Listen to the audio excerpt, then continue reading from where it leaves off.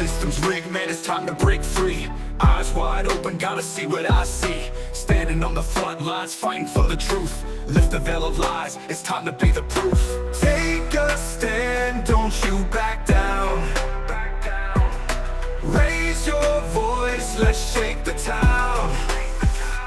We're the voices that won't be ignored. Breaking chains, yeah, we're ready for war.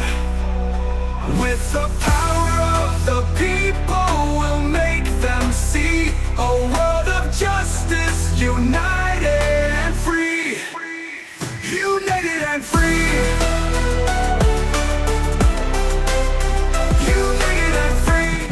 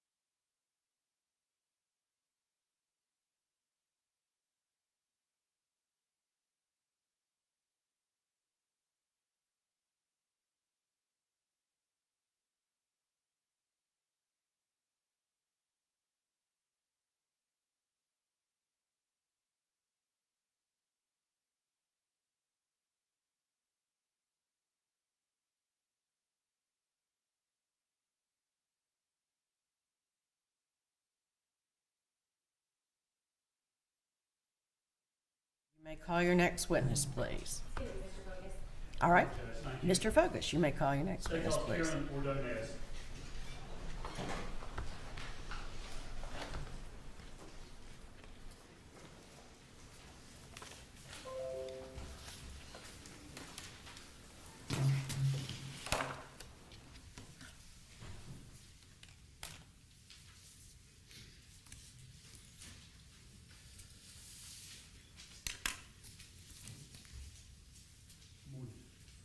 Stand up in the chair, I'll swear you can have a seat.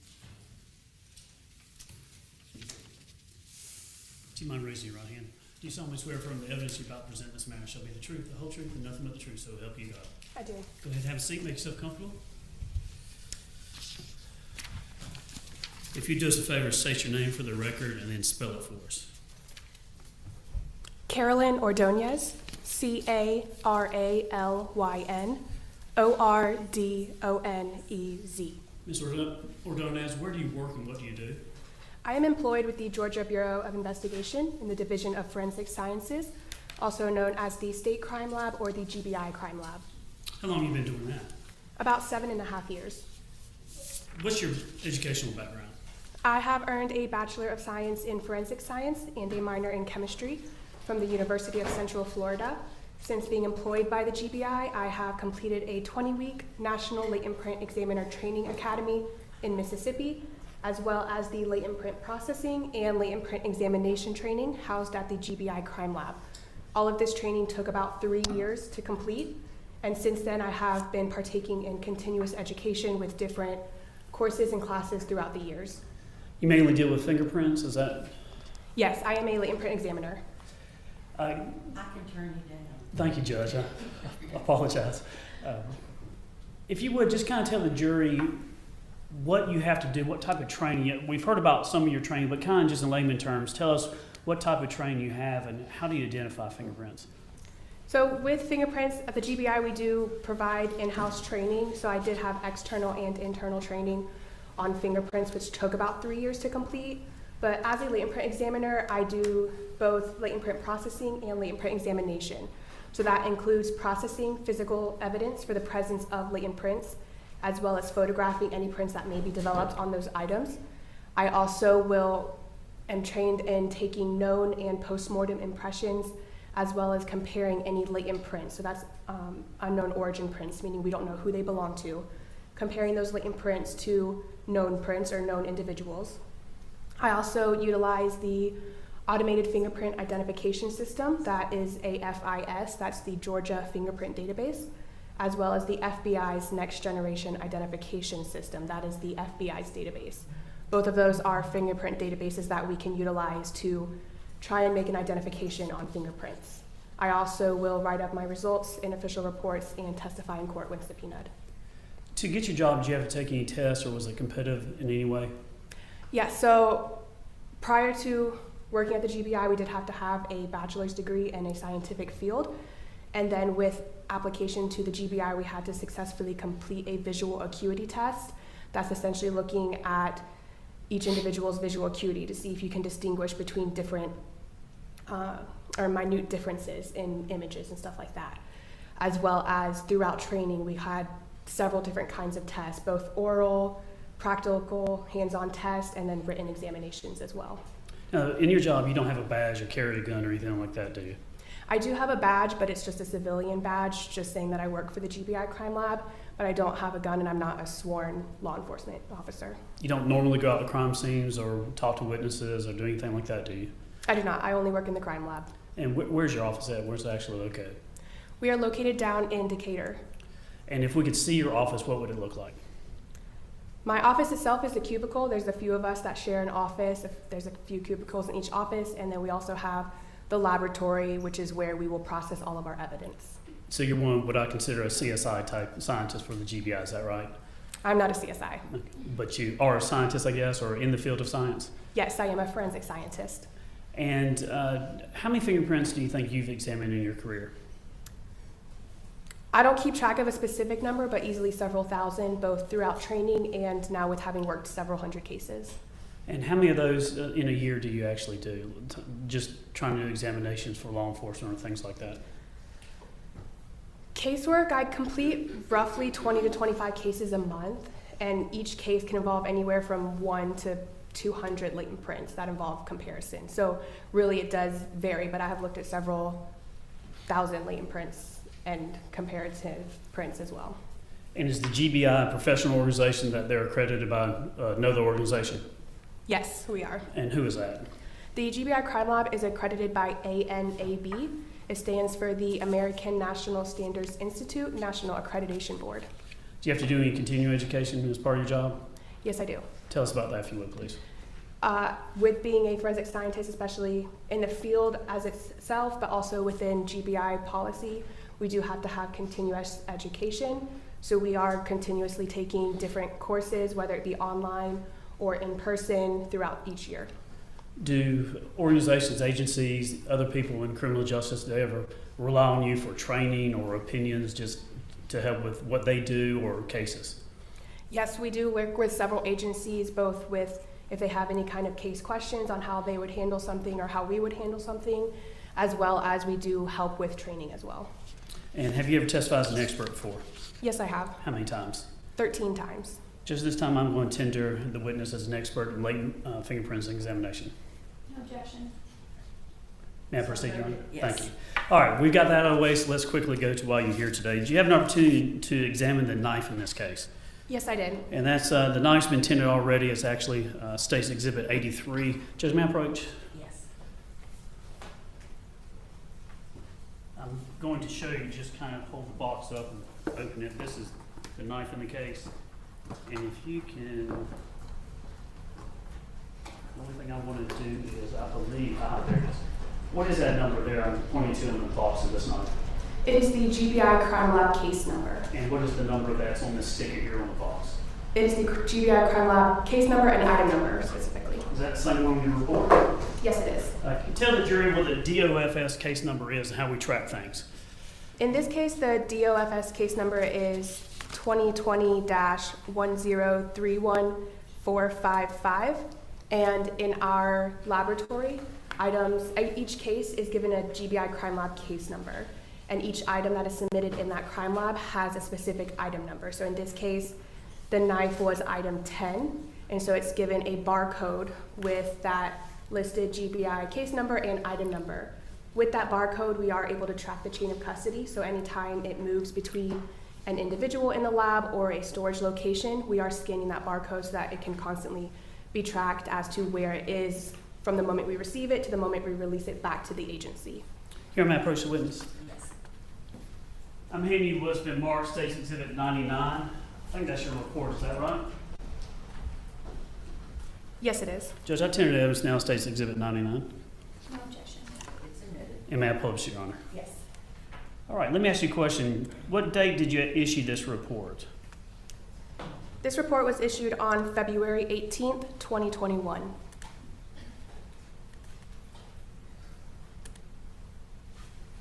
Let's see if I can get technology to work with me here.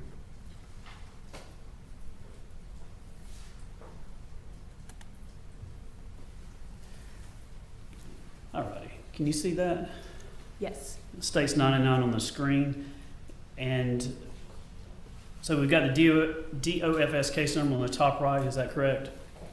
Yes, that is. And then below that should report date. Is that right? Correct. And then it's, what is the requested service? The requested service was LP processing, so that's latent print processing on the item submitted. And then it was requested by the Canton Police Department. That's correct. And then we have agency requested by, then subjects and victim under the case individuals. That's correct. And what date did you receive the knife in this case? The evidence was submitted to the GBI Crime Lab on December 11th, 2020. That is not the date that I specifically received it. That's the date that it was submitted to the GBI Crime Lab for testing.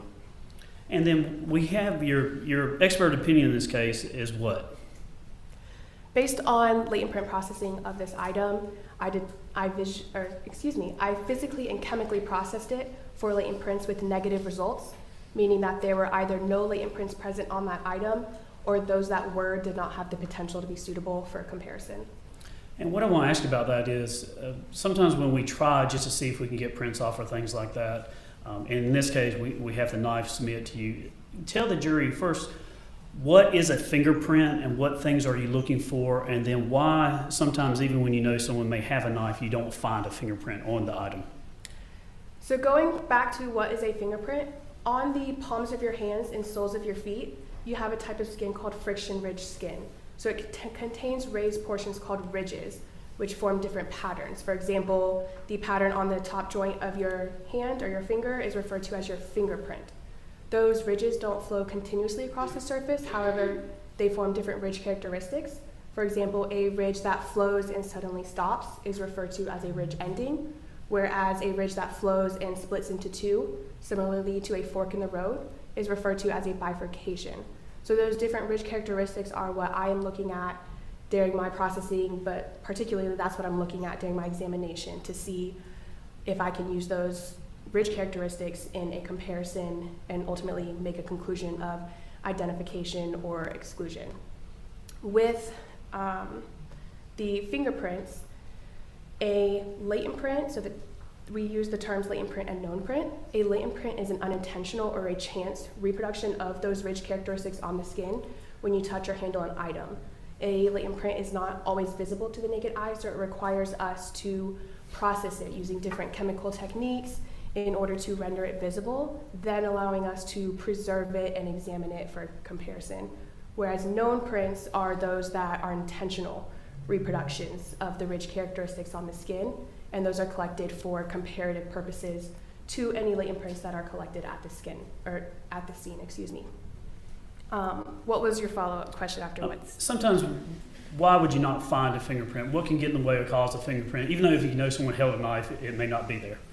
There are several factors that can play into whether a print is left on an item at the time it's handled, as well as if it may be developed later on or not. In regards to if a print is left at the time of being handled, some of the factors to consider is whether if there is even some kind of transferable material, either on the skin or on the item being touched. So on that friction-ridge skin, it is lined with pores, which are constantly producing sweat. So that sweat on the friction-ridge skin is what is deposited when you handle an item. If there is no sweat or a residue on the skin when you touch an item, you may not be leaving a fingerprint on the surface, or if you are, it may be too fragmented for us to be able to work with it. So there has to be some kind of transferable material, either on the skin itself or on the item. And when I say a transferable material on the item, if you have blood, grease, paint, even something really dusty, if you have that on the surface and you touch that surface, you can essentially do a takeaway print where you're removing whatever's on that item, and you can leave friction ridge detail as well. So as long as there's some kind of transferable material, you can typically leave a fingerprint on an item. Another factor to consider is the item itself, if it is even conducive to accepting latent prints. For example, a surface that is dirty or very rusty may not be as conducive to accepting prints, as well as an item that is very textured versus an item that's very smooth. The smoother surface, typically the better a latent print may be left on that surface. As well as if the surface is hot or cold, wet or dry, dirty versus clean, all of that can affect if a print is left on the surface. In regards to if a print is developed after handling, one factor to consider is the environment. If it's left out in humidity, if it's hot versus cold, that can evaporate some of the latent print and essentially evaporate any detail that's left in that print, as well as if it was wet versus dry. So if it did rain on that item, or if it was thrown into some wet environment, that can essentially damage or remove some of that latent print detail, as well as how the item was handled both at the time it was touched as well as after. So if you touch an item and it's a clean touch and release, you may leave a fingerprint, as opposed to an item that's handled a lot, where if you're moving your hand around a lot on it while using it, or a door handle, which many individuals are constantly using that, so that with door handles or types surfaces like that, it's constantly being handled, so you're constantly damaging or removing latent prints that may be present on that item. So there are several factors that can play into whether a print is left at the time that it's handled, as well as if a print is even developed afterward. And on this knife, you didn't find any prints, is that right? That's correct. Nobody's, not the defendants, no one else. You found no prints whatsoever? Correct. There were no lay imprints developed on the eye. And whether or not a fingerprint could be there, it could be because of the type of material, like the knife itself, what it's made out of, could have a factor. Yes, it could be the knife itself, or in this case, there was a reddish brown residue on the knife, so that could interfere also with any lay imprints that may be present. So blood or a lot of blood can interfere with the leaving of a fingerprint. That's correct. Just that's all I have. I don't have any questions of this witness. Thank you. Thank you. You can step down. Call your next witness, please. Carly Blomquist.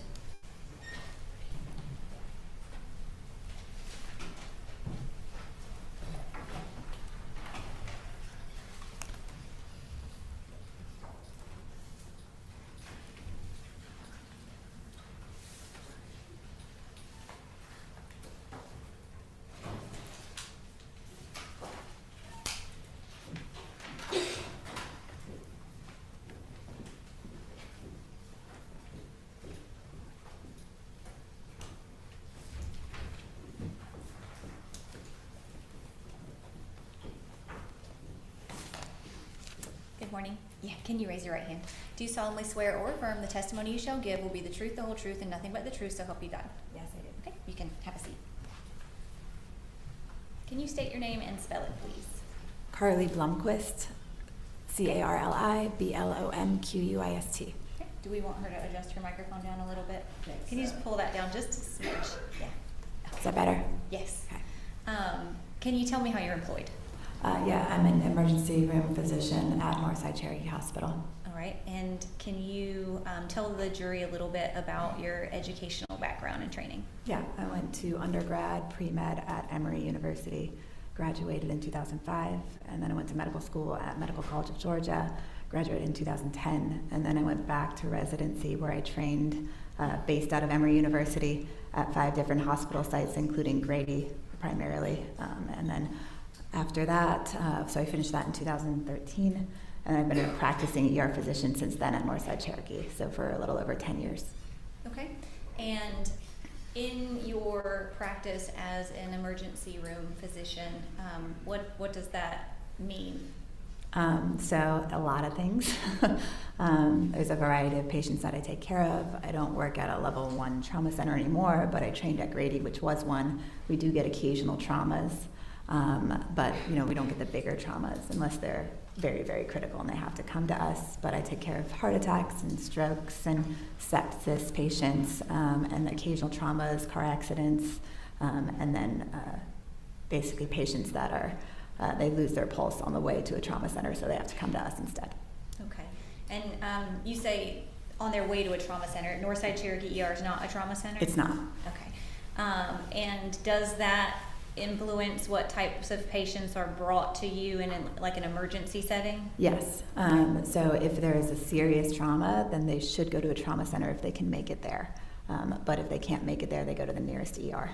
Okay. But at Grady, which is where I trained primarily, I was there for 3 years. That's a level 1 trauma center. So I do have a lot of experience with trauma patients. Okay. Your Honor, at this time I would tender Dr. Blomquist as an expert in emergency medicine. No objection. So noted.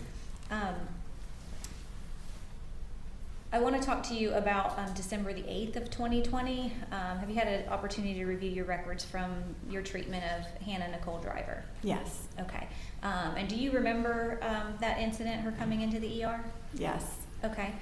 Do you remember that independent from your records review? Yes. I just reviewed the records yesterday for the first time, but I recalled before that. Okay. And tell me, apart from your review of the records, what you recall in terms of your memory of responding to that incident. So I was an assisting physician on that case. The primary physician is one of my colleagues I've worked with for 10 years, but I came into shift and there was a crowded room, so I jumped in to see how I could help. So I entered the room and I saw Hannah, and they were securing the airway when I entered the room, and then I just jumped in to see where I could help basically in the resuscitation efforts. Her clothes were bloody, CPR was in progress. I could see stab wounds on the neck that were no longer bleeding, and there wasn't any apparent sign of life. Dr. Albinger had already secured one access in one of her legs, and so I did it in the other leg so we could have more access for medications.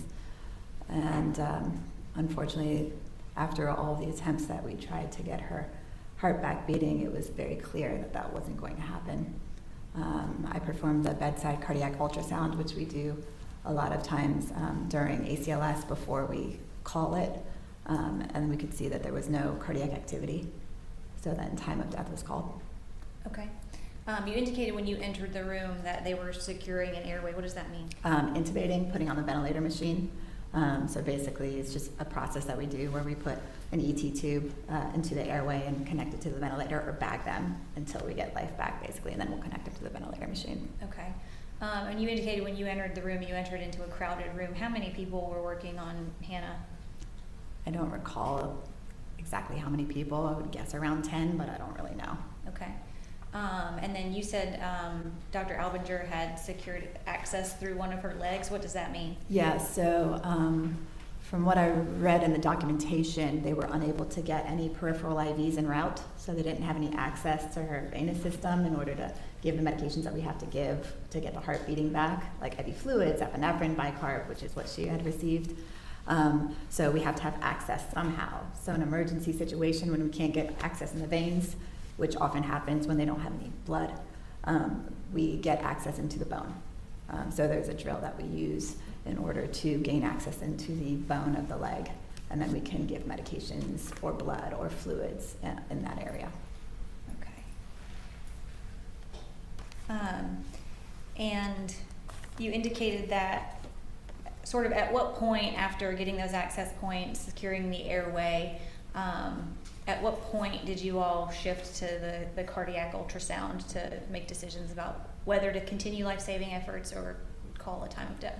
I believe it was 1502 from the documentation, but I don't have it in front of me. Okay. If I show you your record, would that would be help? helpful, Okay. yeah. May I approach? Yes. I think that's when I placed the IO, but let me see.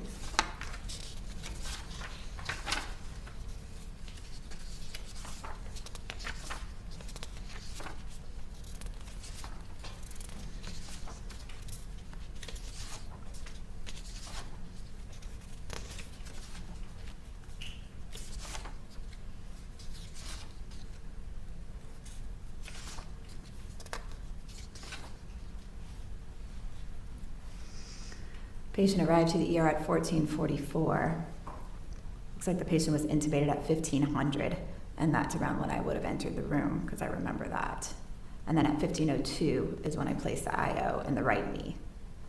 And what is the IO? The interosseous line that I talked about with the drill. Okay, you put that in her right knee, and you said Dr. Albinger had already put one in her left? Correct. Okay. And then, what time was that? That was at 1502, and then at 1509 is when I performed the ultrasound. Okay. And then at 1510 is when time of death was called. Okay. And when you performed the ultrasound at 1509, what did you see? But there was no cardiac activity, there was no fluid around the heart, basically no sign of life, Okay. no sign that the heart was pumping at all. Was there any other medical intervention you all could have done at that point to preserve life? Unfortunately, no. She had gotten multiple rounds of epi, she had gotten IV fluids, she had gotten bicarb, and it was clear that the wounds were no longer bleeding. She had lost a lot of blood. What does that mean, that the wounds were no longer bleeding from a medical position? That means that she had basically exsanguinated already. Usually if you're doing compressions and there's still blood in the body, there's going to be blood coming out of the wound every time you do a compression, and that wasn't happening, which makes you think that she was empty. Okay. You used the word empty. Was that? Her blood was gone. Okay. All right. And what time did you all call her death? 1510. I have no further questions. Cross-examination.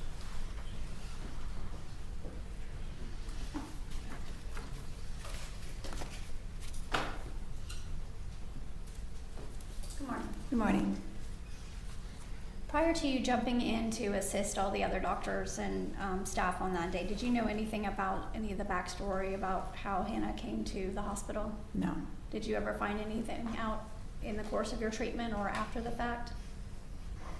Afterwards, I had heard that her mom was at another hospital, Okay, thank you. Anything else of this witness? No, Your Honor. You can be excused. Thank you, ma'am. Thank you. Call your next witness, please. Your Honor, the state needs to take up something outside the presence of the jury. All right. We're going to let you be in recess in the jury room.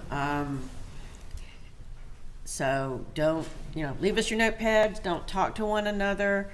And we will call you in as soon as we're ready, hopefully in about 10 minutes.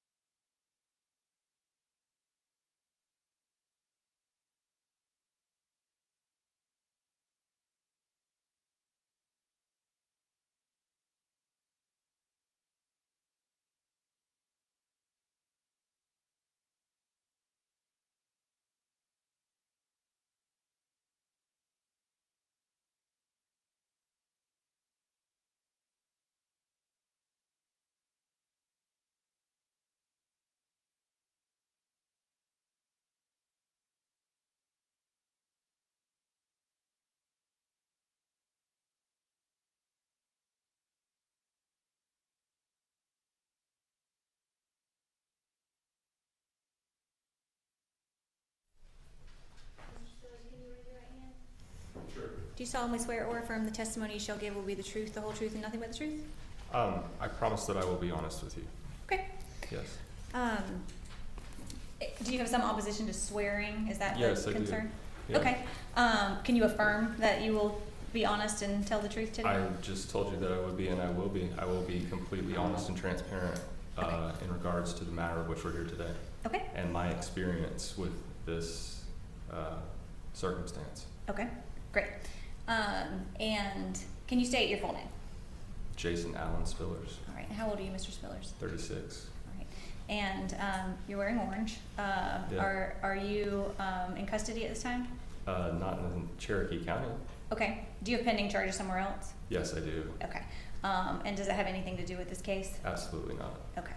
And the only reason I'm asking you that is, have we made any kind of deals with you or discussed your charges with you in any way? Actually, you made it very clear that you're uninterested in the charges that I have because it has nothing to do with this. Okay. Yeah. All right. And I'm not going to ask you anything else about that. Okay. So I want to know how you know Benjamin Ben Michael. I call him Z, Okay. and I call Chloe, Alexis Driver, Kawani. Those are Alright. the names of which they were introduced to me as. Okay. So just to relieve confusion for the court and for the jury, these are the names that I still call these people by. Okay. So I just want to make that very clear so there's no confusion. And maybe I just want to make that very clear. So Z, I met Z in April of 2020 through an associate. And we met because of an interest in trust law and using trusts to legally incorporate yourself to minimize risk of obstruction by the government, like in the forms of taxes and being able to hold your properties and assets in a trust and making them safer. And there's a whole lot to that. So, I mean, how much would you like for me to talk about that? That's just the nature of how I met him. Okay, and that's great. And I'll just keep asking small questions till we get to all the information that we need. Sure. You said that you had the interest in the trust law, but how did you actually come to know him? How did you forge that connection? Did you meet him somewhere in particular? What do you mean? Like How did you come to know he exists? Through Peggy Schindler, Okay, so Yeah. you met him through a mutual contact? a mutual friend. Okay. Yes. I saw Peggy in Whole Foods, Okay. and she was telling me about the trust. Okay. But she perhaps doesn't have the vernacular or the capacity to explain it. Mm-hmm. And so and Z does, so I spoke with Z, and and then Peggy gave me the trust, and I began a relationship with Z from there.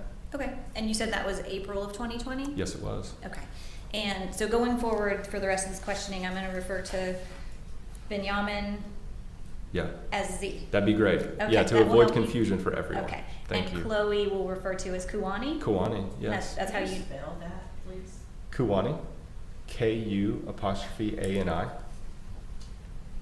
Thank you.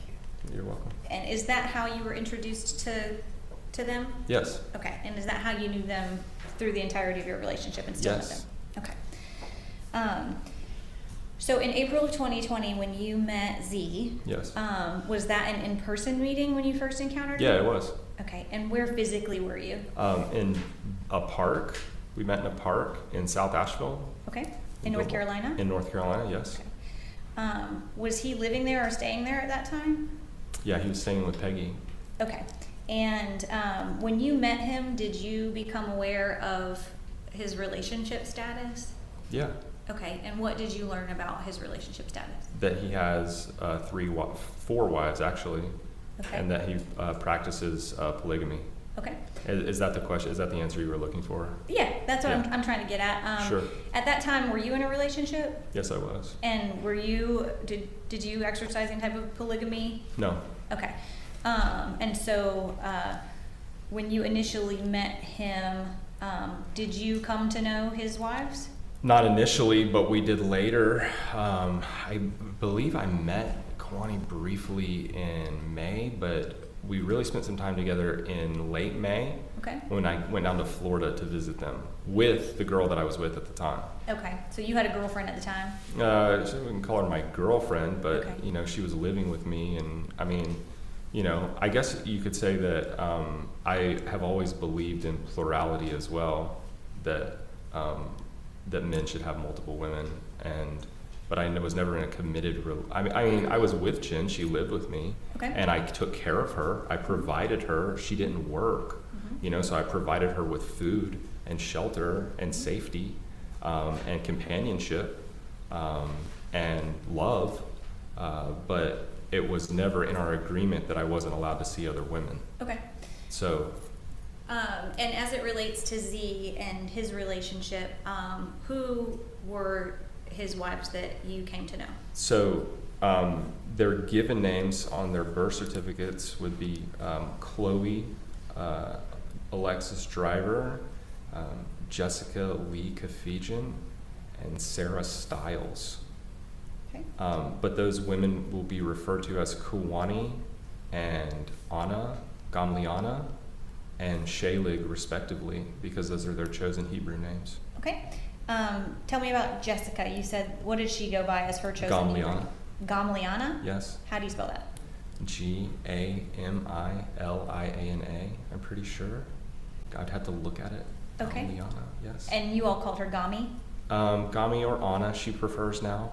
Okay. Because she says that people have a hard time pronouncing Gami and they question her, so she goes by Anna now. Gami or Anna. Okay. Yes. And is that a decision that she made to change that from Gami to Anna? Yes. Okay. Because of Like her- I said, she says that when she introduces herself as Gami, people say, what? God. And so she just goes by Anna now. Okay. And then Sarah is the legal name. What? Shalig. Shaylee? Shalig. How do you spell it? Sheilig. It's a Hebrew word. Shalig? Shalig. It's a Okay. Hebrew word, yes. All right.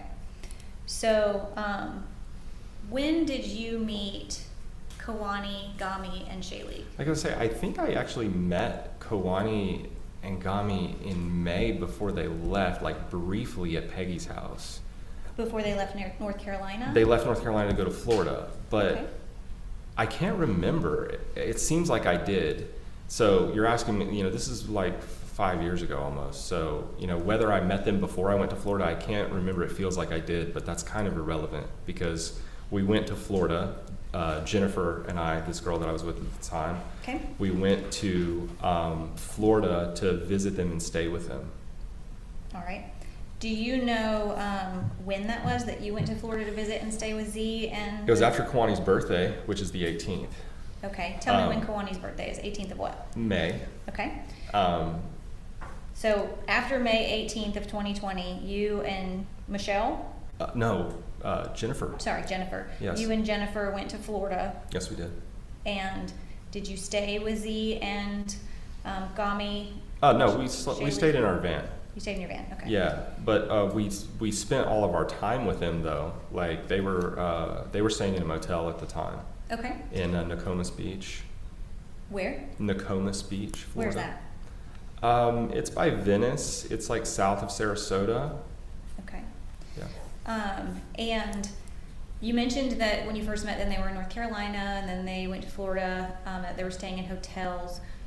For the duration of your relationship with them, was that routine for them to kind of move around or travel or stay in different places? Yeah, they were moving around a lot Okay. at the time.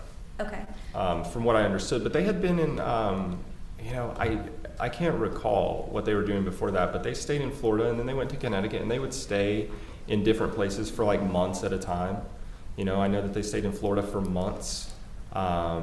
After we left Florida, they stayed there for at least another month, I think. Okay. And they would stay in one place, like a singular location for a few months, and then they would go to the next location wherever they decided to go.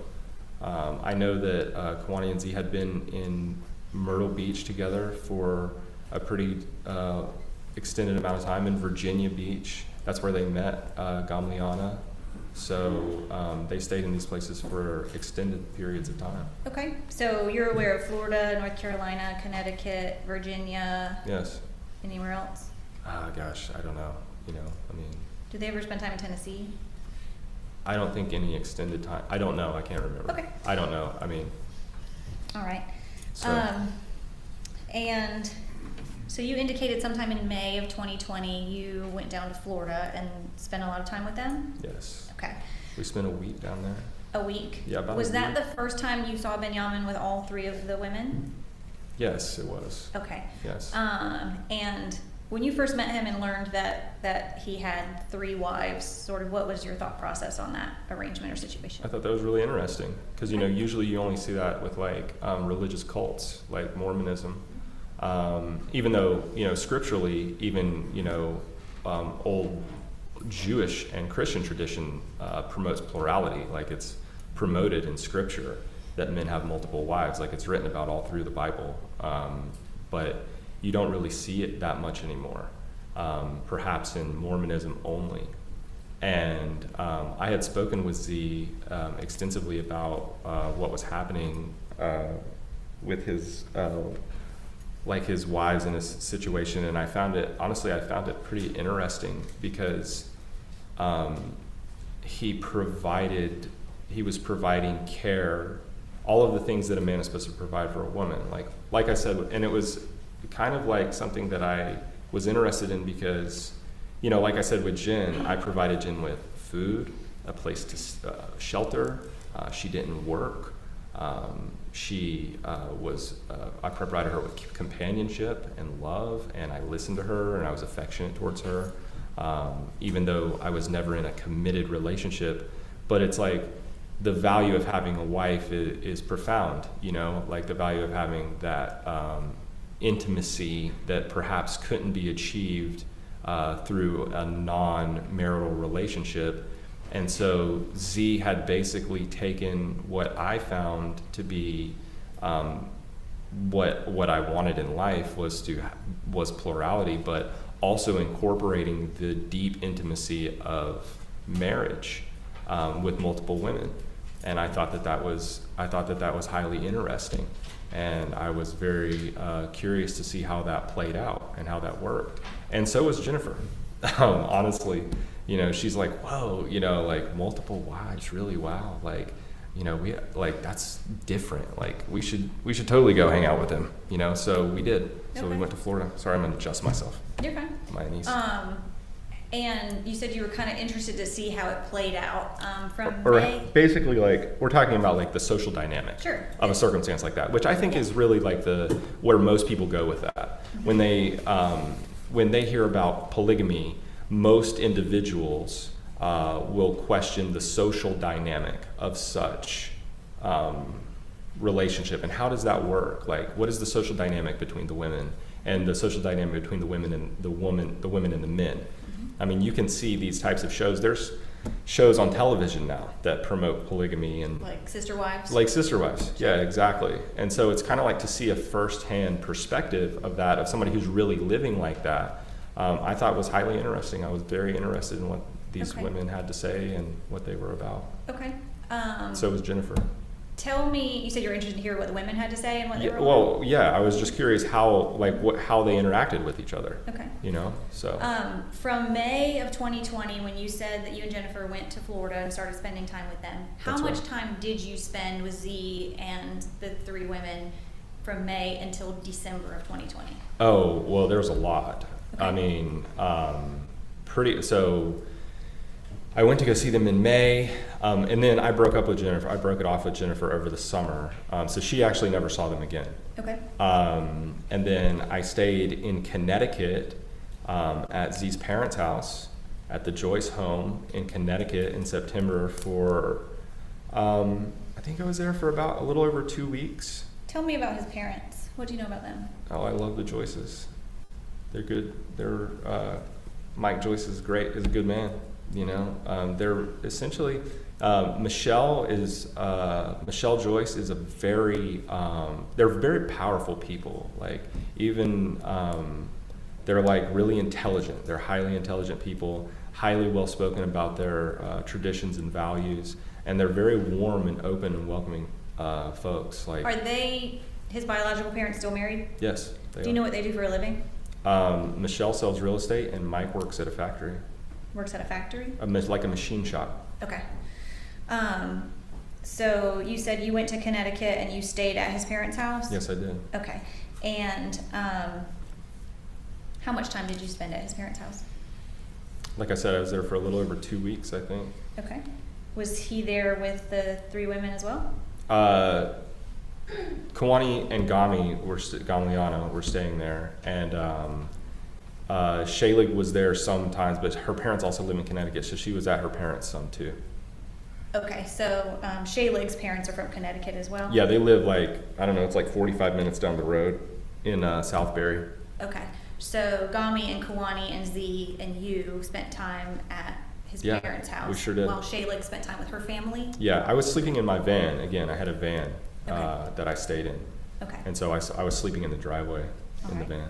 van. And was it, from your observations, was it common for these women to go spend time with their families outside of their relationship with Z? I mean, if they wanted to. Okay. I don't think, I mean, I didn't really get the feeling that Kawani or Gamliana were very, like, you know, enthusiastic about going to spend time with their parents. Okay. And that they loved their husband and they stayed with him. Okay. But Shaylig wanted to go see her family in Connecticut? Yeah, I mean, I think it was just like a matter of convenience too, because they're all like staying at the house, and you know, she went back and forth, you Okay. know, so. Did you ever meet the parents of Shaylig, Gami, or I've met all these people. Kawani? I've met them all. You met all of their parents? Yes, I have. Okay. Tell me the circumstances under which you went into their families' homes. Let's see. I met Phil and Nancy Kafijian in October of 2020. I have actually stayed with Ben and Sharon Stiles at their home in Connecticut. I stayed there for the better part of a month. That's Shaylig's parents? That's Shaylig's parents, yes, I sure did. And I've met Eric and Renee Driver on several occasions. I met them for the first time in the summer of 2020. I met Kawani and Z and Eric and Renee Driver at a river in Tennessee, and we spent the day together. Okay. That was the first time I met So them. Phil and Nancy Kafijian are Jessica's parents, Jessica or Gamliana's Gamliana's Yeah, I knew parents? that. We're gonna Okay. try to avoid this confusion. Where do they live? They live in Virginia Beach. In Virginia Beach. Okay. Yep. And then you said that Shaylig's parents live in Connecticut. Yes, they do in And Southbury. do you know where Eric and Renee Driver, Kawani's parents, live? In Knoxville, I'm pretty sure. Okay. I've never been to their house, Okay. so.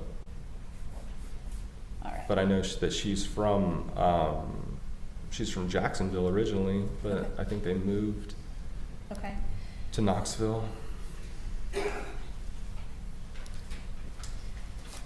Okay. And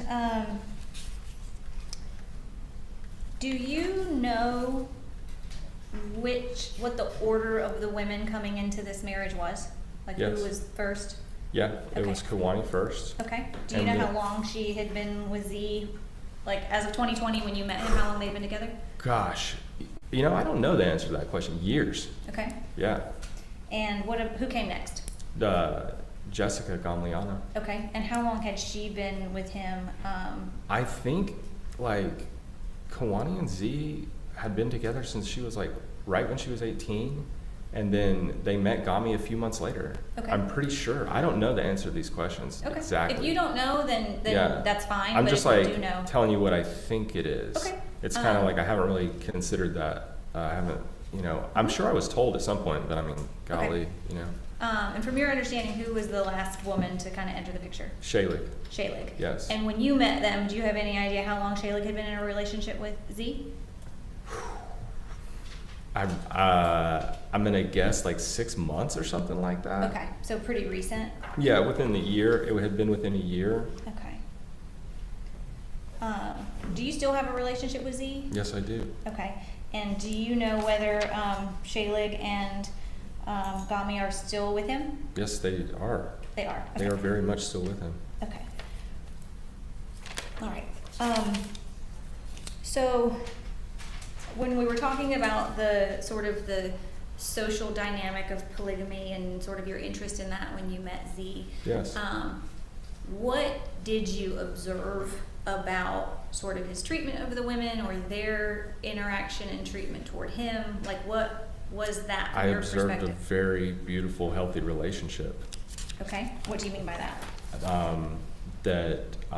All, like, they would wake up every morning and talk about feelings, you know, which I thought was really cute. Talk And about feedings? feelings. Oh, feelings. Okay. Like, they would wake up every morning, they would be in the hotel, and Z would wake up with these girls, and you know, they'd all wake up and sit around and talk about feelings. Okay. And how they felt that day and why they were feeling that way. And he would sit and be patient and kind and caring to them. Okay. And treat them the way a wife should be treated, with compassion and patience and love. Okay. And even Jennifer and I, we both observed this. I was actually a little surprised at the amount, like the absence of like petty argument and jealousy, you know, because you have to kind of expect that. That's what Jen said too. Like, we were like, wow, this is really, like, they really have a healthy thing here. Mm-hmm. That they're all interacting with each other. They all share the same type of value for humanness, you know, that like there's a real value here that you don't see in a lot of individuals. Like, most people act solely in self-interest, and that's not what you saw with these girls and their man. And it was really sweet, actually. Okay. Like, Z was always, he was being very kind to them, and they all got along. Like, I didn't see, you know, we stayed there for over a week in the van, and, you know, we didn't see any bickering, and we were with them all day, every day, Okay. like this whole time. And that was you know, the week so you spent with them in Florida in May of 2020? That's right, yeah, Okay. yep. When you left Florida, I asked you sort of the broad question of how much time you spent with them between May of 2020 and December of 2020. Sure. But after that week in May, when did you later spend chunks of time with them and where? Well, like I said, I met up with Z and Kiwani and her parents at a river in Mhm. Tennessee. Do you know when that was? Gosh, sometime in the summer of 2020. I actually cannot remember exactly when that was. Okay. And then I stayed with Z. I stayed in his parents' driveway for a few weeks in September. Then I went back home, and then I came to Virginia Beach in the middle of October, and I stayed there for about 3 weeks with Z and Kiwani, and Gamliana too. Sarah Shalig was in Connecticut at that time with her parents. Okay. So in October, you spent 3 weeks in Virginia. Shaylig was with her parents. That's right. And Kiwani and Gami and you and Z were together in Virginia? That's right. Okay. I want to get signed back into this computer.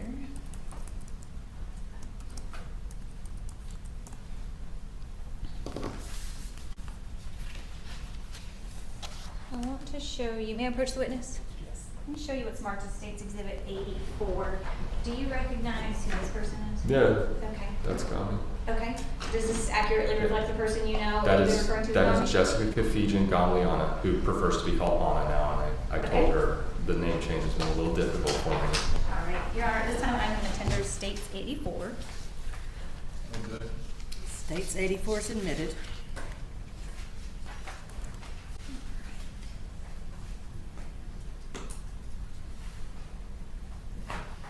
Permission to publish? Yes, ma'am. Okay.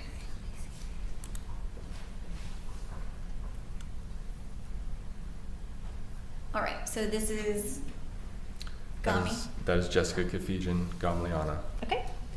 Do you know how old she is compared to Kiwani? Jessica's birthday is June 3rd, 1988. June 3rd, 1988? That's right. Okay, so she's older. And this is State's Exhibit 85. Do you know who this is?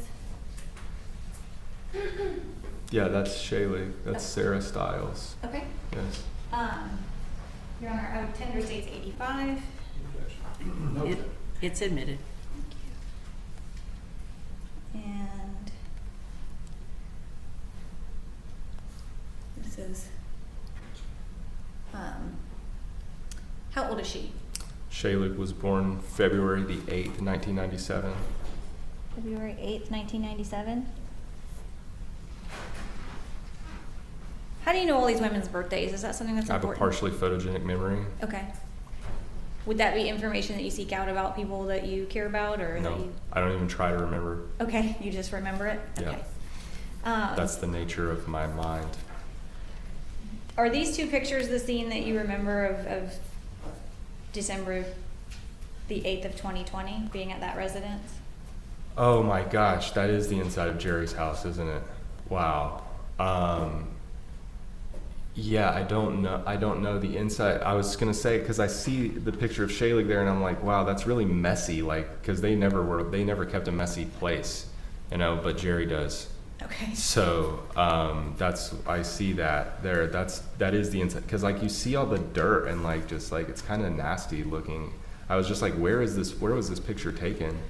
Like, because they do not keep an unclean house like that. Okay. You know, so, but Jerry definitely does. Jerry's kind of a slob, self-admittedly on his part. So I'm not trying to, Okay. he'll admit that. All so. right. Tell me a little bit about that. You said they keep a clean environment.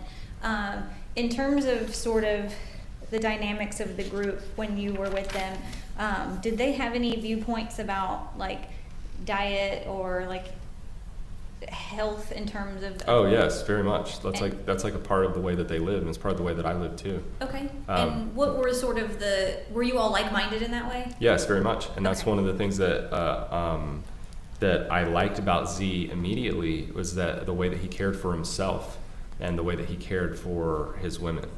What do you mean by that? First of all, like there's like a standard of purity. You know, I've been on and off a vegetarian for most of my life. I met them, and they're vegans. Okay. They eat no processed sugar. They eat extremely healthy, like no vegan. And the reason why they don't eat animal products is because of the inhumane treatment of animals.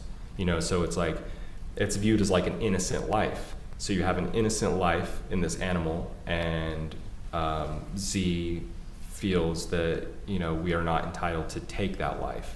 And that was actually something that I picked up from Z, because before I had just been a vegetarian for my own health purposes. But then he told me about his reasoning for veganism, and I agree with him.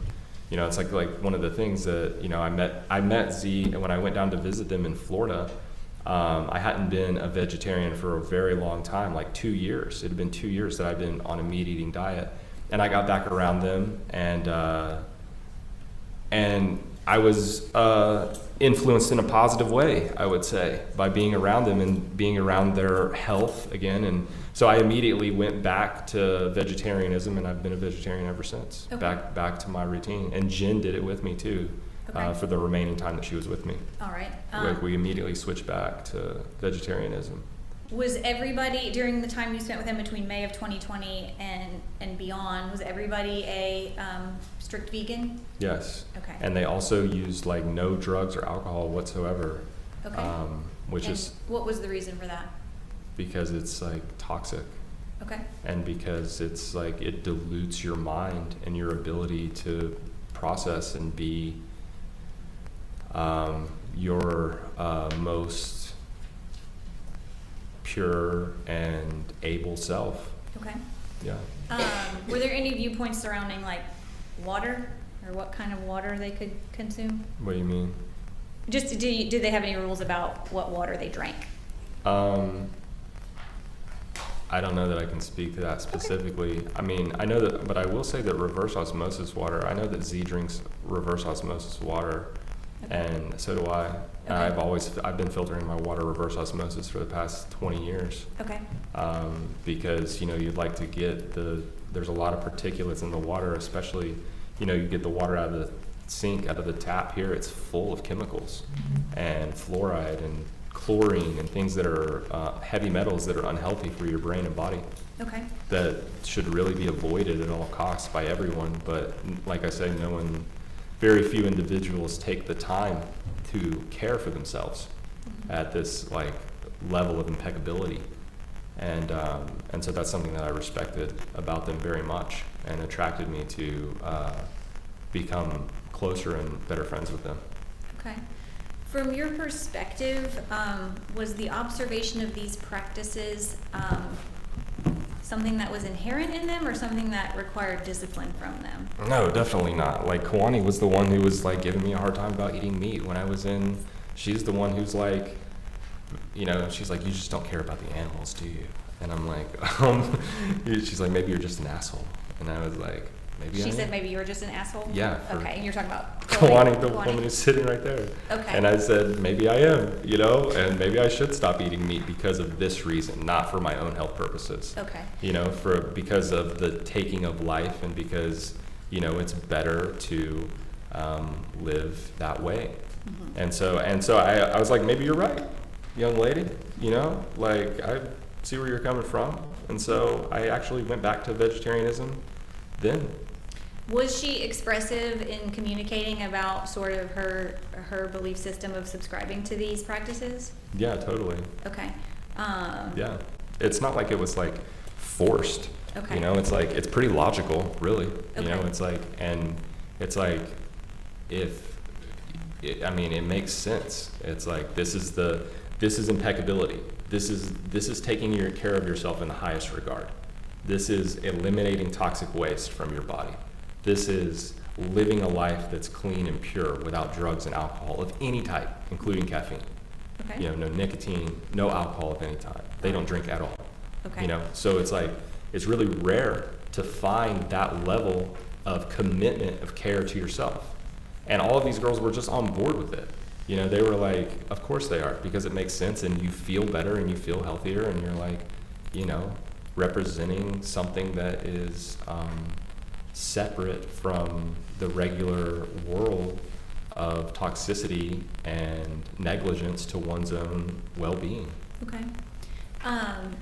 You mentioned that during I've used kind of December of 2020 as like a date just because of the incident that we're here for, but Yeah, we'll get there. how long did you spend time with the group even beyond that date? Oh gosh, I'm still friends with Z now. I was in Okay. Shayla's parents' house for a month in March of earlier this year. Okay. You So know, for the last 4 years, I've you've been- maintained constant communication and contact most and friendship definitely, with them? Okay. most definitely, and we've all been very hurt by this, and we've Okay. worked through this together and as the best we can. All right. You know. So you mentioned that they didn't consume any drugs or alcohol. Are you referring to sort of illicit drugs or just all drugs? What do you mean by the term drugs? Anything that is psychotropic in nature. Okay. Anything that's like no pharmaceuticals, no alcohol, no drugs of any kind. Okay. What do you mean? What drugs are there? What? I guess what I'm going to get into is sort of like modern medicine or treatment of ailments or like healing practices. Like, did they have sort of didn't adopt the traditional worldview of like the exercise of medicine?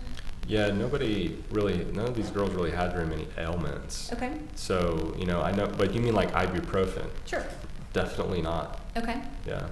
I prescribe to these systems myself. Like, I don't Okay. take those kinds of drugs either. All right. And was the whole group sort of like-minded in that way? They're all for it, yeah. Okay. 100%. So were there sort of healing practices or things that you all did for your bodies that were not traditional? I mean, like what? Like drinking your own urine? Sure. Okay. I've been drinking my urine daily for 4 years. Okay. Yeah. And can you tell me, like, obviously that's not traditional in a broad Well, it way. was in the past when people understood their bodies. Okay. Now we've become so deranged and deluded and essentially live in a psychotic society of mental illness and addiction to pharmaceuticals and alcohol and toxic food that we have become so diluted and separate from what it means to be healthy on the deepest and most fundamental cellular levels that we would, describe an attempt to achieve homeostasis in the body. So urine therapy is non-traditional in today's modern terms of, our deranged society, toxic society, but it's actually written about by medical doctors. It's written about by people all over the world. There's if you go online and look up urine therapy, there's 15 books available written by allopathic medicine doctors, homeopathic medicine doctors, written by shamans and gurus from the East, written about by regular everyday people who have healed themselves, who claim to have healed themselves of things such as cancer by drinking their urine. Okay. And it tells all about, if you want to do your research, urine is from the word orin, meaning light. And basically it's like when you go to an oncologist and they take a urine sample instead of a blood sample, that's because the urine is more telling of the malfunctions in your body. And so allopathic, homeopathic, and people from all types of different natures write about, the photonic realignment of your DNA through urine therapy. So urine has discarded nutrients in it, but those nutrients have passed through your kidney and bladder and are now contained within orin, the light production of your body. And it needs to be understood, and this is just very common programming in the world, that urine is waste, and it's literally an antiseptic. It's the opposite of waste. Your stool is your waste. Your urine is an antiseptic. It's a true sterilant, and it's antibacterial. That's why Boy Scouts 101, when you have an injury or you have a snake bite or a jellyfish sting or something like that, and you use your urine to sterilize and to act as an antiseptic and act as an antibacterial immediately on open wounds in the flesh. So you could think about this as the same type of thing is happening inside of your body. We're talking about antibacterial, How long have you been engaging in that practice as do you consider it a healing practice or a health routine? Well, to me, it was a healing practice at first, and I would say that the first year, it took me probably 6 months to a year, but actually I would say maybe a little less than that. I think for some individuals, they would probably, that would be a healing practice for at least a year, but I was considerably healthier and more fit than the average individual.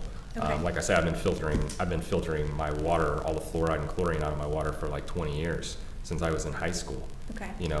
I started these practices very young. I just realized that, it's would you like to have toxic waste and heavy metals in your water, or should we filter these out? It doesn't really take a genius to figure this out.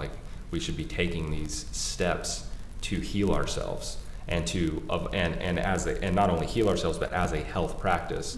So I'd say for the average individual, I think their first year of urine therapy would be more of a healing, but I use it to maintain my body still to this day. And did you start urine therapy practice before you met Z? No, actually, but I didn't learn about it from Z. I learned about it from Peggy. Okay. Yeah, and then I started drinking my urine, and after about a month, Z never even mentioned that. Okay. But after I had been drinking my urine for about a month or something, I was mentioning it to Z, and he's like, oh yeah, yeah, we do that too. Okay. So I actually know a couple dozen individuals who drink their urine regularly. A couple dozen? Okay. Yeah, sure do. And as far as Z and Kuwani and Shalig and Gami, did they all participate in urine therapy also? As far as I know. Okay. Did you ever know of anybody be forced to participate in that practice? No, I didn't, actually. All the individuals that I've met, or it's kind of one of those things that's oh, I didn't even know about that. I didn't know until Peggy told me. Mm-hmm. And then I started doing my research online, and it turns out there's a lot more people that do it than, there's this guy who I really respect online. His name's Troy Casey. He's a certified health nut. He's an influencer on Instagram. And so he and several other individuals, they really promote urine therapy. They do it all the time.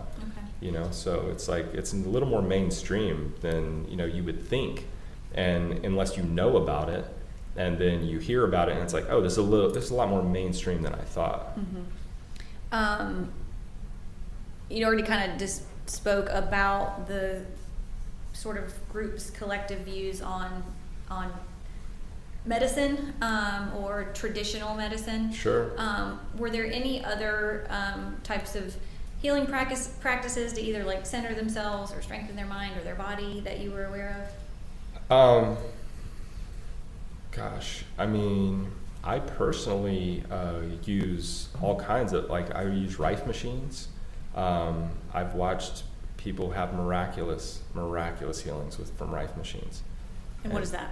A Rife machine is a frequency generator developed by Royal Raymond Rife in the early 1930s at the University of San Diego, Southern California.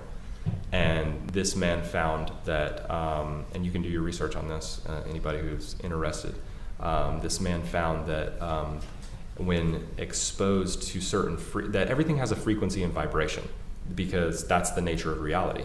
It's just an atomic structure. And so to understand the fundamentals of science, which we're all taught in school, but it just doesn't seem to sink in to a lot of people, that everything that we're experiencing right now, the air is mostly nitrogen and the matter's it's mostly carbon.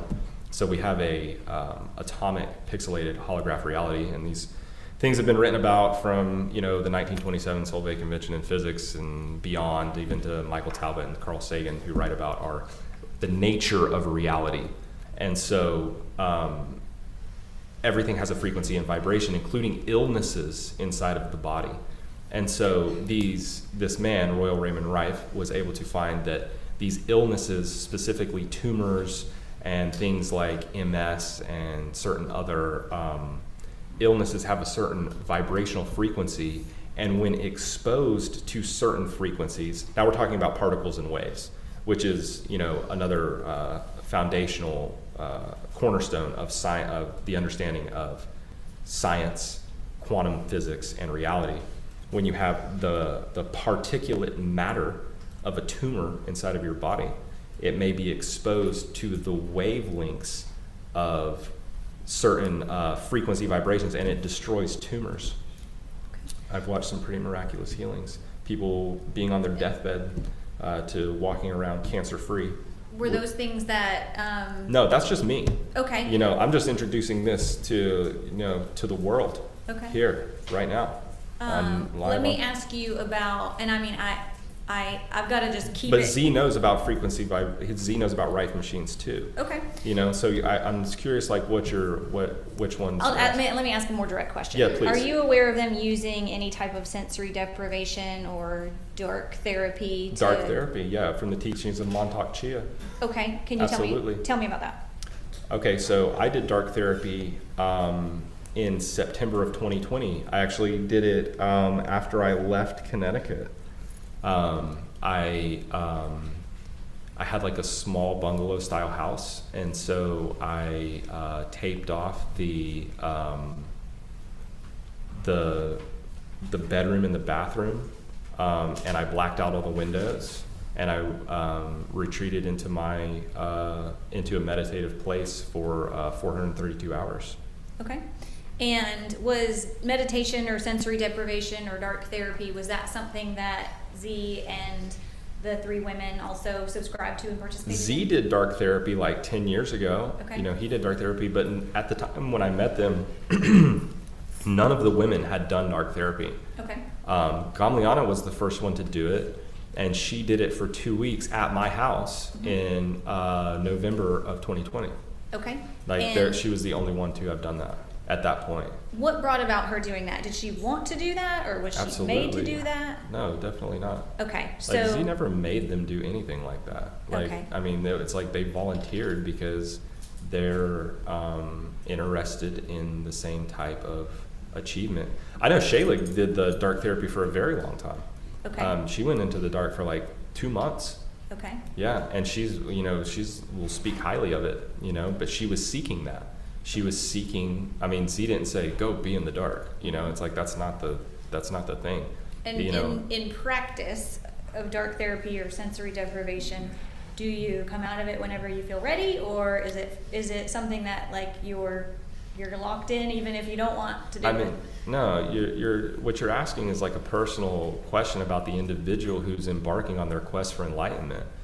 So you're asking me to, speak to the nature of another individual's personal. I set a time. I was like, I'm going in for 432 hours, and when that time was up, I came out. Okay. And from your observations of the rest of the group, was that personal to them? Did they make choices about whether they wanted to do it and how long they wanted to do it? Sure.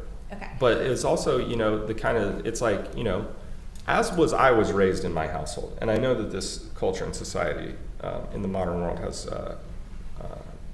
deviated a long way from traditional practice, but my father is the head of my house growing up, not my mother. Okay.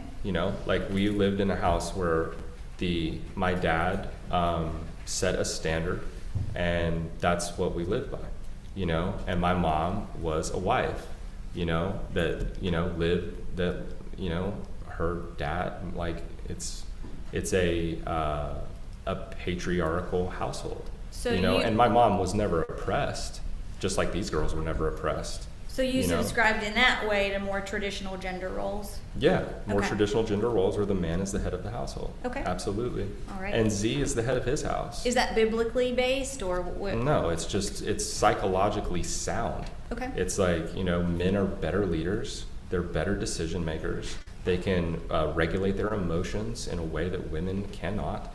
And they're just, they're better leaders. Did you ever So- see that manifest itself in the mistreatment of Absolutely not. Shalig, Gami, I've already told you Kawani? how sweet and kind he was to these women. But also at the same time, he sets a standard. If they wanted to go do drugs and alcohol, then leave. That was the thing. It's like they all lived this life with him by choice. This was not, you have to live. It's like, if you don't want to do this, if you don't want to live your life, and this is the way that I live my life now, and every woman that I've had in my life, in my entire life, has been this way, and the way that I live my life right now. When I'm free, again, which shouldn't be too long, I will be, and any women that come into my life now will live the way that I live. We will be clean vegans. We will not use drugs and alcohol in any way. You will be treated with care and respect and love and kindness and listened to. I will appreciate and respect your feelings, just as Z was doing with his wives, just Okay. as I've always done with the women in my life.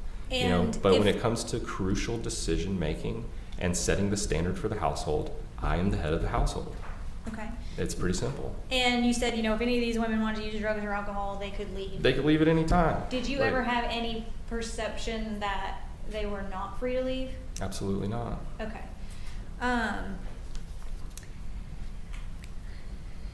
All right. I want to talk to you about. Now, you said that you spent about 3 weeks in Virginia in October of 2020, and that was with Gami's parents. October of 2020. No, we stayed in an Airbnb in An Virginia Airbnb Beach. in Yeah, Virginia. that's Okay. right. What was the reason for that location? Oh, that's where Gami's from, Okay. and it's a beautiful area. Okay. So.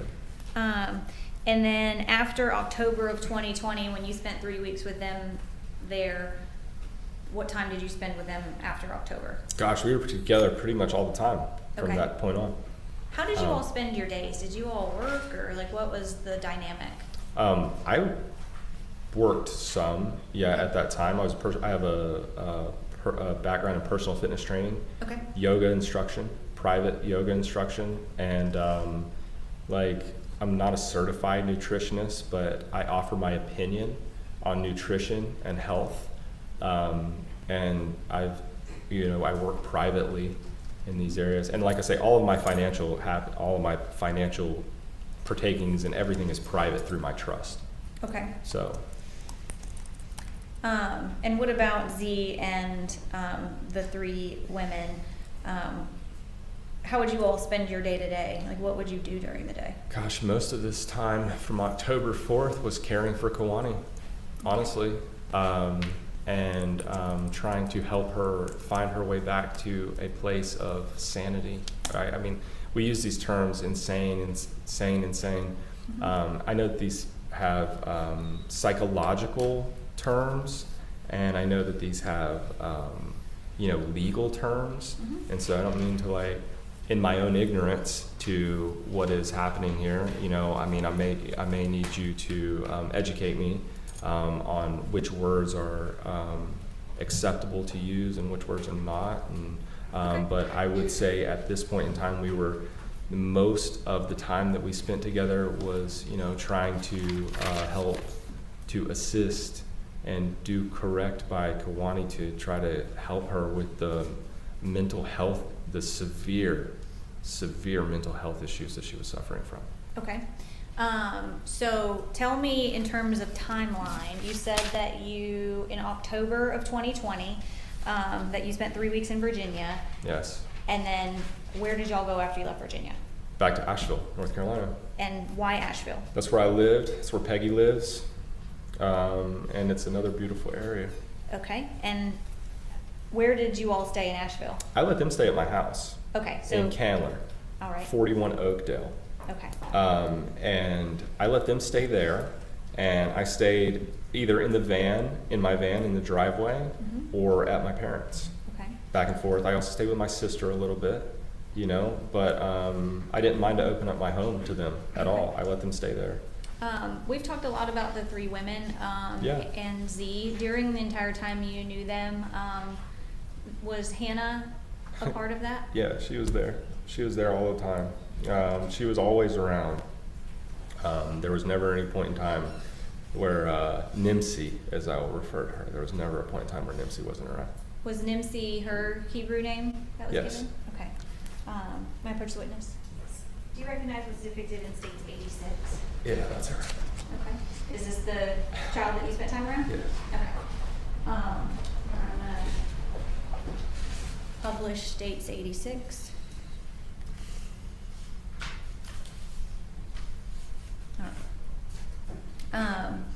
And you said that she was always around. Yeah, she was.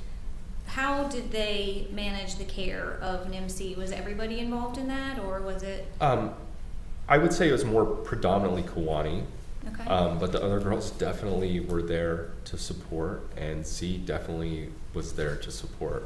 Okay, the tissues are there if you need them. Yeah. So, all these periods of time where you talked about weeks at a time spending with him and the women, was Nimsi a part of that too?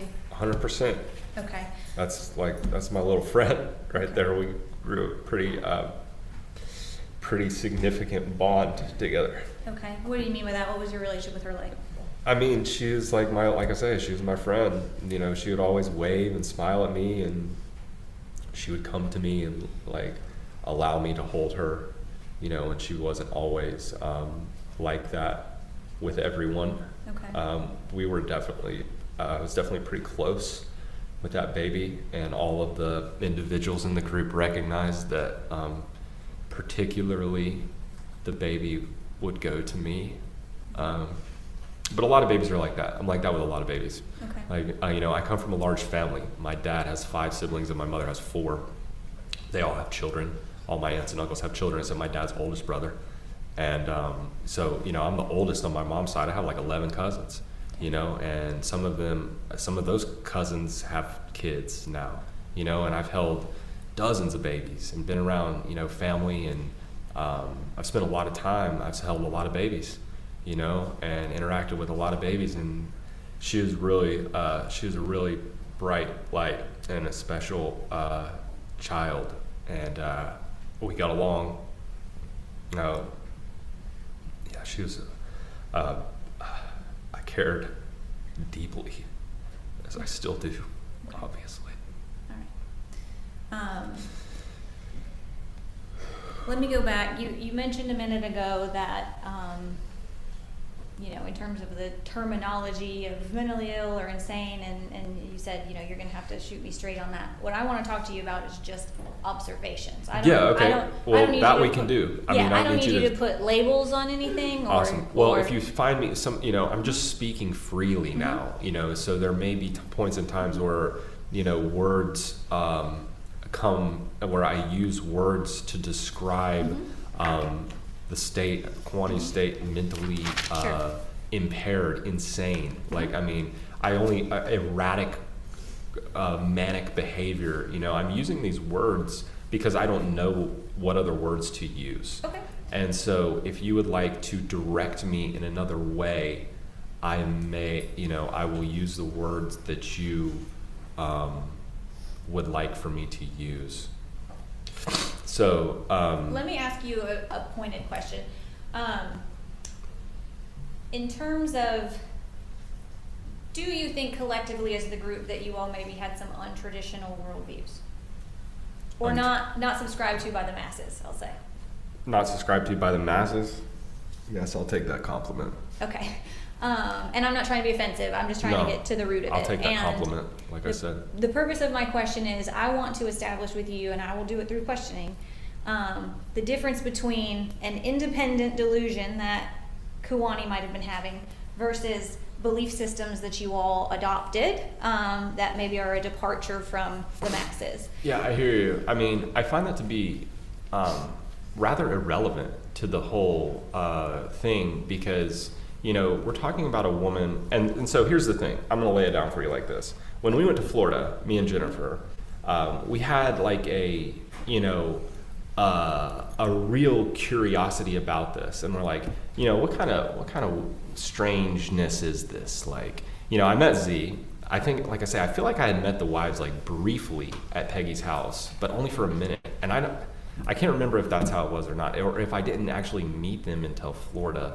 But I feel like I don't mean to be disrespectful or interrupt you, but we have to have whatever your responses are be in response to my question. Okay, very good. So let me just ask a narrow question. Very good. In terms of the belief systems or the things that you may have discussed amongst the group, was there any type of belief that the world is fake or things are not real around? Not real? Mm-hmm. Well, define real. Okay. Do you recall having discussions or the group subscribing to some type of a belief that... No, I asked you a question. Okay. I asked you to, or I made it as a statement, define real. Okay. Was there any belief system amongst your group that like there is an alternate reality or that what we're perceiving or living is not actually what we're perceiving or living? So I'm going to answer that with facts. Okay. Okay, and we're going to go back to what I was talking about before, that it is fact that atoms, A-T-O-M-S, exist, and that atoms are in it mostly just empty space. Okay, and so they are colliding particles that form a visual and materialistic reality that we experience right now. Now, if we are to define what is real, I mean, then you are to define what is real by your senses, because these fundamental understandings of factual reality are understood by, intellectuals all over the world.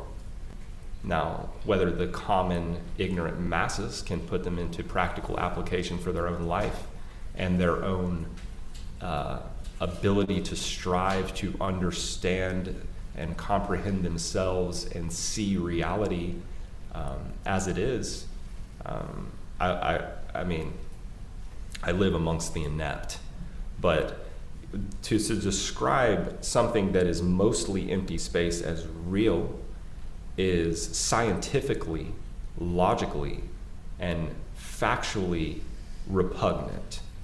Okay. So real would mean that we have our senses and we are connected to these bodies. And like many tens, hundreds of millions of individuals around the world, I hypothesize, and I would call it to be my belief that that we all have souls, that there is a soul, that there is an energetic manifestation that is participating in this reality in a body.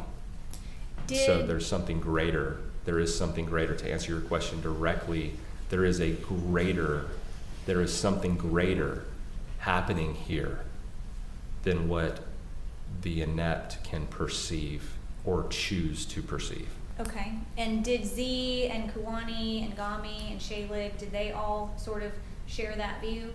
Are those things that you all discussed? Well, this intellectualism was shared by myself and Z for sure. Like, we Okay. talked about this immediately. Okay. But like I say, I mean, I know several individuals who are able to keep up with these like types of conversations and comprehensions of fact. Did you all So- believe that you had some type of broader consciousness, or I don't know if I'm using the right I think that terminology. everyone has the potential to have a broader consciousness. Okay. That did I know it to be factual that I am pursuing that, and that the average individual is not? 100%. Okay. And was that sort of the tone of the group in terms of like your, Absolutely. I guess, broader calling in the world? I mean, I'm not going to sit here and try to put words into the mouths of these other individuals. Now, we have some agreements. Mhm. We have some agreements into the matter of what is factual, scientific Mhm. understanding. And to your point on that, like, what were the agreements? In what way were you like-minded with Kuwani, Shalig, Z? I mean, we're not talking about them. I'm talking about Z. Okay. I don't think. I that want to these- talk about the collective group. And I think that these are women. They want to run and laugh and be silly on the beach. Okay. Me and Z are sitting here discussing, Okay. yes, doctorate level, perceptions in quantum physics. Yeah. All But right. these women don't have these conversations. Okay. They play with the baby and they do what women do, and they be, Okay. silly and Okay. So you- smile and laugh and do things like that. Like, what are you Okay. talking about? So Like, you observed them more to be sort of carefree and fun and playing and yeah, laughing? we're not having these conversations. I'm not Okay. having these conversations with these women. Okay. Like, I don't even know if they're capable of that. Okay. I mean, Um, honestly, which is not an insult, it's just a matter of fact. Okay. And so that's okay. That's not their role anyway. Okay. Their role is to be together and, have like fulfillment in their life from their version of reality that they're experiencing, which is, for the most part, what I saw. I mean, until Kawani started to really have her break, and become what I would call mentally ill, Okay. and her suffering and mental illness had completely consumed her. Mhm. Before that, it was really just mostly just a lot of hanging out and playing with the baby and, laughing and being girls, Okay. All right. Like- So tell me, when and we've talked about the word insane, the word mentally ill, in terms of things that you saw from Kuwani. Sure. And the reason I started by asking you about worldview is because I was trying to distinguish between things that maybe she was being delusional or having an individual break from reality versus things that the group believed collectively. Yeah, I mean, I get So- where you're coming from, and like I say again, I feel like that's irrelevant, because we're talking about a woman who had complete breaks in her cerebral capacity Okay. to understand, to where she didn't remember what just happened. Okay. She did, and I don't think that has anything to do whether she's a Mormon or a Christian or a Scientologist. And that's or, not my point, but Yeah. to your point earlier, the law does have definitions, and Okay. it does relate specifically to certain symptoms or things that she exhibited. So Sure. what I want to know is, from your observations, was there anything that she exhibited that you saw to be a delusion?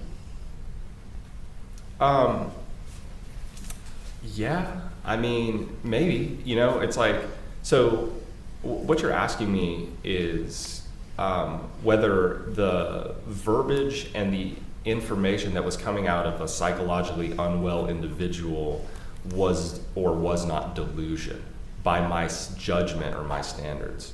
Okay. That's what you just asked.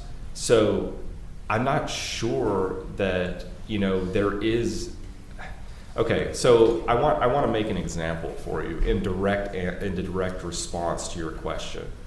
there are individuals who, and this is documented, there have been massive case studies on individuals with things like autism, or things like there are other psychological unwellnesses that we could call them, classify them as mental handicaps, as they would be labeled by society, who have these incredible abilities to give us information that is perhaps unperceivable by a mind. So what we're talking about is frequency and bandwidth.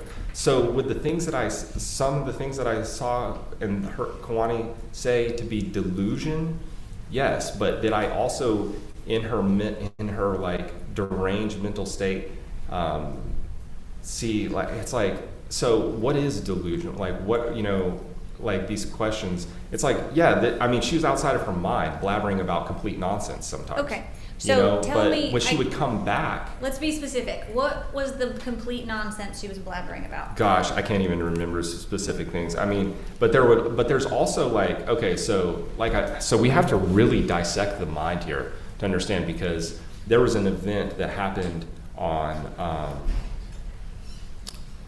November 25th, which involved a woman who pulled off on the side of the road. Kawani was having an episode, I guess you could say. And this woman pulled off on the side of the road. All right, let me stop you for a second. What do you mean by episode? What did you observe? What did she say? Okay, so we'll begin there to come back around to what I was saying. Okay. Because it was only after that day that I heard Kawani mention at all the safety of the child. Okay. And that was on November 25th.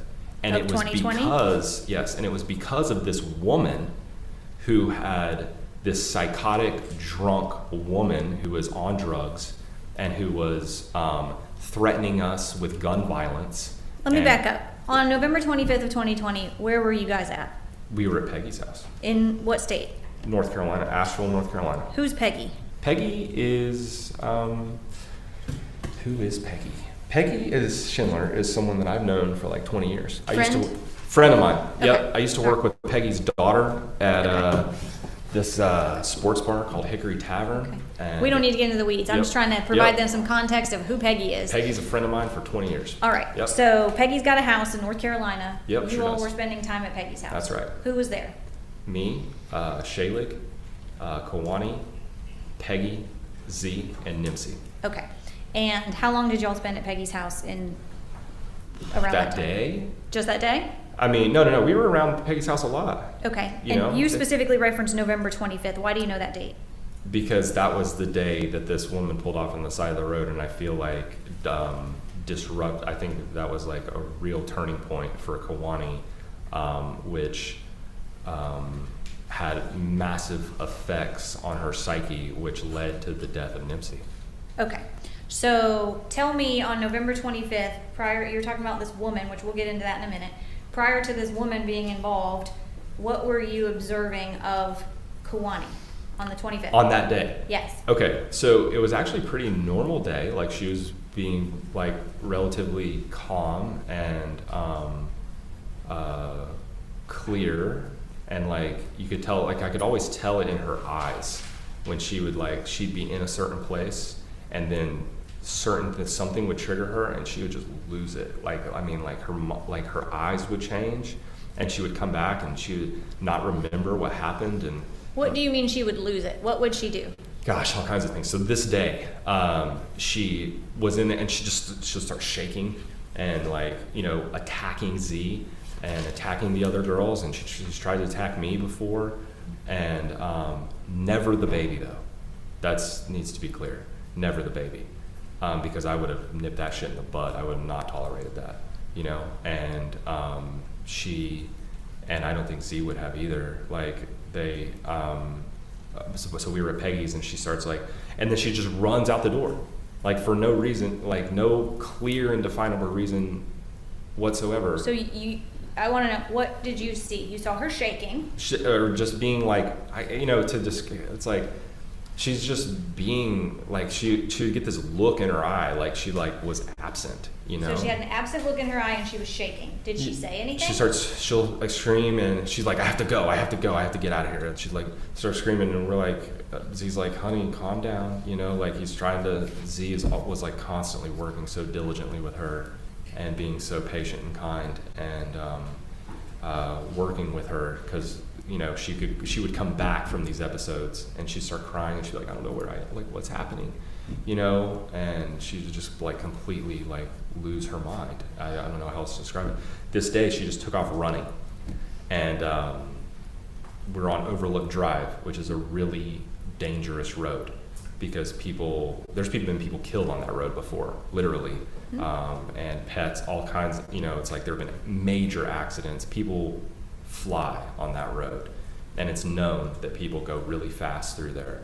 And so Z was like, I was probably in a little better shape than Z, probably a little faster on my feet at the time. He asked me to go run her down and cut her off and try to get her to like come back, you know, not that like we're trying to like, you know, we're just trying to make sure she doesn't hurt herself, you know. And What made you think she was going to hurt herself? because she's running in the middle of a road. Okay. Like, I mean, she's like running like a crazy person down the middle of the road for no specific reason that she made clear, that she just had to go suddenly at that point. And she made no specific reason clear why she was doing that. She made no specific, like, she wasn't trying to go anywhere. She had no real purpose, you know. She's just like, you know, an endangerment to herself and to others, you know, like she's running down the road just like In traffic? in traffic, Okay. belligerently. And Okay. so I'm like, okay, yeah, we probably should like try to get her back. And so I ran down and I cut her off, and she ran back towards Peggy's house in the middle of the road now.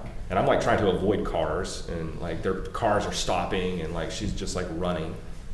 And she finally like tired out and sat, and then she was sitting on the side of the road, collapsed, crying. And Z asked me to pick her up and carry her back across the street to our house. You said she was So- sitting? She was sitting like on almost like on the side of the road, pretty much. And the shoulder is like very narrow on that road, so we're in the road, Okay. you know, like towards the white line. All right. And did she articulate anything at that time?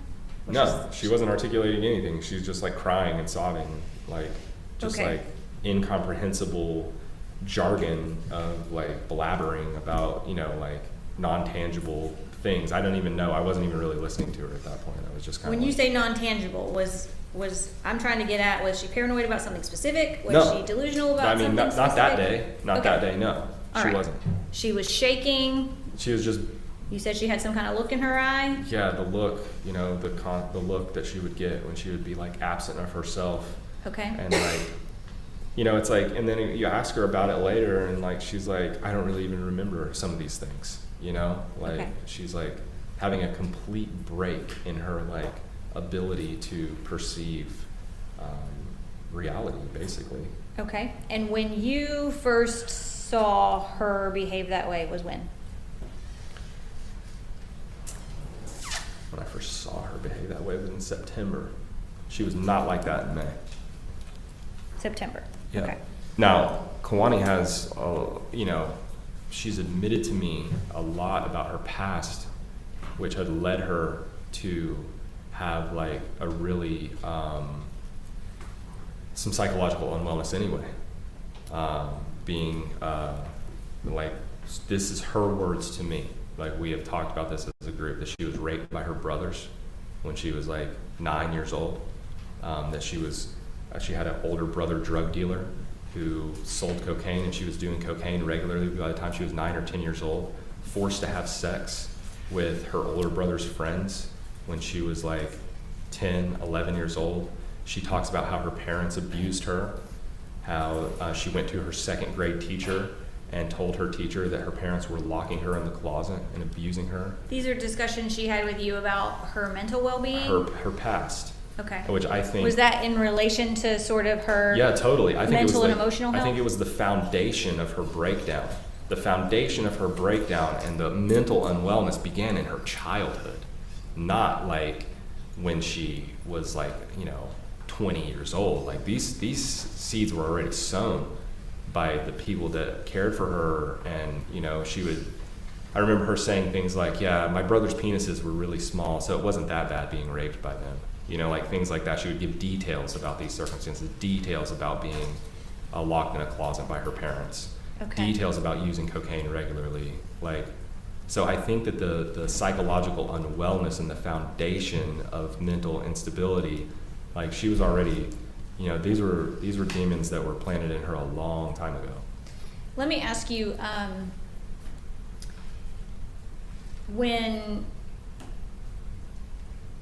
did you ever see anyone in the group or yourself be physically violent toward her? No. And now I did carry her across that street. That's the only time I ever touched Kawani. Was that one time carrying her across the street to get her out of the road so we don't get hit by a car. Okay. You know, that was the only time. Now I saw Kawani be violent towards everybody in the group. I saw Okay. her be aggressive, but not when it would be like a total snap, like this. And so, do you want to finish because I'd like to tell about another day. You know. Sure. Well, when- let's. I asked you when the first time is that you kind of saw her exhibiting any behaviors, and you said September of 2020. Yes. And then you had referenced specifically November 25th as being, in your mind, some pivotal date It that was a hugely pivotal date changed things. from my observation of her. Okay. Yes, and So- the things that she was saying, like that woman, there was a woman who pulled off on the side of the road to kind of make whatever was happening there her business. She was drunk, belligerent, she assaulted me and Peggy and Z. This was like a very disturbed woman. And she... Is this when you're carrying Chloe? No, I was carrying her across the road, and a woman who lived in the apartment complex was pulling out at the time. And she was like, is everything okay? And I was like, yeah, she's just having a panic attack. I'm going to carry her back to the house to get her out of the road so no one gets hurt. And the woman who lived in the apartment complex where we were said, she said, I see, and if you need any help, if you need anything, just let me know. Okay? So that was the woman who lived there. Now, this woman who pulled in off the side of the road was just some stranger, you know, who she pulled off on the side of the road, and Kawani like ran over to her car and was like, I need to call my mom. I need to call my mom. That's what she started saying then. Like, that's just like a random thing. She hadn't talked about calling her mom at all. Like, that's just something that came out of her, you know, just like some random thought or memory or whatever it was that was like just random that day. After she decided that she needed to run in the middle of the street, we got her back over to the house, and this random, complete stranger pulled inside this apartment complex to make this her business, like I say, rudely and belligerently. And Kawani started going to her and saying, I need to call my mom. Okay.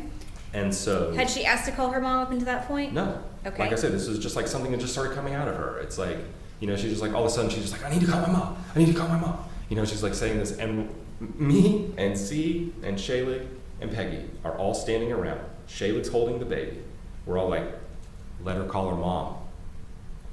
Okay. And Let did her she? call her mom. No, she didn't, because this woman started being belligerent and jumping out of the car, and Kawani started to come back into herself. You could see it in her eyes that she realized that this woman was a danger to her, and the woman started screaming about how we're all going to jail, and she's going to call the cops and get the baby taken from her, and all of these things. Like, I mean, these completely just this belligerence, you know, like. So this was a passerby that Just a intervened when passerby. she saw you with Chloe, That's with right. Kuwani. That's right. Okay. Yes. And so what happened after that? Gosh, a whole scene happened after that. She was started being verbally abusive to everyone. Who's she? Who are you referring to? This woman named Sandra Torres. That's the woman that stopped? That's the woman that stopped. Okay. Yeah. And she was like threatening us. Like, she threatened, I have a gun in my car right now, you know, I'll shoot you and kill you and all this stuff. Her breath, was rank of alcohol, you know. So she's just this random drunk lady who apparently had a gun, and was, there's like this whole scene that unfolded. I think that it's the most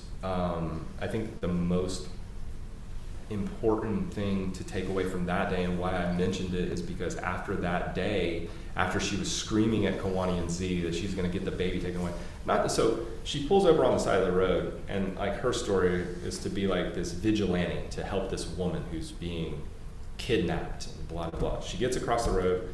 This woman who's sitting right there was screaming about how she wanted to call her mom. All of the other individuals said, let her call her mom. Simple. Let her call her mom. No one's objecting to this. The only reason why we just had this whole scene is because she's like endangering herself and other individuals. Let her call her mom.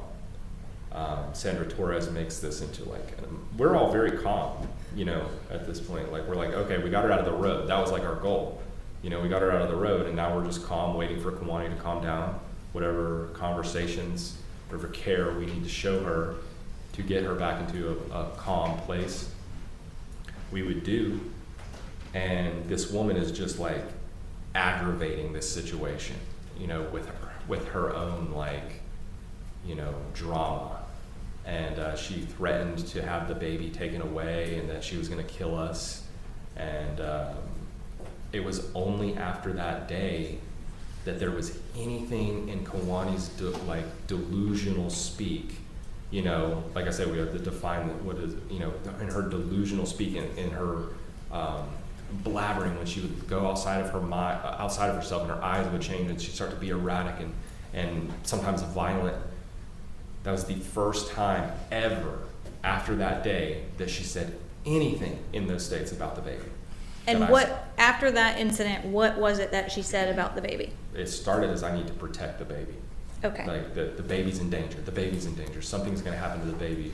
And she was also talking about that woman saying that she was going to kill us. Like that, like it like got inside of her head somehow from this woman about the baby's in danger and all of this stuff. You know, like it was a really dramatic shift. So as it relates to that dramatic shift that you just described and her feelings about Hannah, yes, and the baby, that's why I mentioned it. Was it always she had to protect Hannah? Those were the things that I heard her saying, that she needed to, the baby was in danger, and you know, like the debate, and then it started to develop after day, because this, you know, Nimsy died like less than 2 weeks after that. Okay. You know? And so did she ever articulate who she thought the baby was in danger from? Not really. Okay. No. But in terms of the things she was saying, it was a paranoia of her needing to protect Hannah. Yeah, and then there was talk about how the baby is going to die. Like, Okay. I heard her say that. I never heard her say, I'm going to hurt the baby. I never heard her say, I'm going to kill the baby. I never heard her say anything like that. I did hear her say, the baby's going to die, I have to protect her. Okay. And when So- she said the baby's going to die, it was in the context of her role to make sure she protect this didn't. child, yeah. Okay. Which it was still like coming out in this like really delusional, paranoid, schizophrenic, whatever you want to label these things, type of way, manic. Like she was having real struggles, and it was coming out in this way. But before that day, there was never any like mention of the baby in her delusions. Like it was about herself, like that, you know, evil was after her, and that I heard her talk about hurting herself a lot. Okay. I heard her talk about committing suicide. I watched her injure herself by punching herself in the face many times. And, you know, I've watched her be violent towards everyone else, never towards the baby. And there was never even mention of the baby until that day. Okay.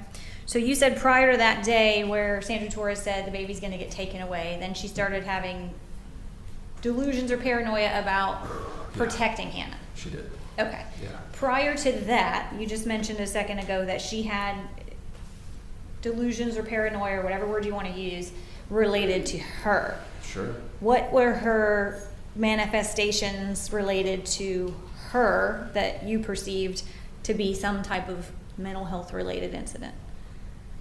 What types of things would she say about herself?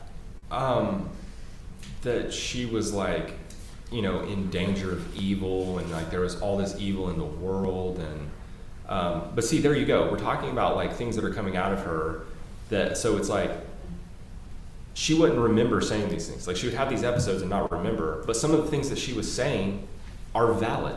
There is a lot of evil in this world. There's a lot of evil in this room. So it's like, is that a delusion? I don't think so. You know, it's like, is that delusional to say that? Is she in a delusional state when she's making these proclamations? Yes. Is she in a state where she has no memory of what she's doing and is like absent of herself? Because Kawani is a sweet and caring and loving mother. You know, like I saw her in May, and that's, you know, when Jennifer and I went to Florida, that was the whole thing. Like we saw this baby, and there was this bright, happy, joyous, cared for child. I've been around enough babies to where I know you can tell when they're not in proper care from their mothers. And there was no sign of that whatsoever. Like this baby was completely carefree and happy and joyous, and Kawani was an excellent mother. She was attentive, she was warm and nurturing and loving. She would never strike her husband or the sister wives in the way that I saw her later. She would never do these things. Like, I mean, it was just very apparent, and that was in the child. Like, you could see that in the child. It's like, if I had an aunt who was a little on the loud side, you know, it's like even when her children were little, they were a little on the loud side. You know what I'm saying? Like, children imitate their parents. And so you see it in this child, and you're watching Kawani care for this child, and they're all like fine and wholesome. There's like a lot of wholeness in their group, wholesomeness, and the baby was just fine. Like I wouldn't have continued a relationship with these people. The foundation, because I like Z, I did, and when I first met him, you know, he's a highly intellectual individual who likes to, and we shared a lot of worldviews that are based on fact, and science, and understanding of like, you know, teachings and things like that. So we hit it off. But let me ask you. I don't want to get too far Yeah, afield I'm of what sorry, the I'm original. sorry. That's okay. Sometimes you get going and then we don't even remember what the question was. I'm just trying to give a full scope. I get it. Yeah. So I want to narrow back in on. You said you had seen her punch herself or injure herself. 100%. Had you ever seen anybody else restrain her or physically assault her? Not like that. Okay. There was this one time where she tried to jump out of a window in the place where we were staying in Virginia Beach, but and Z like hugged her, like basically put his arms around her and stopped her. But I've seen Z sit there and take licks to the face and do nothing. You know, like I've seen these other girls be abused by Kawani in her delusion. Like I say, she never did that. And when she would come back, she would start crying, and we'd talk about what had happened and how she was attacking people, and she'd start crying, you know, and have like an emotional breakdown. Like she'd just be like, I'm so sorry, you know, and like she's just not that way. Like Kawani's not really like violent like that. Like she doesn't hit. I mean, I had never seen her do that in a clear, and like I only saw her do that when she was like losing her mind, as I say. Okay. You know, and this just continued to get more and more intense and severe as time went on. All right. Now you said, I want to go back a little bit to the incident on the 25th of November. Yes. So you said Sandra Torres intervened, that she said things about Hannah's going to be taken away, she's going to have the baby taken away, and that sort of set Chloe on this path where she believed that she had to protect Hannah. Yes. How did that incident end on the 25th? The incident ended, so like I say, this woman that, you know, is sitting here, Sandra Torres pulls off on the side of the road to rescue this woman, you know, so she would say, and this woman who's sitting here willingly and knowingly gets into a car with her husband and her child and her sister to leave, to escape this belligerent, seemingly psychotic, definitely drunk, and threatening of gun violence individual. And Sandra Torres, like I say, Sandra Torres was trying to block Z from leaving. Z's like, we're out of here. Sandra Torres goes into Z's car. Now this is a random person, keep in mind, this is just some woman that pulls off on the side of the road, decides to make this her business. Kawani's screaming about how she wants to call her mom. We're all standing around, let her call her mom. No one's trying to prevent her from doing this or do anything except run in the road and cause harm to herself. Please, here's the phone. Here's the phone.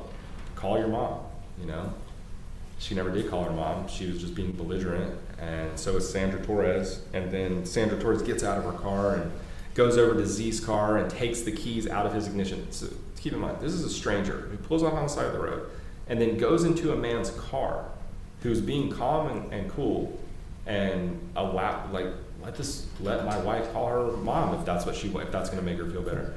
Goes into the car, pulls the keys out of his car, and says, you're not going anywhere. You're going to jail. We're taking this baby away from you. You guys are disgusting people, all this stuff. To strangers, she's doing this.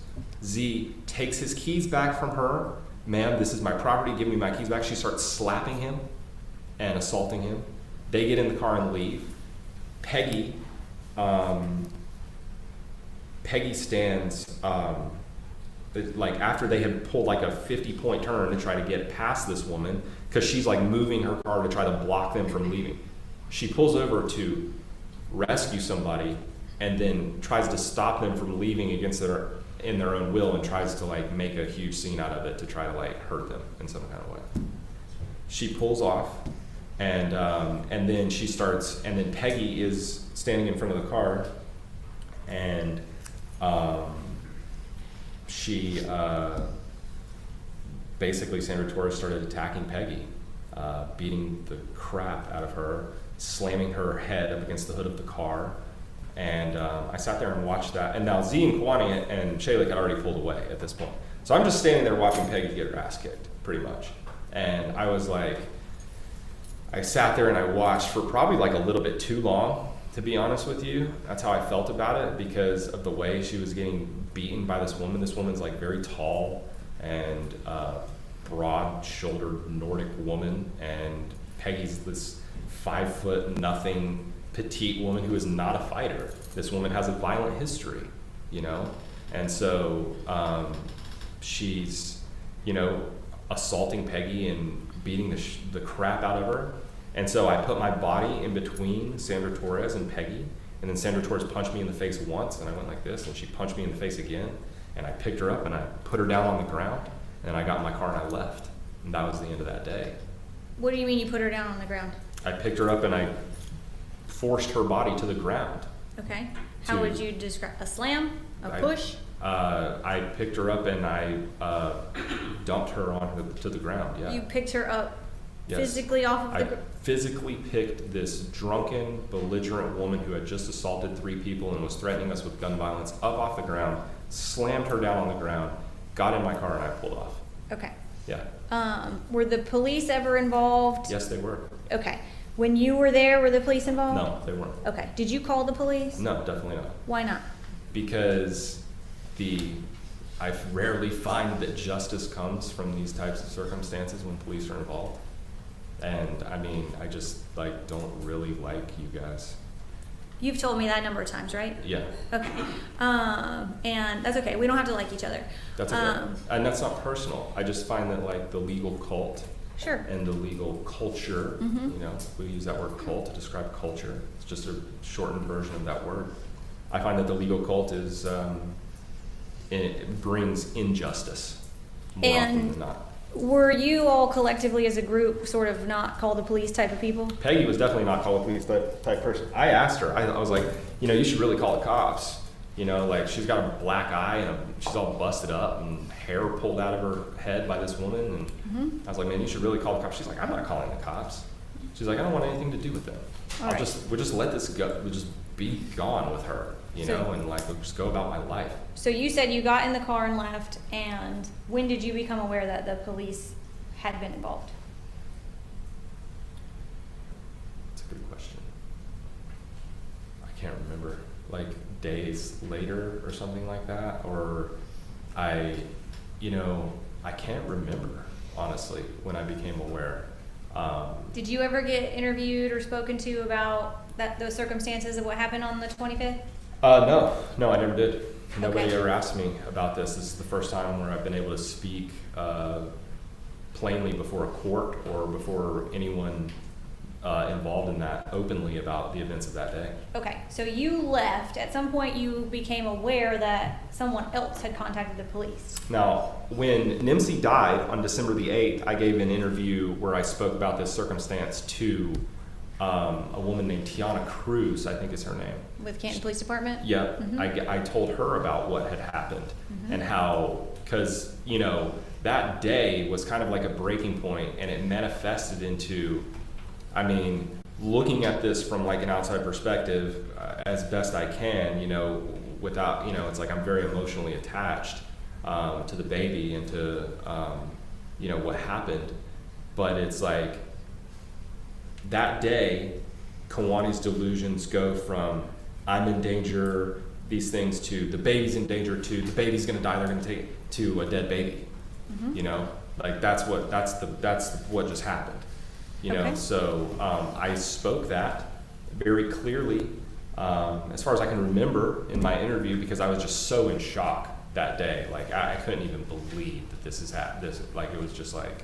All right. Let me ask just directly. From that incident on the 25th, did you get charged with anything? I did. When did you learn that you were being charged with something? I got charged with an assault on Sandra Torres. And when did you learn that was the case? April of the following year. April of 2021. Yes. Okay. I had no idea. Did you have any contact with law enforcement between November 25th when it happened and when you got arrested in April of 2021? No, I did not. Okay. So you just find out because you have a warrant for your arrest? Yeah, I got pulled over. You got pulled over and you Yeah. got arrested from a warrant from the incident on the 25th? That's right, from Okay. 6 months earlier. Okay. And what happened with that case? Well, I wanted to go to trial because I thought that I could win in the name of self-defense, and protection of Peggy Schindler. And Peggy was going to come and testify in my trial that she was being attacked belligerently. Z and Shaylee were going to come and testify that this woman was threatening them and being crazy, and she reeked of alcohol. And she's a known drug user because I know her. Mr. Spillers, I'm not trying to be Oh. disrespectful, but we just got to rein it in. So Oh. what happened with your charges? Oh, I got a misdemeanor. Okay. I ended up with a misdemeanor. Did you plead guilty? I did plead guilty pursuant to Alfred Law. And what does that mean? Alfred Law, I was told, means that I maintain my innocence, but I was being held in jail. Like they were holding me in jail, and I couldn't afford my bond, and so I waited for years for a trial for that, and they never gave me a trial, and so I finally pled guilty to a misdemeanor, and I think that they just gave me a misdemeanor because they knew that they would lose in trial, and they didn't want to afford that opportunity. So you did a time served misdemeanor. Time served. They sentenced me to 75 after 22 months of incarceration. You were in jail for 22 months? I was in jail for 10 months, and then I made bond, and then they re-incarcerated me after 8 months. They held me in house arrest for 8 months. Okay, so All some over of that was this. house arrest. Yeah, Okay. yeah, all over that. And then you pled guilty under Alford Yes, Which to is be just- released from jail. to a misdemeanor. Do a misdemeanor. Okay. That's right. All right. You mentioned that after that incident, Chloe started having paranoia surrounding needing to protect Hannah. Did you ever witness, perceive, or hear her say anything about ever believing Hannah was a danger to her? Absolutely not. Did you ever hear her articulate that she felt threatened by Hannah in any way? No. Did you ever hear her say that she needed to defend herself against Hannah? No. Okay. Was all of the things that you heard with relation to Hannah her needing to protect Hannah? Yes. Okay.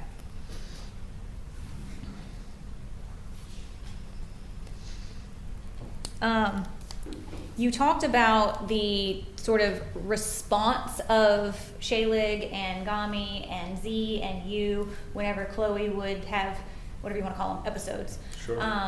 What was the response amongst the group in terms of helping her? Well, I think mostly it was like trying to find patience, and trying to find a way to keep her calm and get her to, at some points, like, stop hurting herself. Those are the times where I've seen Z, like, hold her arms, you know, because she's punching herself in the face, you know, or she's striking somebody else. And I have seen him, like, hold her hands, be like, honey, calm down, calm down, calm down, you know. And that was pretty much it, you know, like, I never, you know, we would all respond in our own way. I tried to just be as diligent and patient and kind as I could, you Okay. know, and try to talk her, because like I said, she would be, you know, she would come, Kwani's a pretty open person, you know, like she'd talk plainly and openly about, you know, sexual assault by her own family members and, you know, all of these things that had led her to be this like fractured person, individual rather. And I would, you know, just be there to listen. That's what I was getting at. Like I would just be there to listen to her about how she was feeling and if there was anything that I could do and try to avoid, you know, that right hook, you know, if she was trying to, you know, kick and scream and, but she only did that to me a couple times. Let me ask you this. You mentioned that incident on the 25th where she ran out in the road. Yeah. After that happened, between then and December the 8th, did she go spend time with her parents at her family's house? No, she didn't. Not Was that I there- recall. Was there ever a period of time where Oh, she... whoa. You mean after Thanksgiving? Yes. Yes. I'm sorry. I thought you meant from October. No. The incident on Yes. November 25th. Yes. And she said, I want to call my mom. Yes, she did. Okay. She did say that. Did she ever go see her mom and stay with her mom? Yeah, actually, after that they incident? came later that day. Eric and Renee. That was like the second or third time that I had met them. Okay. They came to pick Kwani up. On what day? The 25th? It was either that or the next day. The 25th or the 26th? Yeah, right around there. I can't. You know, it's 4 years. Okay. So I mean, you're at like. You're doing the doing best I doing can. fine. So either on the 25th or the 26th, Eric and Renee Driver came and picked up Kwani. Yeah. Okay. Where did they come to? They came to Peggy's. To Peggy's house? Okay. And that was in North Carolina? Yes. All right. And where were they living at that time? The drivers. Oh gosh, Tennessee. Tennessee. So they went from Knoxville, Tennessee. as far as I know. They went from Tennessee to North Carolina and they picked up Chloe. That's right. All right. Did Hannah stay with you guys? She stayed with Z. She stayed with Z. Okay. Yes. And to your knowledge, did Chloe go back to her parents' house? Yeah, she did for like a few days. Okay. And when and how did she rejoin the group after she went to her parents for a couple of days on the 25th or 26th? I'm pretty, you know, she kept in contact with her husband, and then I think he went to go pick her up after that. Okay. And Yeah. you said, were they still communicating? Z and she were still communicating? Totally. Okay. Yeah. And so he went to go pick her up. Do you know when that was? Shortly after that, a few days, you know, something like that. Okay.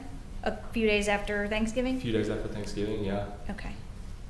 I think she got really jarred by that whole thing with Sandra Torres. Okay. Like I say, there was like a lot of dramatic shifts in her wording and the things that she would say after that. Okay. And yeah, like that was it. All right. And then tell me about Thanksgiving. Where did you spend Thanksgiving 2020? Oh, I was there. We did Peggy's, and then I was at my parents for the rest of the day. Was Chloe around for Thanksgiving 2020 or was she with her parents? That was that day. That was Thanksgiving Day. What was Thanksgiving Day? The whole event on November 25th. The 25th was Thanksgiving Day? I'm pretty sure. Okay. Yeah, I'm pretty sure it was. I'm not 100% on that, but I'm pretty sure that was Thanksgiving Day. Yeah. Okay.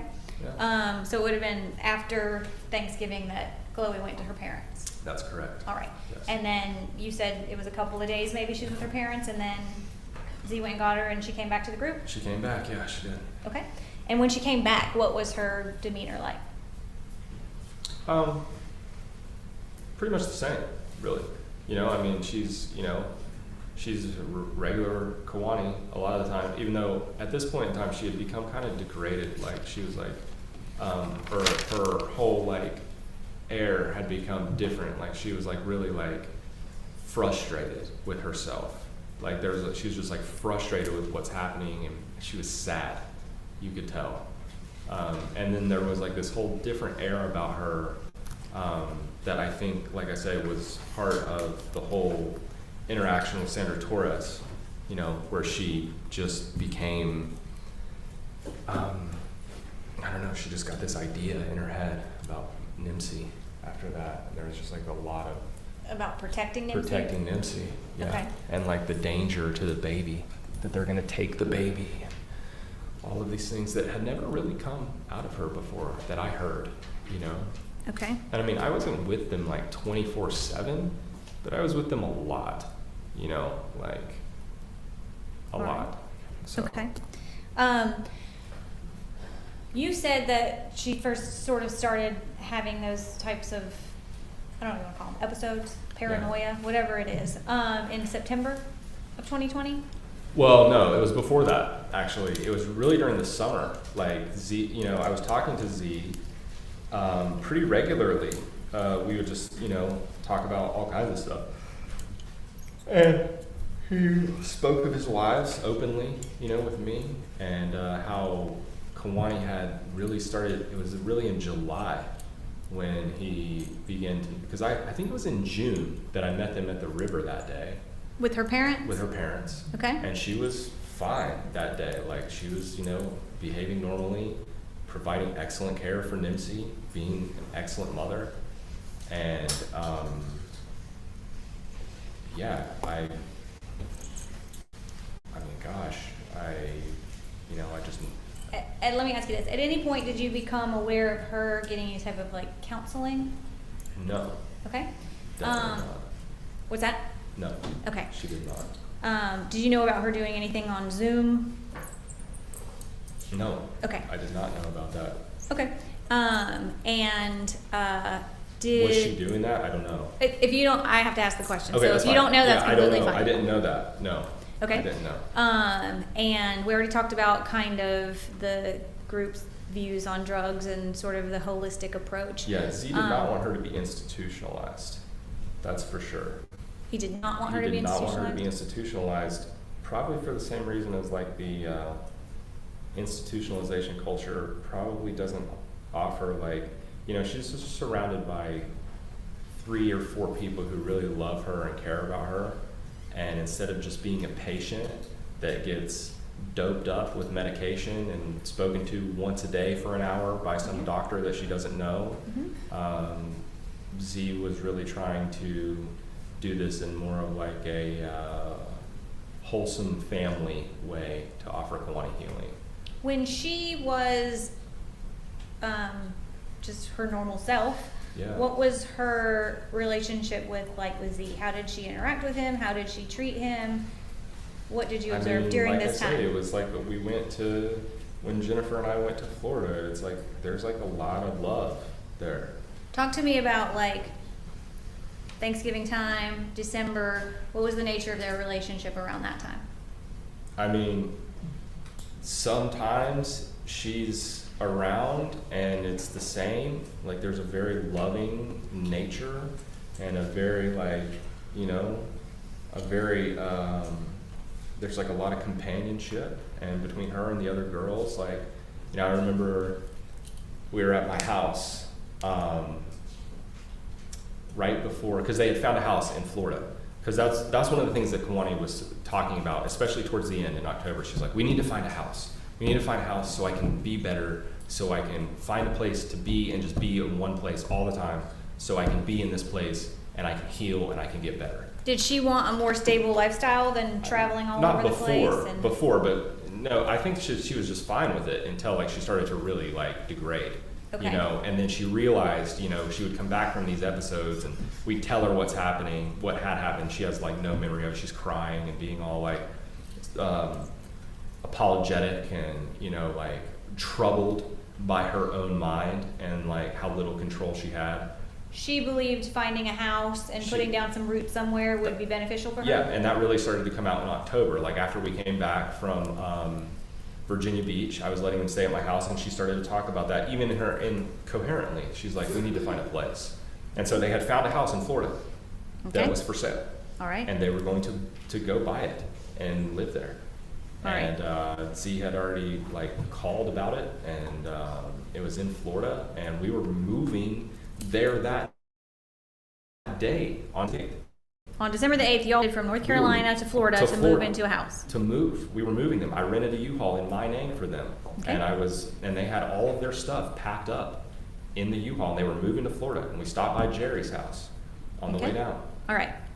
So on December the 8th, how many days, if we start on December the 8th and we track backwards, how many days had you been with them? Had you been with them continuously from November 25th? No, continuously since the middle of October when I went to go visit them. Okay, so you spent every day with them. Almost every day, yeah, Okay. pretty much, yeah. They were staying at my house, like I say. I went to Virginia Beach in October, in the middle of, I think I arrived there on like October 11th or something like that. I stayed there until after Halloween, so it's like the better part of a month, because I remember celebrating Halloween or walking around for Halloween down in Virginia Beach. And then we came back to Asheville, and they were staying at my house.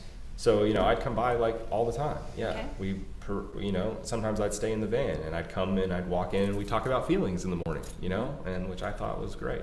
Okay. And it was like a real camaraderie and like just like family style life there. All right. And as it relates to sort of the efforts to assist Chloe, did she also believe against like drugs and alcohol or things like that? Totally. I mean, she grew up, like I say, being, using drugs by her own accord, by her own account. Okay. From the time when she was like 9-10 years old, using cocaine every day.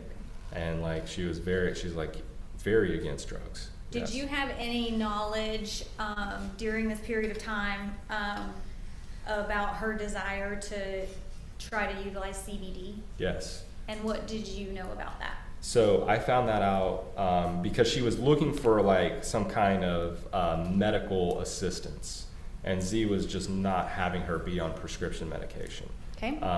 Because, and I agree with him in this regard that, that because she would come back from these episodes, it's not like she was like this all the time. And this was a recently developing thing. So and when you say it's not like she was like this all the time, what in terms she of... wasn't psychotic, losing her mind, belligerent. Well, in terms of quantifying how many episodes like that you saw or how often that would happen. Right. Yeah. I wasn't around them all the time at that point, but I know that it really started to get bad in July. Okay. So by the time September came around, I saw her behaving erratically. She struck Z for one of the first times she had ever struck her husband when I was there in September. But Z's perspective was like a more like natural homeopathic type thing where he didn't want to institutionalize her, and he didn't want her to be on drugs. He wanted her to work through this and come to a healing on her own. And she was about that too, but she was also looking for, so they decided on CBD. Okay. They decided to try to use CBD, and Kawani had ordered some CBD offline. She ordered it offline? Yes, she did. Okay. And so you said that they were both kind of about not medicating traditionally, but that they had explored other options and arrived at CBD. And arrived at CBD, that's right, to Okay. try to just give her some assistance. Okay. And the CBD that she ordered offline, do you know anything about that? I don't. Okay. I mean, I know she just ordered some CBD. She had been taking CBD, and that a package arrived.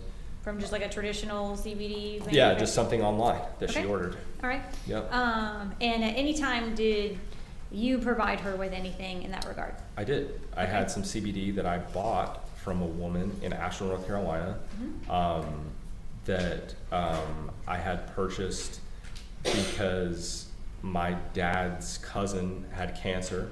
He was using a Rife machine, and he had become cancer-free by using the Rife machine, and he was interested in taking some CBD.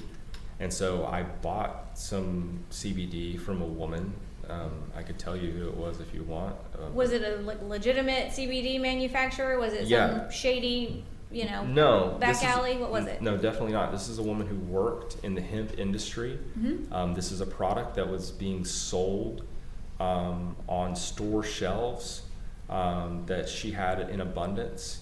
And so I bought some of it from her, but this is like a legal product that I bought from her. Okay. Yeah. And in which state? What's that? What state? In North Carolina. In North Carolina. Okay. Yes. So it was a off-the-shelf, legally manufactured hemp. That's what I product. was told by this woman who works in the hemp industry. Okay. Yes. And so you said you bought that for your I uncle? bought that for my dad's cousin. Your dad's cousin. It Okay. would be my cousin too. It's his first cousin, my dad's right. first cousin. And so you had some left over, or what was the situation? No, I had some. I was taking some of it. Okay, you took it. Yeah, I did. And what did you take it for? I was taking it because I have shoulder injuries from jujitsu, Okay. and I was trying to. And I had quit smoking weed at that point, and I had been without. I have been clean and sober off drugs for a while. And I, and that was something that happened before I met Z. Like, I quit smoking cigarettes and doing all kinds of things, but before I even met these people, like I said, that was another attraction, that we had, like a commonality that we had, that we were both sober. So the CBD that you purchased from the woman in the hemp industry that you subsequently gave to Kuwani was Yeah. CBD you had also personally used. I had, Okay. yeah, and I used it because I have a shoulder injury and a neck injury from jujitsu, and I was trying to alleviate some of my pain. Had you taken CBD before? Yes, I had. And anything special about this particular CBD? No, Okay. I mean, it's fairly like non-invasive. It's CBD. Okay.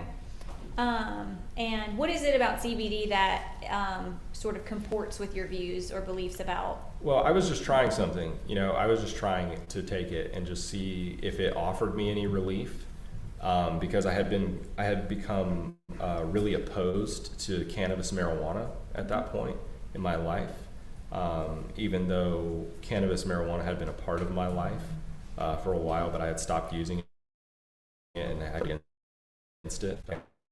I think is, I think it needs to be, I think there need to be stricter laws on marijuana, and it needs to go backwards on this whole legalization thing. Well, for the jury that may not know, what's the difference between CBD and marijuana? Okay, so the cannabis plant has, from my understanding of it, the cannabis plant has over around 85 different cannabinoids found within it, and cannabis hemp is different from cannabis marijuana in that it's harvested for because it's abundant in CBD, and marijuana is like a hallucinogenic drug, which is heavy in THC. So this CBD that I gave to Z and Kuwani, which I wouldn't have even suggested that, but they had already ordered CBD. Like they were already exploring this, and I was like, hey, I have this here. Would you like some of it? And they talked about it, and they decided, yes, we will try this that you have. And so it was made from hemp, not marijuana. And it's like I say, it's a product that, that you can buy on the shelf. I bought it from a woman who works in the legal hemp industry in North Carolina, Okay. so. All right, this is a good time for a lunch recess. So we're going to be in recess for lunch until 1 o'clock. Leave us your notepads. Don't talk to one another about the case or let anybody talk to you. You will have the lunch that you ordered in the jury room. You can, take a break, go outside, walk around if you want to, but be back in the jury room at 1 o'clock. Thank you.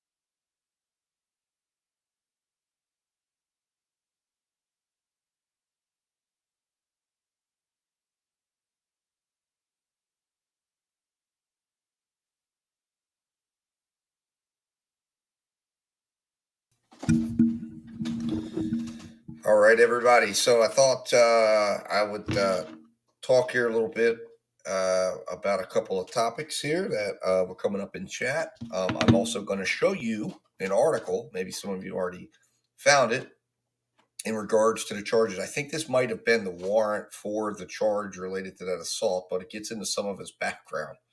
But it appears currently, I don't think they're going to get into it. It appears currently he's under indictment um, federally. Now, it's a 15-page indictment. I don't know what it involves. I don't know if what he's got himself into, but it's definitely him because the name matches in the article here. So does the age and all of that stuff. So Wendy, I guess we'll address that here. So let me clarify a couple things that you're seeing right here. Georgia insanity law is one of the most controversial. And it's controversial because it's not as black and white as you think. Georgia insanity law says you can be schizophrenic, you can be insane, you can have mental illness, but the only factor is whether at the moment that you decided to commit the crime you knew right from wrong. So if the state can prove that she was in and out, that there were times of lucidity, that she was lucid and aware of right and wrong at the time of death, then she is able to be found accountable, and she's able to be found legally accountable. Now, there's been a lot of case law, a lot of Supreme Court, for the Georgia Supreme Court, even all the way up to the United States Supreme Court, focusing on the vagueness of this law, but they have found it constitutional. Now, the way it works is in Georgia law, you are presumed to be sane. Now, remember, normally you would have, when you would approach a criminal case, you're presumed innocent. In Georgia, you're presumed to be sane.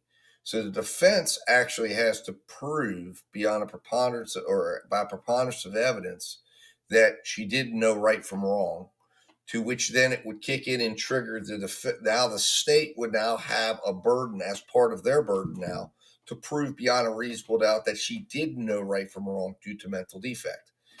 The other thing that they could, now schizophrenia, mental illness is not alone of itself. As I said, just proving that that's existence is not enough. However, if you can prove that she was driven by mental illness to the point that she was unable to perceive right or wrong, and that in that moment, for instance, she believes that this child is in danger, or she's part of a cult, or whatever, and that she had to act, and she's doing it as part of some sort of delusion, that would meet the standard. That is the one carve out that the defense has. So what the state's trying to do here, I believe, with these witnesses is a couple of things. One, trying to show that she's a individual who had a lot of anger, who had problems, but that knew right from wrong, who, as you've heard him talk about, that she would come back and say, I'm sorry, I know I shouldn't have done that, but she's just got a lot of anger, she's got a lot of problems, but it's not insanity. It's not a lack of knowing right from wrong. Now, one of the biggest pieces of evidence, which you may have just flown right over everyone's head, was the fingerprint expert that was called today. And one of the things the state elicited was that the knife had no fingerprints. And you may think, oh, well, what does that matter? Well, one of the factors that's recognized under Georgia law is behavior before, behavior after of the defendant. And certain things like wiping blood up, cleaning off fingerprints is allowed to show that she knew right from wrong. In other words, the thought process is you would, if you were insane, you would not have taken the time to clean off the fingerprints because you wouldn't have known you did anything wrong. Only someone who's aware that they did something wrong would clean off the fingerprints. Thereby, she might have every mental health issue under the sky. She might have schizophrenia, but that would be allowed to be put to the jury to show that at that moment she was aware that what she was doing was wrong. So that fingerprint evidence, although it seems innocuous, it seems like, hey, well, maybe the defense is going to say maybe someone else did it. Now, the defense may claim that Z did that to cover it up, or someone else did it. And if they can show that, if they can get testimony before the jury that that's what happened, But if they go the opposite direction and it's testified to that no one else says that they wiped it off, she's the only one in the room, that's going to demonstrate that when she stabbed the baby and she did what she did, that she had an awareness at the moment that she was wrong. The other thing Georgia is novel for is Georgia actually will allow for individuals to assess the defendant and make their own opinion. Those opinions can be given to the jury. So this gentleman, one of the reasons why he's brought in is because I believe, I'm not 100% certain, but I believe he's been around, he's around her all the way up, and I believe he was there that day. So it is perfectly allowable for the state to say, do you believe she knew right from wrong that day? And he's going to say, well, I think she was troubled, but yeah, I think she did, or I don't think she did. Now, if he wasn't present with her, the defense is going to be able to do that. But I have a feeling that's what we're building up to. Well, Joy, absolutely, there were a lot of people in there, but the point is that if they can show to the jury that knife was cleaned, who you have to think to yourself, why would anyone else clean the knife? I mean, the only person that might want to clean the knife is Z, but why would they clean a knife? Why would anyone else who knows this is a crime scene just go say, I'm going to go clean this knife off? That doesn't make a lot of sense. So there's really one person in the room who might, and that would be somebody who thinks they did something wrong. And the only person that we know, because the defense by stipulation has already said she's the one that did this. So therefore, she's, by process of elimination, but it's an argument that will be made to the jury in closing arguments. And it's an argument they can make to say she knew right from wrong, among other things. And part of it is the background here of the reason why they have this guy up here testifying is because her defense is that she was brainwashed into believing that that she had to kill her baby to protect the baby because of this cult or whatever it was. And what they're demonstrating is through him is that he was intrinsically involved in this cult, into thinking, and that at no time was that ever said or was ever the thought process. Now, unfortunately, all of the mental health problems that she has is not enough to show she was insane. In fact, there's a separate, which is why she was delayed during the trial, because there's a separate thing you can do where you can say, let me see the term here. You could say that you're, it's a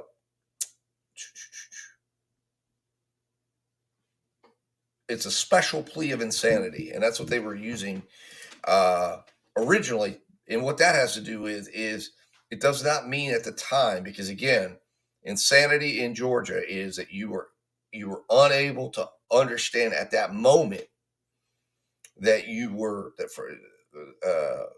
from right from wrong of your actions. But special plea of insanity says you're unable to understand the proceedings, that your mental health is at such a degree that you're incapable of understanding the complexities of a trial. And because the Constitution requires an individual to be present for their own defense, at that point, trial can't go forward. And that's why they have her on all the medicines. That's why they had her. That's why the judge did the special colloquy at the beginning and said, hey, went through all these questions, said, are you on stuff? Are you aware? Do you know of what's happening? But Georgia is extreme. It's extremely difficult to win a case on insanity in Georgia. And it's because, you can put a doctor up on the stand and say, oh, this person went through all the extreme traumas that this young lady apparently went through.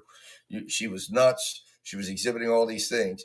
But if they can show that she had even any type of inclination of what she was doing was wrong at the moment, even if it was for 20 seconds, and she says, I'm going to do this, and she knows she's wrong for doing it, but she does it anyways, even if it's giving in, okay, and this is a special designation that says, even if she's giving into this, in other words, she might say she's schizophrenic and there's a voice.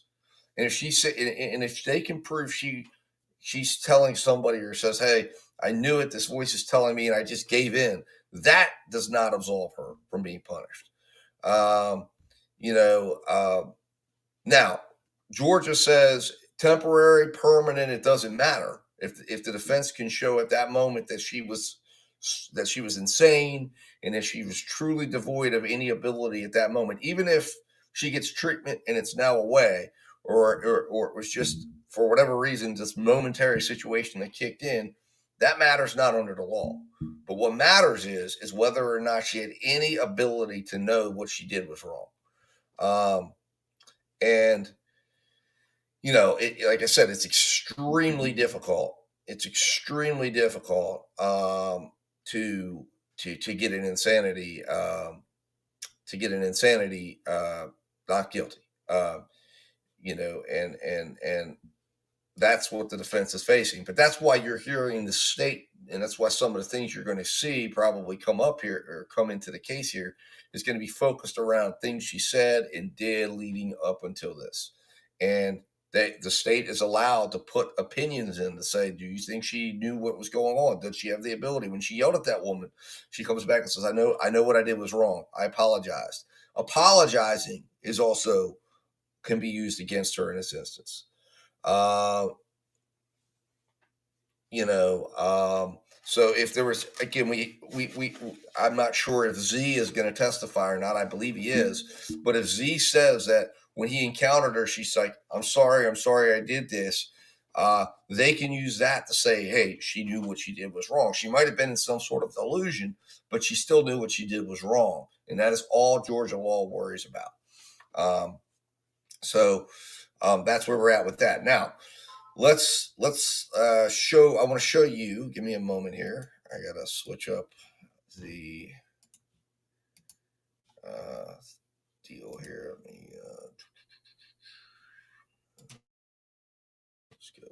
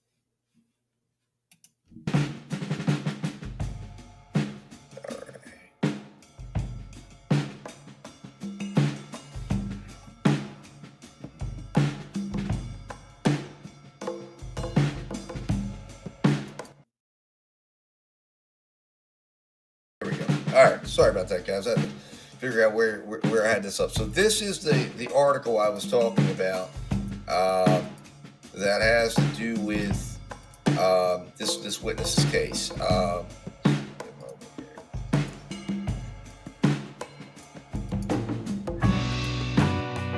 So, wanted man who threatened. Well, I can't say those words, but you can read them yourself. This is him right there at the moment of arrest. That he told on the witness stand. So it says last Friday, Sonoma County sheriffs arrested Jason Spillers, a fugitive from North Carolina who had terrorized multiple Humboldt County residents for years with threats to, etc., torture or kill them. In early October, the Humboldt County Sheriff's Department put out a press release warning that Spillers, believed to be dangerous and may be armed, have been seen in Gardnerville. So, I mean, this guy is definitely not the peaceful guy that he's portrayed himself to be. So, the Sonoma County State Post that employees at a roadside assistance company grew suspicious after discovering he was a fugitive. That gets into, and there you can see, there he is. So, it's definitely him. They added, we'd like to thank the astute employees. All right, so one of Spiller's Humboldt County victims, a young woman who grew up here and graduated from college elsewhere this year, and now you're going to get to hear some of his wonderful stuff that he's done with these women as we heard in the case. So we get to actually, is music on? Hold on. We'll turn that off. My apologies.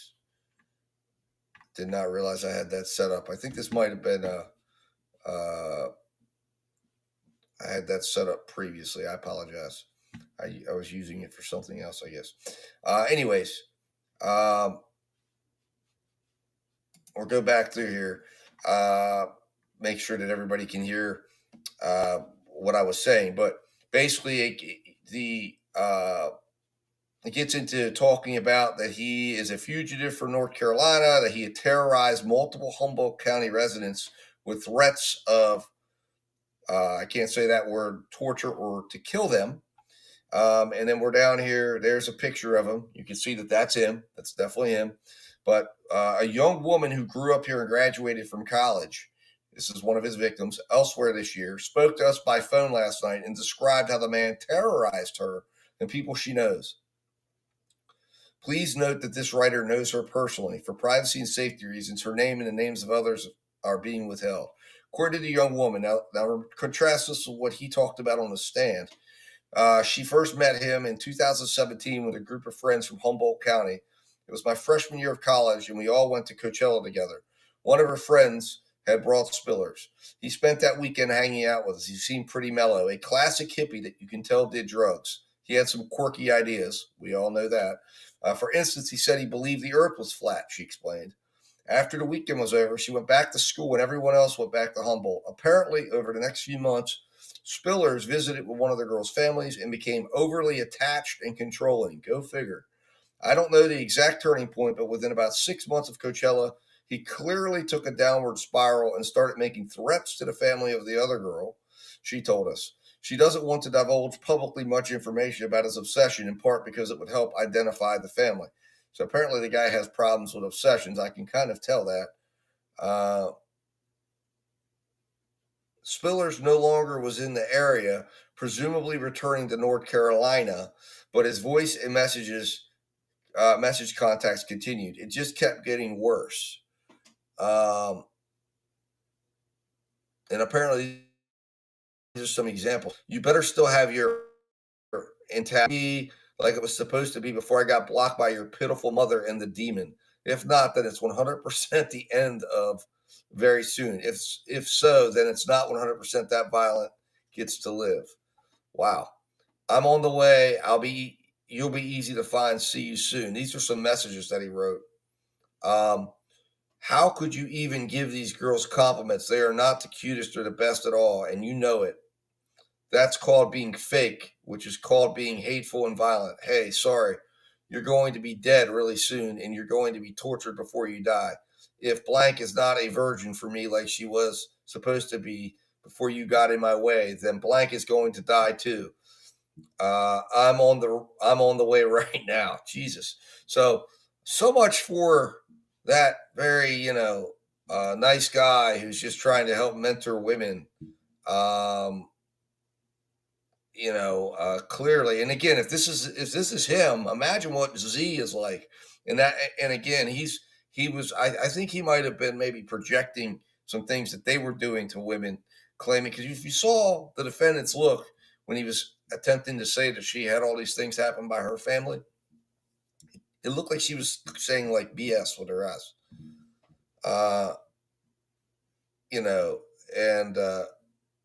So it's very disturbing, as you can see here.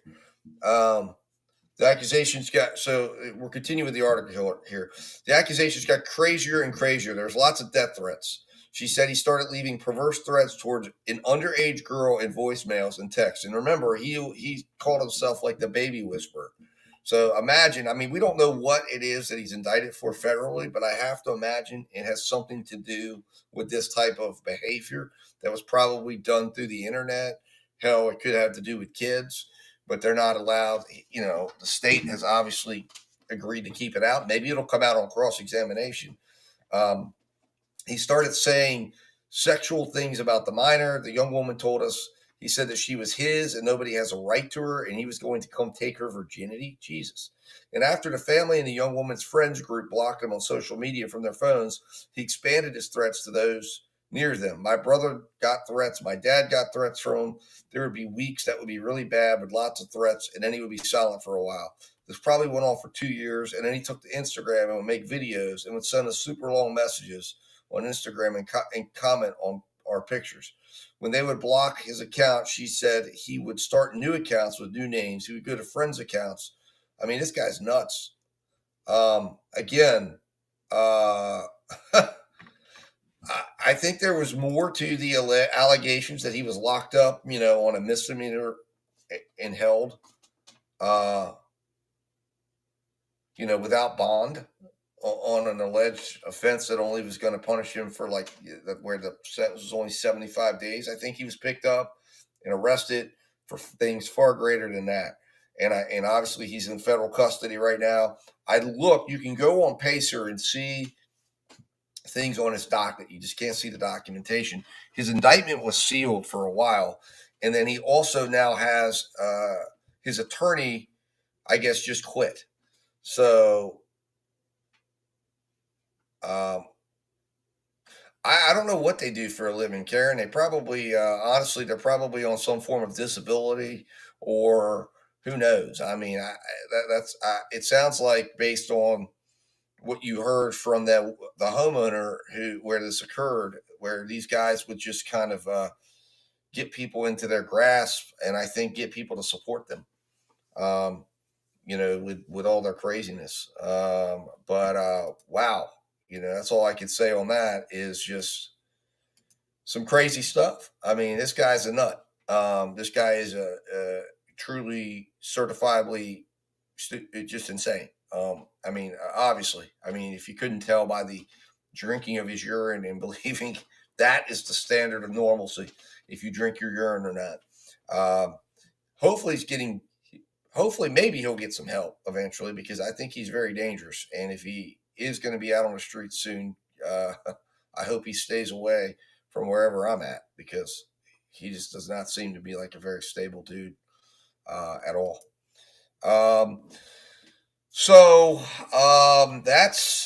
That's where we stand on that with him. So he's definitely not the man of the people that he seems to try to make himself out to be. Certainly not the mentor for young women. Simply trying to shower them with love and affection and guide them in the world. Absolutely not. That does not appear to be his methods. He seems to be just batshit crazy, with a very bad obsessive compulsive disorder that, when he doesn't get his way, turns potentially deadly. And I think it's good that he's off the street right now. So, and hopefully until he gets help, he'll remain off the street. But it remains a question mark. And remember, guys, the issue in Georgia, listen, we're going to hear her. Obviously, this is a troubled young lady. Okay. This is a woman that, maybe suffered at the hands of her biological family, certainly suffered at the hands of these guys. You can certainly see a little preview if she was hanging out with these guys. And this is a guy that her man respected, and he's treating women like this and doing things like this, that she was not living in a positive, loving environment. She was living in an environment that would breed exactly what happened here. And the sad part about this is that, unfortunately, like I said, Georgia law is not going to necessarily excuse what she did, nor should it, in my opinion, when you do something like this. But without her defense being able to show that at that moment that she was so deluded that she failed to conceive or perceive or have any ability to understand what she did was wrong. And I think that's going to be a very, very difficult standard for the defense to meet. I think they're going to be able to get the instruction. I think they're going to be able to put the burden on the state. I think the state knows that. But I think it's going to be very difficult in the end for this jury to say, well, I don't think she knew right from wrong. Maybe. I mean, we haven't heard the case yet. I think, there's a lot to this. This is a complex case, and it's going to take a jury that is going to need to hopefully follow the law to get this verdict right, because it is not an easy case. It is not one you can just look at and understand it, because Georgia laws, when it comes to insanity, are extremely complex. They're extremely vague, and again, I think the state is hoping to overwhelm the senses of the jury with the tragedy of this and say, you know what, this woman needs to just be punished. But I think a lot of people are going to say, wait a minute, when somebody, a mother specifically, does something this terrible, we have to stop and at least consider, wait a minute, is this, is it really possible that she did this knowing right from wrong, knowing it was wrong and did it anyways? But the state's theory in this case is that she is a angry person who was abused by a lot of people, who was abused by this guy, who was abused by the cult members or whatever it was. They messed with her mind. And this guy, she didn't like the polygamous lifestyle. And this guy was basically ready to dump her. And she basically said, you know what?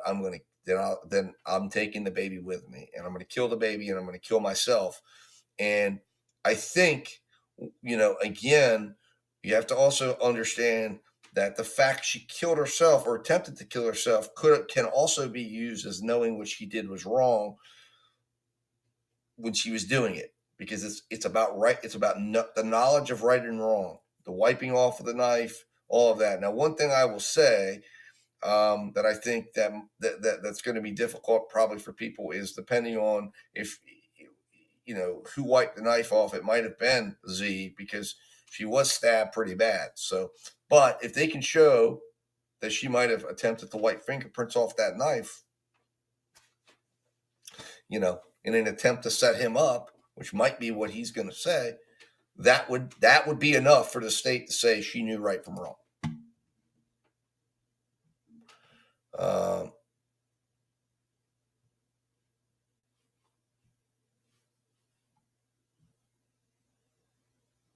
Let's see here. I'm just catching up here on the chat. She wanted to get herself and her baby away from the psychos any way she could.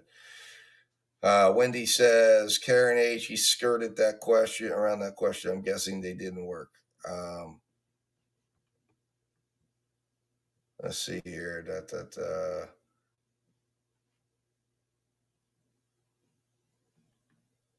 Afternoon, y'all. Yep. Yeah, I mean, it does not. It appears my assumption is they did not work. That their version of work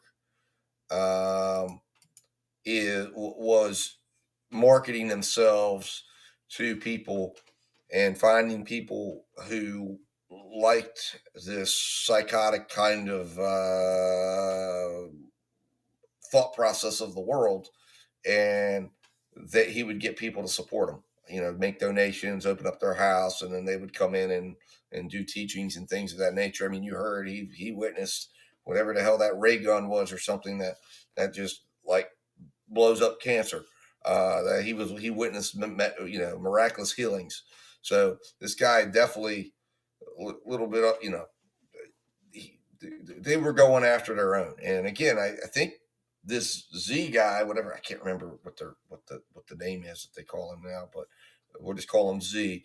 The Z guy, the leader of the baby daddy, that guy's got internet videos. Apparently, he's got stuff on YouTube. You can go find them. According to the homeowner, they're still up today.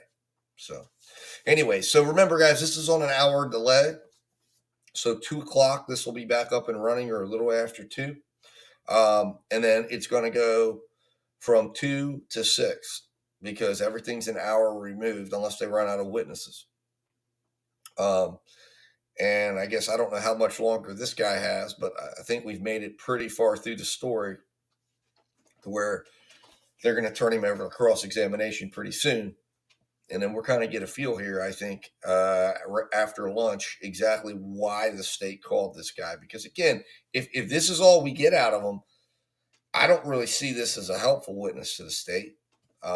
Besides maybe just trying to say, hey, she, did some crazy stuff and acknowledged she was wrong after the fact. But what we're worried about is, at that moment, was she aware of right and wrong? I mean, I guess he does add in the fact that, or at least he can talk about what the cult was like and what they learned. I have a feeling in this case we are going to hear from her. I could be wrong on that, but I think we are going to hear from her, because I think she's going to have to talk about whatever was going on, or whatever she thought. Maybe not. Maybe they won't put her on, but we'll see. But what an interesting dude. I mean, really a little bit crazy, in my opinion.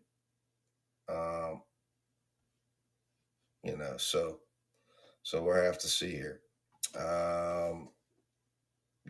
and check it out. All right. Well, I'm going to jump off here and get myself some lunch here while we wait for the break. Um, let's see here. Hannah B says, please don't knock alternative remedies unless. Oh no, I if you're talking to me, Hannah B, I have not. I'm not knocking alternative remedies. However, I think the specific remedy he was talking about, I don't think that is extremely credible. But no, there are definitely things, vitamins and things you can take. My grandfather lived to 90.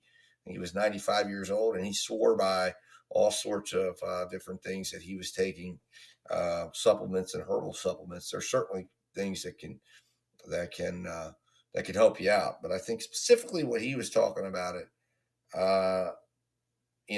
uh, drinking of urine, using that whatever that laser gun was that he was talking about. I think we might be on the fringe. But hey, listen, if he saw results, who are we to argue, right? We haven't seen it. And again, this was part of what the judge talked about yesterday, that he was wanting to use this as a platform to get people to research it, which I know I'm going to look into it and see, and so will others. Uh, so he's definitely getting the information out. So he has accomplished that, if nothing else. Um, but interesting stuff. But we will be back, like I said, I guess now about a half hour. So I'll see you guys in the courtroom.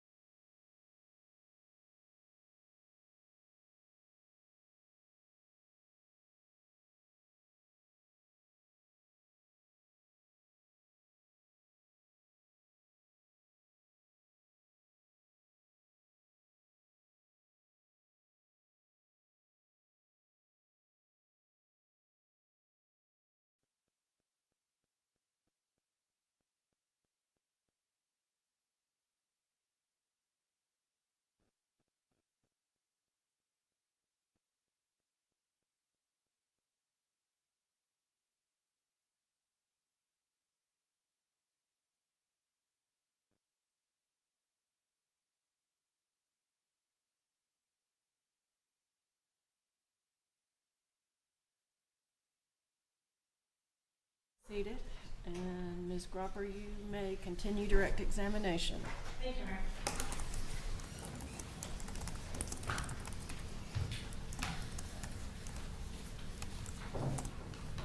All right, Mr. Spillers, I want to ask you, we were talking about the CBD, Okay. and I want to go back to that. I'm handing you State's Exhibit 87. Do you recognize what's in this photo? Yeah. Okay. That's what. What is that? Yeah, that's why I gave you that. Okay. And does this truly and accurately reflect it in the manner you gave it to Chloe Yeah, Driver? it's in a very small glass jar. Okay. Yeah. Your Honor, I'm going to tender State's 87. Any objection? It's admitted. All right. All right. And is this the CBD that we're referencing? Yes, it is. Okay. And was this the same sample of CBD that you had given to your My dad's cousin. dad's cousin? Yeah. And that you had used yourself? Yeah, Okay. it is. And then you just gave the remainder to... I just had some with me that I was taking for my Okay. shoulder issues, for my shoulder pain, All and right. that's the jar that I had that I was just using personally. I had purchased this a year before, Okay. and I still had some left over, and I just gave the rest of what I had to them All right. after they considered it. Like I offered it, and they considered it, and like the next day they were like, "Yeah, we'll try it," because it was free. Okay. Instead of spending all their money, I just gave it to them. All right. So You know. she had ordered CBD offline, Right. and then you offered this, and they talked about it and accepted it. Yes. Okay. In terms of administration of this, do you just eat it? How does that work? Orally, yeah. Okay. Yes. And were you a part of the discussions surrounding the CBD or the use of CBD? No. Okay. I mean, I found out that they had come to these, that they had come to like an agreement, Mm-hmm. about using CBD to try to help Kiwani to find some, without using pharmaceuticals. It seemed like a much softer and more organic approach to some kind of chemical alleviation for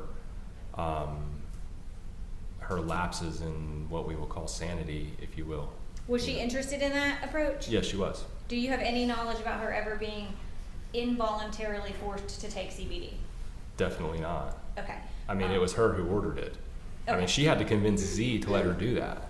She had to convince Z to let her take Yeah, the CBD. because it's like, he was trying to do this organically and like have her heal on her own. Okay. Because there was like I say, she kept coming back into real or whatever you're gonna call it, back into a place of mental clarity where she would apologize and not remember what she did, but he found it significant that she was, because she wasn't like, it's not like she was like she wasn't like clinical, it's not like she was like that all the time.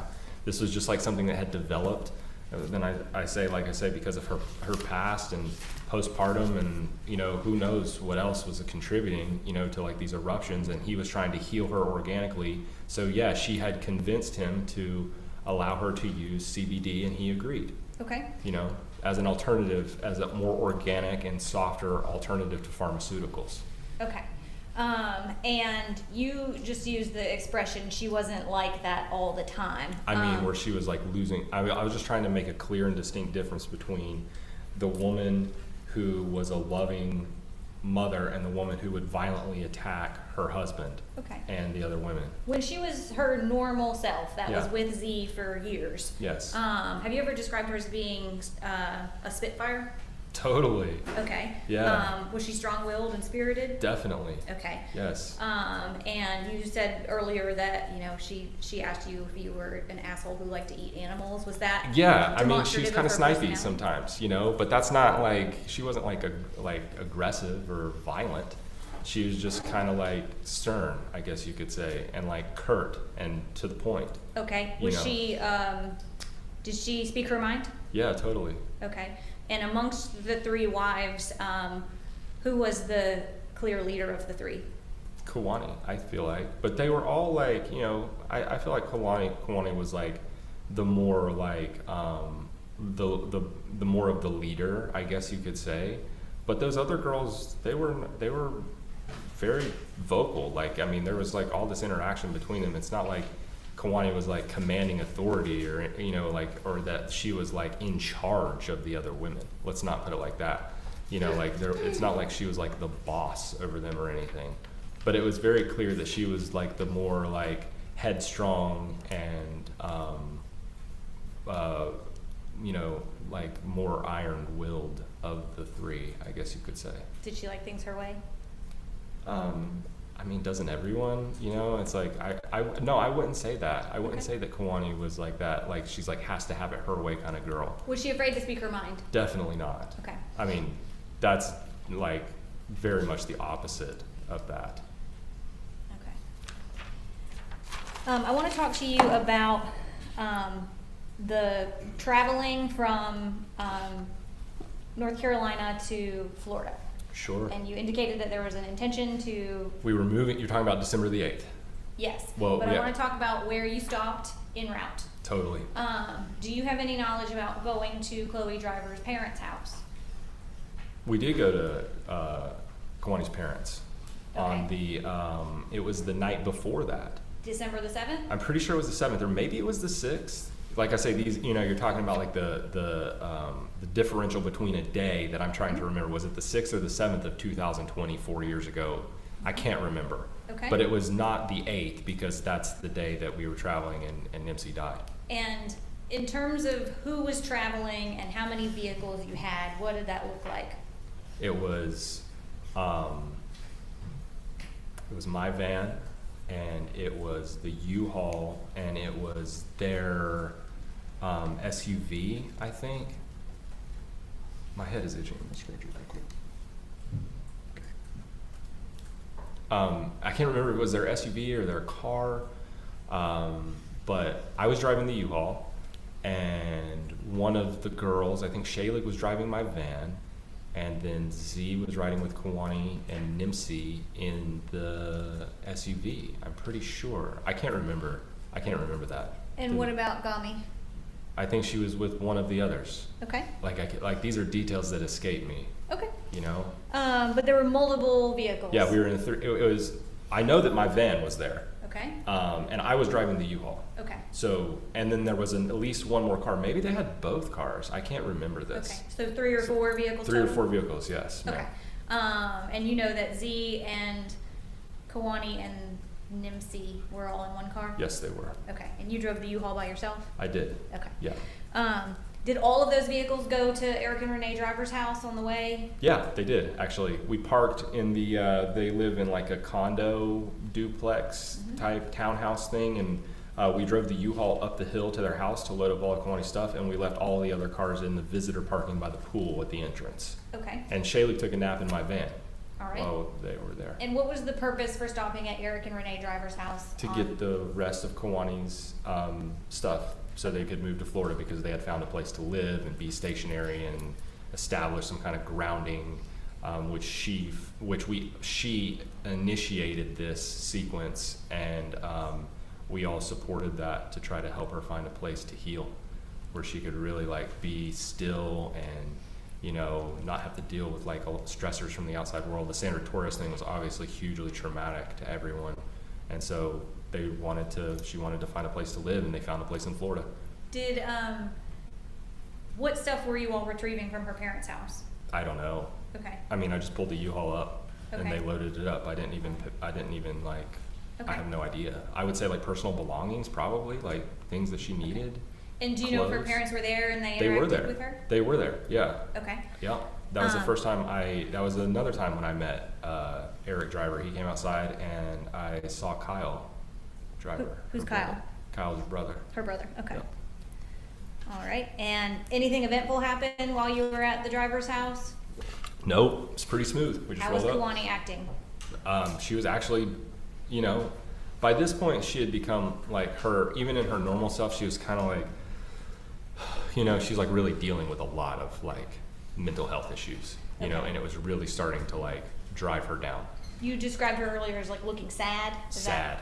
Okay. Yeah, just like, like really needing to get like that, like needing some kind of like something, like the stable place in Florida where they could go, and she was really looking forward to that, and everybody was, Okay. like that was Do you know who made the decision to go to the driver's house to get Kuwani's things? Was that something that she Gosh, I requested? don't know. You don't know? Okay, that's No.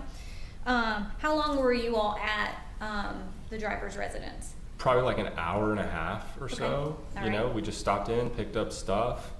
She had just been there after Thanksgiving and then had come back to Z and her family and with her sisters and her baby, and they had like, you know, things had like mended and they were going to Florida, and Eric and Renee opened their house up and Z was there talking to Eric. Like it was just like, you know, this is all after that. You know, this was December the 6th, right before Nimsy died. Okay, so December the 6th, in interactions between Z and Kuwani and her parents and her brothers there, did you observe anything that was abnormal, Not at all. tension, conflict, anything like that? Actually, not at all. Like Okay. it was just smooth. All right. Like Eric and Renee were, you know, they were there. They're like, here, you know, they opened their home. Z was talking to Eric. You know, he went inside, gathered their stuff with Kawani, and loaded it into the U-Haul. At that time, was Kuwani excited about going to Florida? They were all very like eager to get to Florida, or like, you know, like, yeah, excited, I guess. You know, Okay. as excited as a person who's that kind of, who's like sad like that could be, I guess. Okay. But yeah, they were. They All were. right. They were all like ready to get to Florida and be stable, and they wanted to have a garden. She was talking about having a garden and growing food and doing, you know, some self-healing meditations and being stable and being away from stressors of the world, like, you know, just, you know, they had found a spot in the country, you know, that was kind of like a way, you know, to where, you know, she wouldn't have as many triggers to go into these. Those were the things that she expressed she wanted? Yeah, A totally. garden and land and to be That's out it. in the country? That's it. Okay. Yep. Was Nimsy with her and Z in the group whenever they were there with Yeah. Eric and Renee Driver? Yes, she was. Okay. Yeah. And then you said you believe that was either the 6th or the 7th? The 6th or the 7th, yes. Okay. And then I want to talk about the 8th. You all Yeah.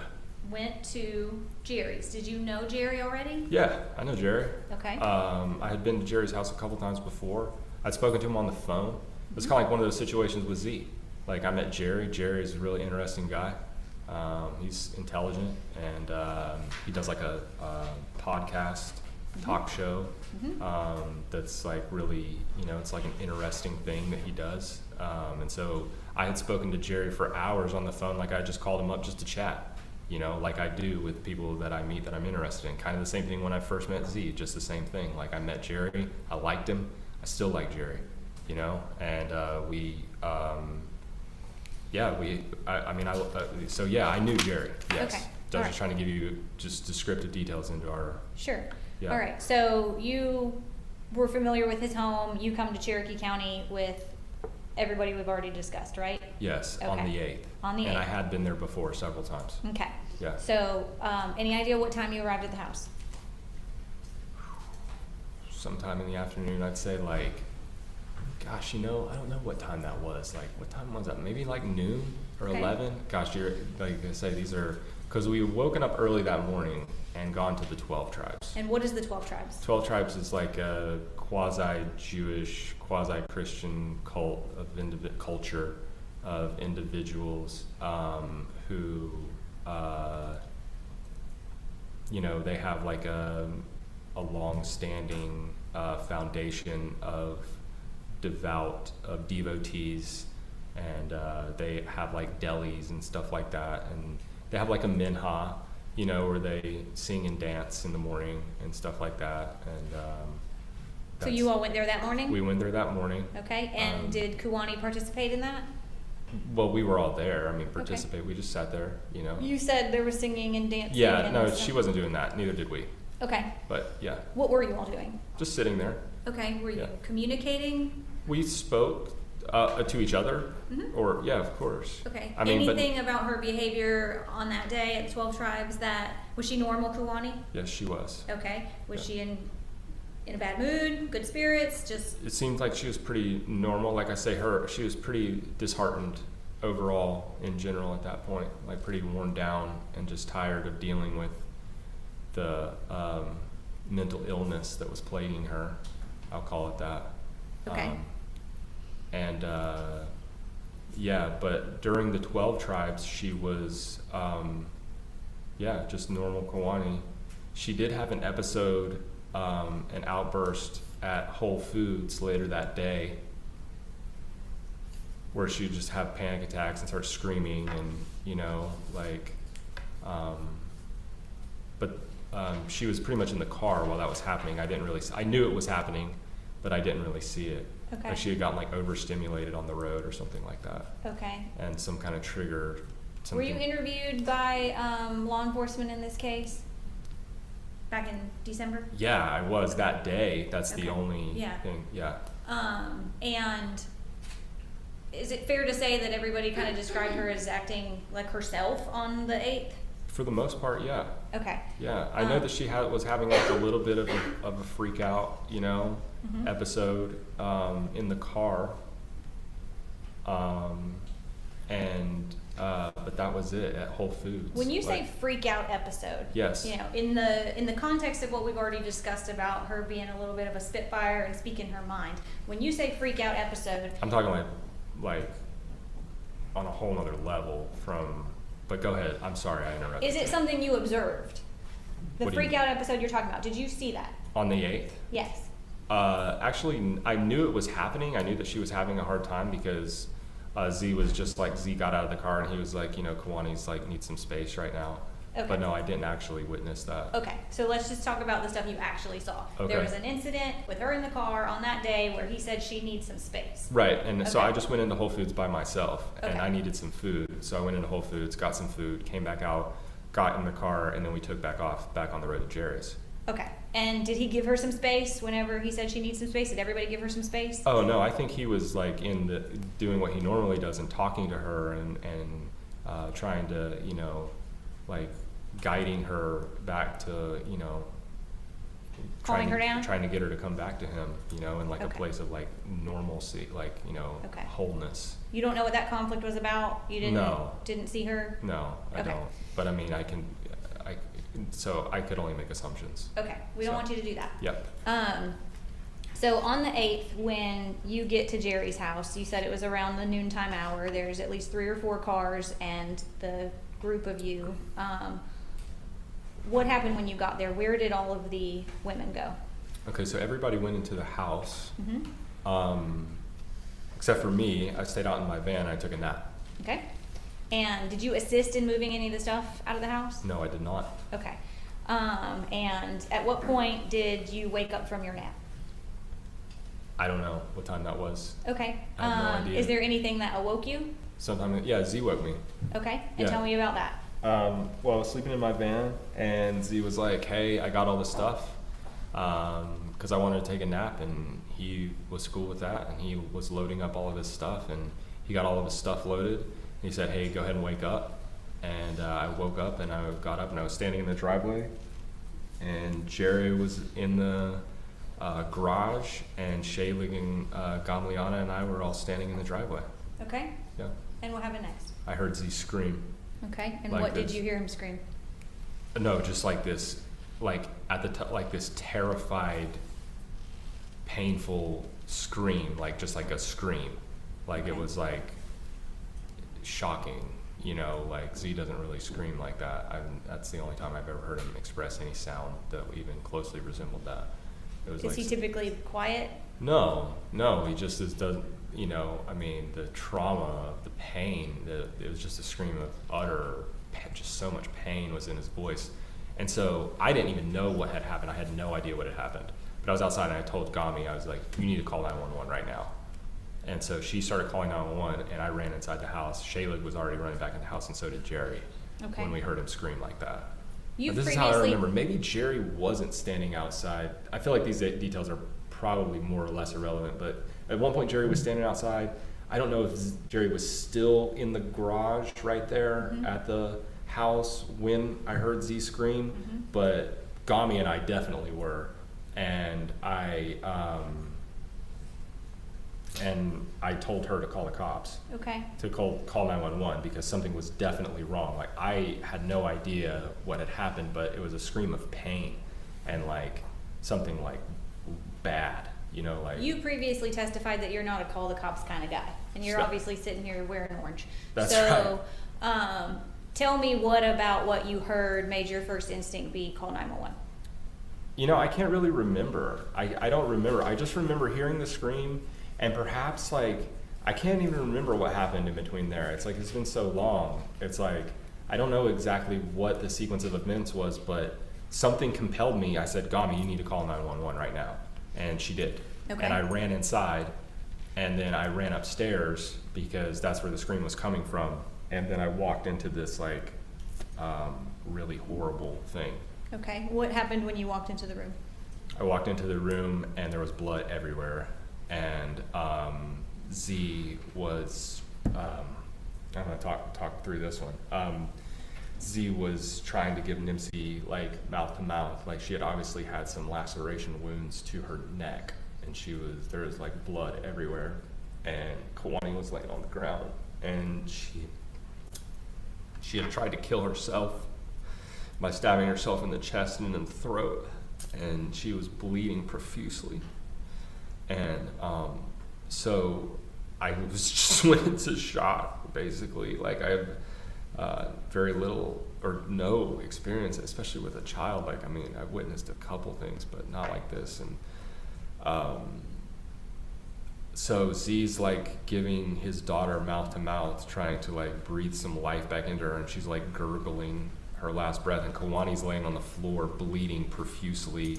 Was Nimsi still alive when you went into the room? She was on her way out. Okay. Like she was gurgling, but she wasn't moving, and she looked very not alive. Okay. And tell me about your interaction with Kawani, sorry. I went to the ground, and Z said, keep pressure on the wounds. And so I did. I went down and I kept pressure on the wounds, and I tried to just stop them from bleeding. I was using my sweatshirt and my hands to put pressure on the wound that was on her chest and on her neck until the paramedics got there. Okay. And how was Kawani reacting to you? Was she saying anything or doing anything? She was saying that she wanted to see Nimsi one more time, and she was actually trying to push me away. She was, you know what, earlier I said there was only one time when I touched Kawani, but that was the second time, when I was trying to save her life. I was holding pressure on the wound, and she had blood all over her hands, and she was pushing my face away, telling me, stop, I'm supposed to die. And I wanted to see, and then she was like trying to lean up to see Nimsi one more time, but I held her down because I thought that, you know, I just didn't want her to lose any more blood, because there was blood everywhere and all over me and all over our clothes and all over the floor and the bed. It was like a massacre. And I just wanted to try to save her life. So I held her down and kept pressure on the wounds for probably about 2 minutes, because the paramedics came really fast. Okay. So she told you to stop. She tried to push you away. Yeah. She said, I'm supposed to die, and that she wanted to see Nimsi one last time. Yes. Is that what you recall? Yes. Okay.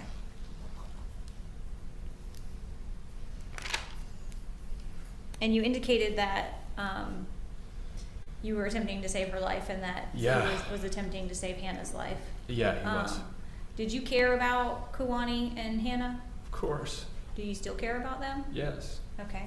And after this happened, did you maintain a relationship with Kawani? Actually, yeah. After she was arrested, did you all continue to communicate with her? Yeah, she called from inside jail a lot. Okay. And we had a chance to speak a couple times. Yeah. Okay. And do you know for how long she maintained a relationship with you and Z and the other women after she was arrested for murdering Hannah? Gosh, I can't remember. I have no idea. Okay. A while, more than a year. Okay. Yeah. And were you a part of some of those phone conversations? I was, yeah. And what was the tone of those phone conversations? Pretty, like, mellow, really. Like, just, you know, she's in jail, and we were talking to her and just reminding her that we love her, and that even though this was like a horrible thing, that we forgive her, and we know that that wasn't her that did that. we still love her and care about her, and we forgive her for that because we know that she would never do that. And did she continue to express love for all of you? Yes, she did. Okay. And have you maintained contact and stayed in contact with Z? Yeah. Okay. And have you all discussed that, you know, you still care about Kuwani and you don't want anything bad to happen to her? That's right. Okay. And have you discussed that it is your desire that she go to a mental hospital and not be in state custody? I mean, honestly, when it comes to that, I feel like my opinion is that this woman has suffered enough, you know, with all of her, you know, I can't imagine having to deal with knowing that something that you lost control of your own mind to the point to where you know, killed your own daughter. Like, women don't kill their babies. Like, that's really rare, you know, and when you do see it, it's usually a case of like, the child is unwanted.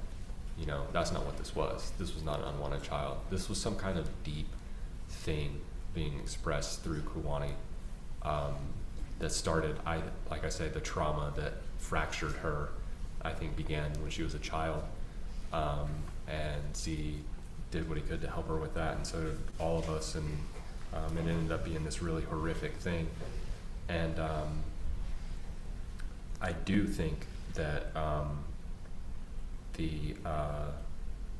basically, like, I know that, I mean, I just don't think that prison is the place for her. No, I don't. Okay. I think that she's just gonna degrade, and these prisons are horrible, you know, and they're just like. Have you stated previously that you think she suffered enough and that you all believe she needs to be free in society? I mean, that's a question mark. Like, free in society, I think that she should be, I think that it should be acknowledged that in the term of what we'll call, you know, not guilty due to insanity, it's like you hear about people using this as a cop-out plea, and this is actually like one real one, Okay. you know? And we've discussed that you don't know what the law in Georgia is, right? I don't. I mean, I'm just trying to speak as as much familiarity with it as I have. And my question is whether you have stated that you think she suffered enough and that she should be free. Okay, I think that she has suffered enough. Do I think that she needs to be immediately free? I don't know. Maybe. I think that she could be. You know, I mean, I don't think that she's a harm to anyone. I don't think that she's a harm to society, and I don't think that she's a harm to herself. But maybe she is. Maybe she does need to be institutionalized. You know, I think that should be determined by a professional. When's the last time you spoke to her? Gosh, it was a while ago, like a couple years ago. You know, I don't know. I mean, do I personally feel like Kuwani should be free? Yeah. But maybe not, but maybe I'm wrong. You know, like I say, I think that should be, I do personally feel that. Okay. And you have to understand, like, I have zero toleration for abuse of children. I think that the laws aren't strict enough on those who abuse children and, you know, individuals. If it is so the case that Kuwani was abused as a child, then her abusers should be brought to justice. And I don't think there should be a statute of limitations on that. Did you ever tell Detective Cruz in the investigation of this case that woman chose to do what she did today? She took those actions, she made those choices? I don't remember saying that, no. You don't remember saying that? No. And the person that stabbed Nimsi to death, do you see her in this courtroom? From what I understand, I didn't see her do it, but Kuwani's sitting right here in this room. Okay. Yeah, that's her. Over here? Yep, that's her. I don't have any other questions at this time. All right, cross-examination.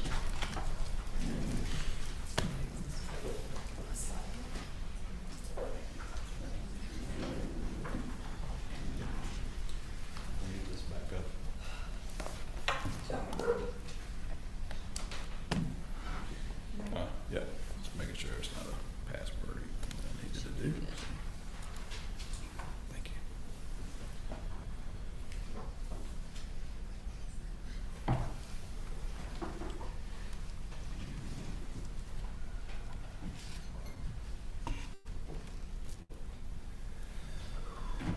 All right, good afternoon, Mr. Spillers. Hey. Nice to talk to you again. You and I first spoke, I think that was Friday or Saturday while you were at the jail by a Zoom call, is that correct? Yeah, we sure did.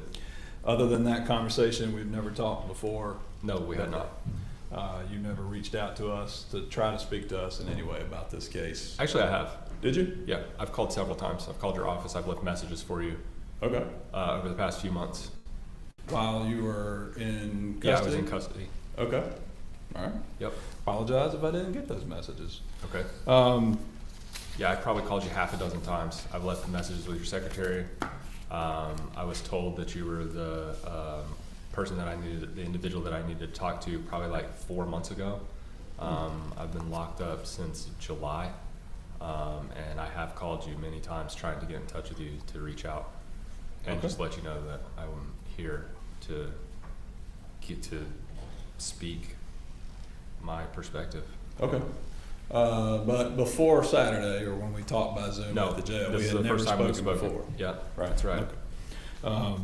We had never talked at one point about what your anticipated testimony was going to be today. Before Absolutely Saturday. not. No, your questions for me on Saturday are mostly in the nature of my relationship with the group. We only talked for 30 minutes. Right. I mean, I've been on the stand now for 2.5 hours. Yes, sir. You know? Yes, So, sir. And I am going to talk a little bit more about your relationship to the group, just to flesh some of that out. Okay. Let's do it. But I'm going to start with December the 8th. I know, Okay. I know that's a tough day for you. I've seen the emotion on your face about what happened that day. I care deeply about Kawani Yeah. and that baby too. Yeah. I just want to understand a couple of things. When you came into the room at first, Z was already in the room, right? Yes, he was. And when you came in, Z was attempting to resuscitate and deal with Hannah, correct? Yes. When you first approached Kawani, I'm going to call her Kawani because that's what you call her. I'm Sure. going to try to keep that consistent. When you first approached her, was the knife still in her chest? No. Or was she holding that in her hand? Or It was where, on the where floor. was the knife? It was on the floor. Okay, so the knife was already on the floor beside her. Yeah. You didn't do anything to touch or move that knife when you walked in, when you came into the room. Nope. Okay. And you said that she was saying that she wanted to see her baby. She was moving up to see Nimsy, correct? Yes. And she said to you, "I'm supposed to die. I'm supposed to die." That's what she was telling you. Yes. Okay. Do you recall when she was laying there on the floor, do you recall her reaching out to Nimsy with her right hand?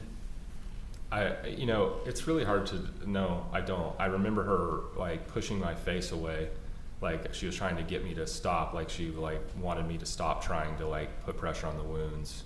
You know. Was she also trying to get to the child, did you think? No, I don't even think she could get up at that point. Like she said very clearly, I can't even see. Like she says, I can barely move, I can't see.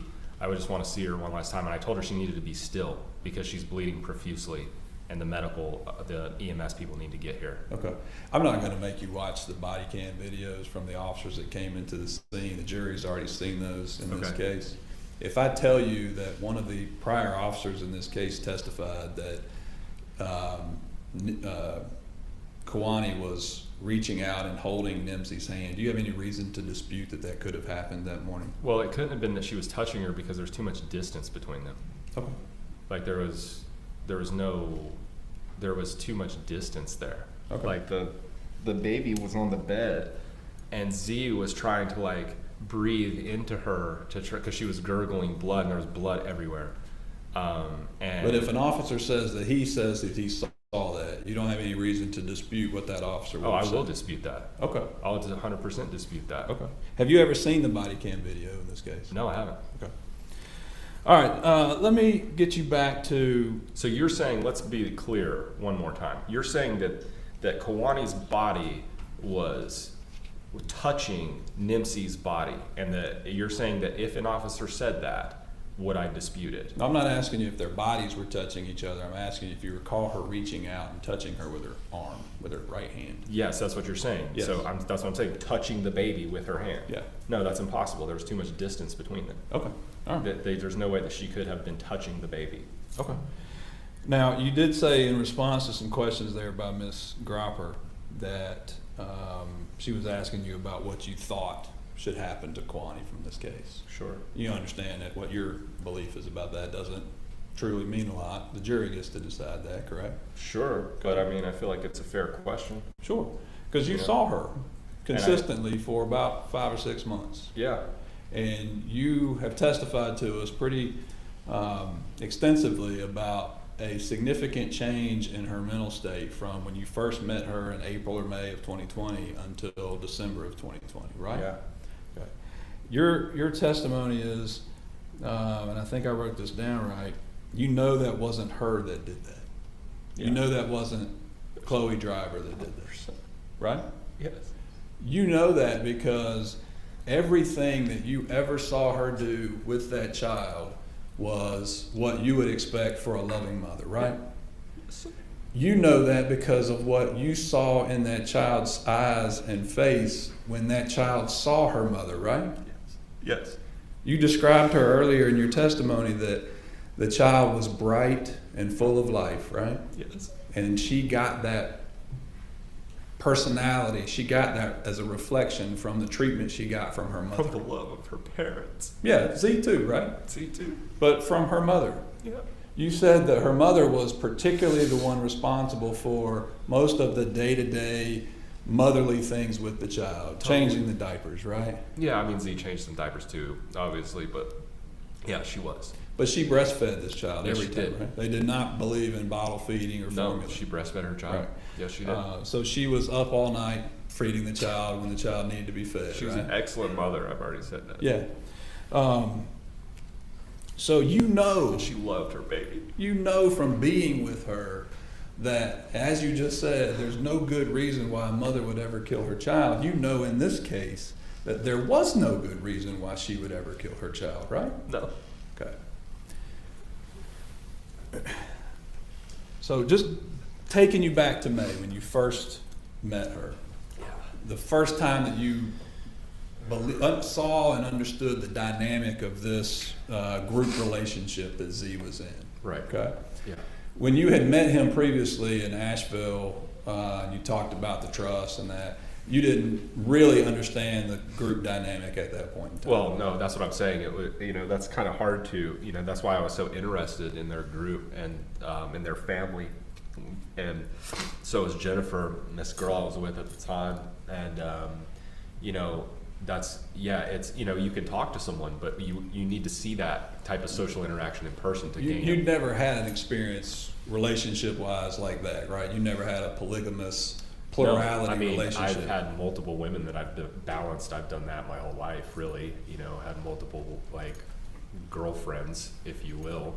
But no, I had never taken the time to introduce them to each other and be like, hey, we're a family now. I'm gonna actually be devoted to you as a husband and show you that level of commitment and care and love and appreciation and all these things. Even though I was never really I always showed those things to the women in my life, but never to the level of calling them my wife. Right. So like I say, when I heard that, I thought it was very interesting because it was kind of what I had always done anyway with plurality in women, but actually having the intimacy and the fulfillment of having a wife, which I had always had missing from my life and I really wanted. But I never wanted to just settle for one woman, and Z kind of seemed, it was just like, oh, it just like a light clicked on in my head. I was like, oh, so you have multiple wives. That's how you do that. Okay. And So- like I said, you never had that relationship with multiple women in a wife type setting. No, right? sir, Right. I have not. So you were curious as to how that existed Yes, sir. and whether or not these people all got along with each other. Right. Was the relationship built towards each other, were there infighting amongst some of them, right? Yeah. And when you first met them in May, you found that everything was they all agreed. They got together. They got along. Everybody They really worked did. together, right? Yeah, it was beautiful. I was inspired by it. And even like when we left, I told Jennifer, I was like, I'm about to like change my perspective on, you know. Let me show you. We're going to mark this as Defendant's Exhibit 1, Judge. This is a photograph, I believe, that was taken off of Kuani's phone by law enforcement. You see that photograph on your screen there, sir? Yeah. Do you recall an instance like that in May, June at the beach? I mean, that was pretty much like their life. Look at how happy Kuani is. You know, like, look at her face. Look at the baby. You know, like, these were just like, it was just like happy people, like, just living their lives. Does that seem to be a fair and accurate reflection of things that you exhibited with them at that time in May? Yes, sir. Okay. And again, Judge, let me show you, we'll call this one Defendant's Exhibit 2, and I'm going to see if I can There's Kuani holding and feeding her baby on the beach. You know, like, zoom look at in her on that face. and make Like, it a little bigger. Appears in that photograph, she's actually breastfeeding the child. Is that Yeah. clear? yeah. Same photograph, time frame, they're on the beach, obviously. Does that appear to be a representation of what they would have been like in May or June of Yeah. that year? Yeah, I mean, like I say, when I left, I told Jen, I'm like, I'm doing this now. I'm gonna have multiple wives one day. And she was like, I was like, so what do you think about that? And she's like, actually, she was like, okay. She was like, so I told her, I'm like, I'm gonna bring some other women into like this relationship, because she was living with me at the time. Even though I told her, you know, and I was very clear about, you know, that it was more of like an open type relationship, you know.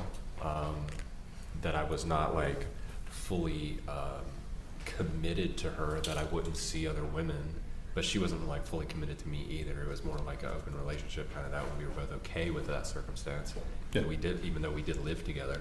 Okay. And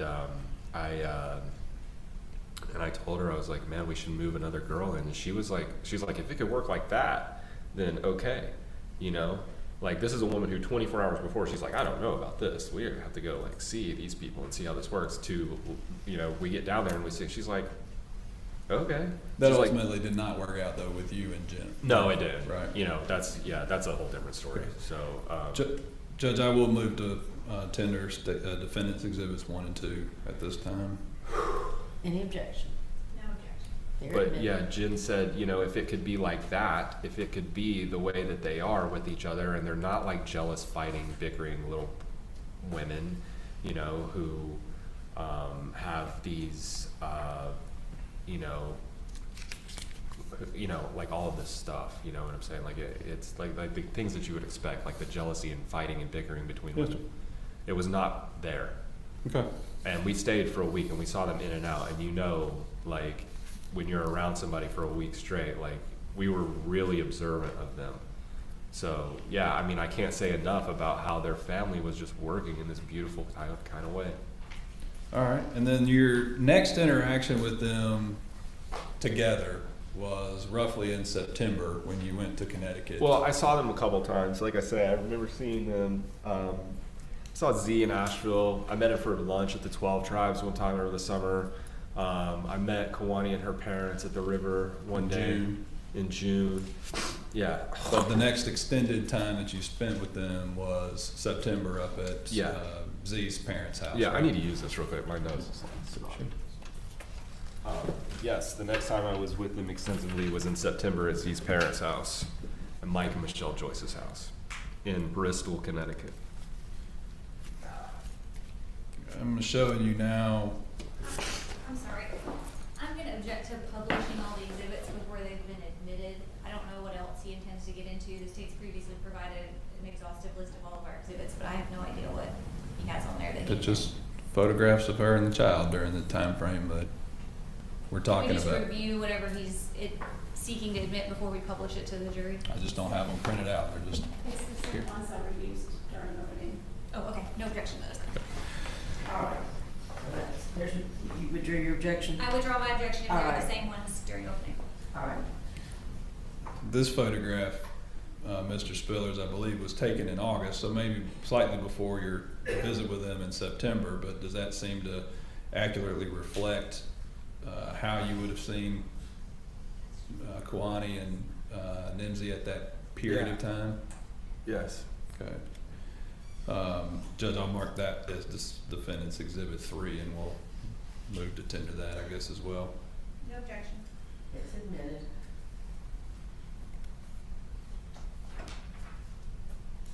And then in September, when you were in Connecticut, you were there for about 2 weeks, right? Yeah. And I think you said that you stayed in your van for the most part. You slept in your van while you were there. Yeah. Kawani, Z, Nimsy were in his parents' home. Yeah. Right. And at that point in time, his parents knew her, knew the other women that were involved, right? They were well aware of the relationships that he had. Yes, they were. Okay.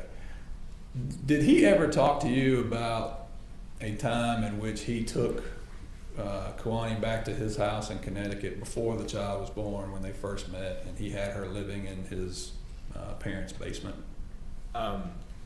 Yeah, I do remember him talking about that, like briefly, like that's how they met or something like that. That's when they first met. You recall him telling you that he kept her in the basement because he didn't want his parents to know about her at that time, and he took food down there to her? Definitely not. And they definitely knew that she was there. That's ridiculous. Okay, this would have been not September of 2020. I'm talking about before that. Oh when yeah, they but I first mean, met. dude, Michelle Joyce is not the kind of lady who has somebody in her house and doesn't know about it.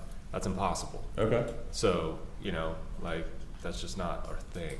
Okay. You know, like the idea that, you know, that they didn't know that they were, he was keeping someone in her house, like, yeah, right. Have you met her?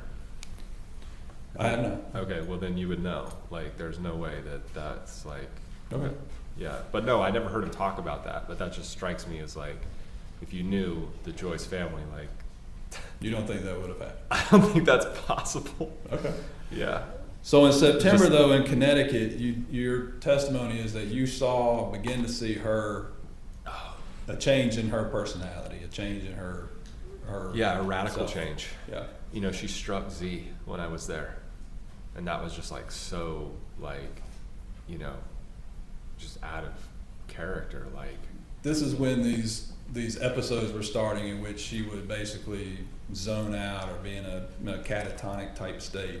definitely. Is that right? Yes. When she was in these states, she would come out of them and not have any recollection of what just happened. Is that right? Yes, sir. And I witnessed this many times. Yes. Especially because it developed even more when I, you know, into October and through November, it was severe. I've never seen anything like it.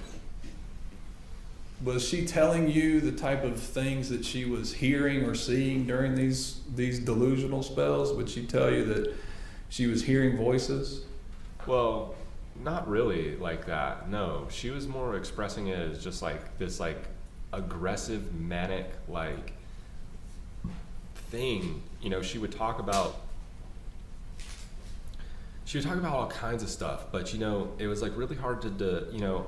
And I was listening attentively and with care and respect for Kawani when she was expressing these things. And, you know, it's like certain things that she would say kind of made sense sometimes. You know, like she would talk about like, gosh, I can't even remember these things specifically. Like she would talk about like evil in the world and like, you know, like which there is a lot of evil in the world. Sure. You know, so it's not like everything that she said, but some of the things that she was saying were completely like. But she was expressing to you that this was evil that she felt like was directed at her, right? Definitely. Not something that she was just talking about. But just like an ambivalent force in the room as well, too. Yeah. Like not just like an indirect, like just the presence of evil. Yeah, she sensed this. Yes. It's not like she was mad at the war in Israel or something. She was feeling a presence of a body or a presence of an entity that was coming towards her or directed towards her, right? Yes, sir. Yes, she was. This was so profound to you when you saw her in September and such a difference in how she was in May. You recall talking to Z about this and telling him that, you know, she needed to get some help?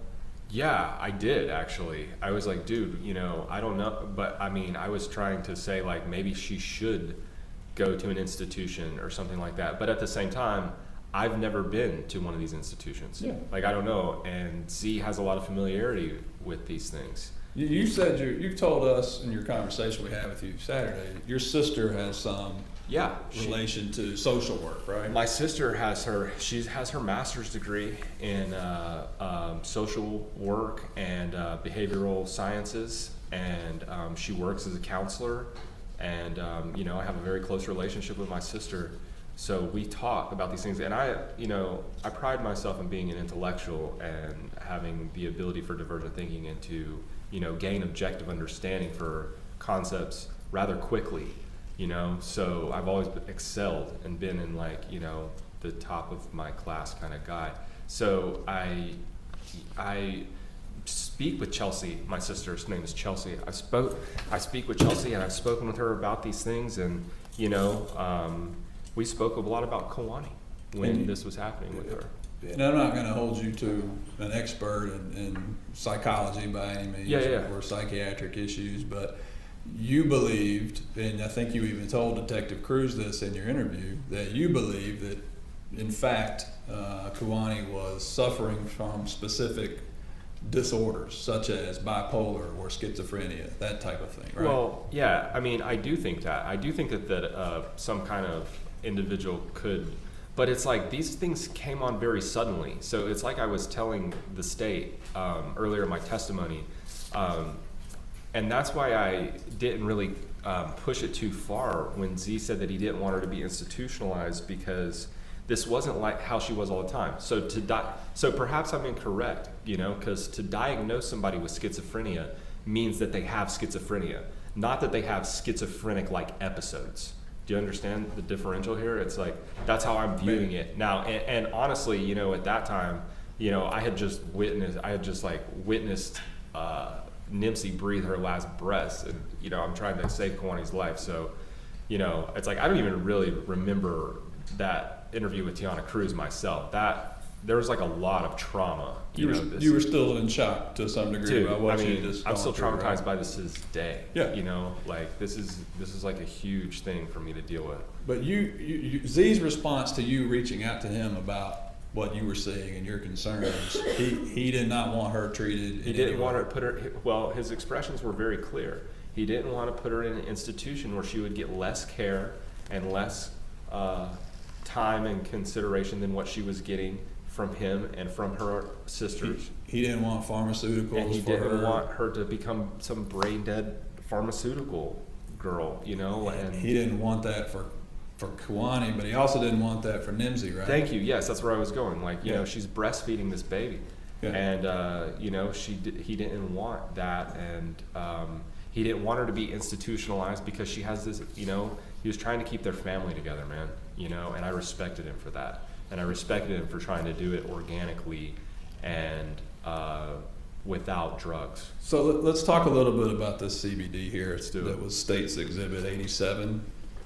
I think when you testified earlier, I thought you testified that you had bought that from a store, but maybe I misunderstood. You got it from a friend of yours. I bought it from an individual, a woman who's in her 50s, who works in the CBD industry. Is her name Kylie Cross? Yes, it is. Okay.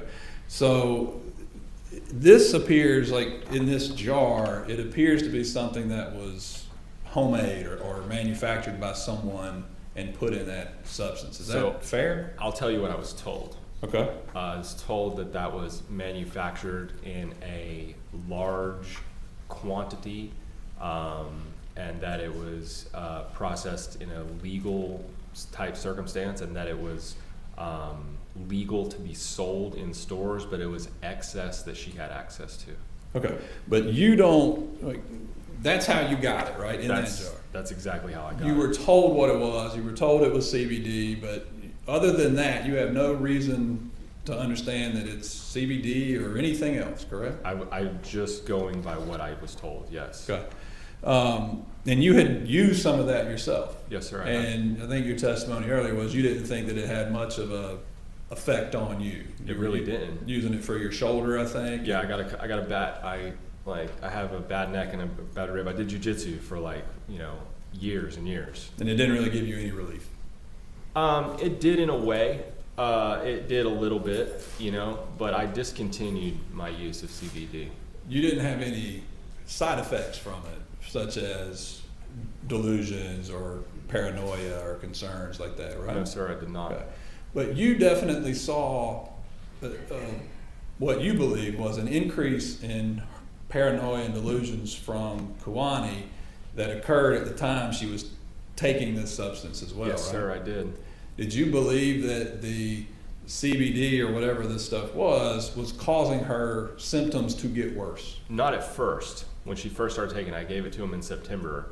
And then that only progressed until that was way later. And she was the one who was saying that. Cause I don't, her delusions, it was it's hard for me to differentiate, was this actually, but she was the one who started saying that. She was telling you that she was having concerns that this substance was causing. She was telling us, and then Z started to pull it back and stop giving it to her. Okay. Ultimately, and you talked a little bit about this earlier, the nature of this relationship and the control, and I don't mean control in necessarily a negative way, but the patriarchal structure of this family, right? Yes, sir. Ultimately, Z had the final decision about whatever was happening in his family, right? I mean, yeah, for the most part, but these women were heard. It's not like these were not oppressed, Sure. I mean, silenced women, and by no means. In fact, very much the opposite. Like I say, he wakes up every day. It's we want to talk. He wants them to talk. They were encouraged to speak. They were encouraged to speak their minds. They were encouraged to tell how they were feeling, so he could be a better man.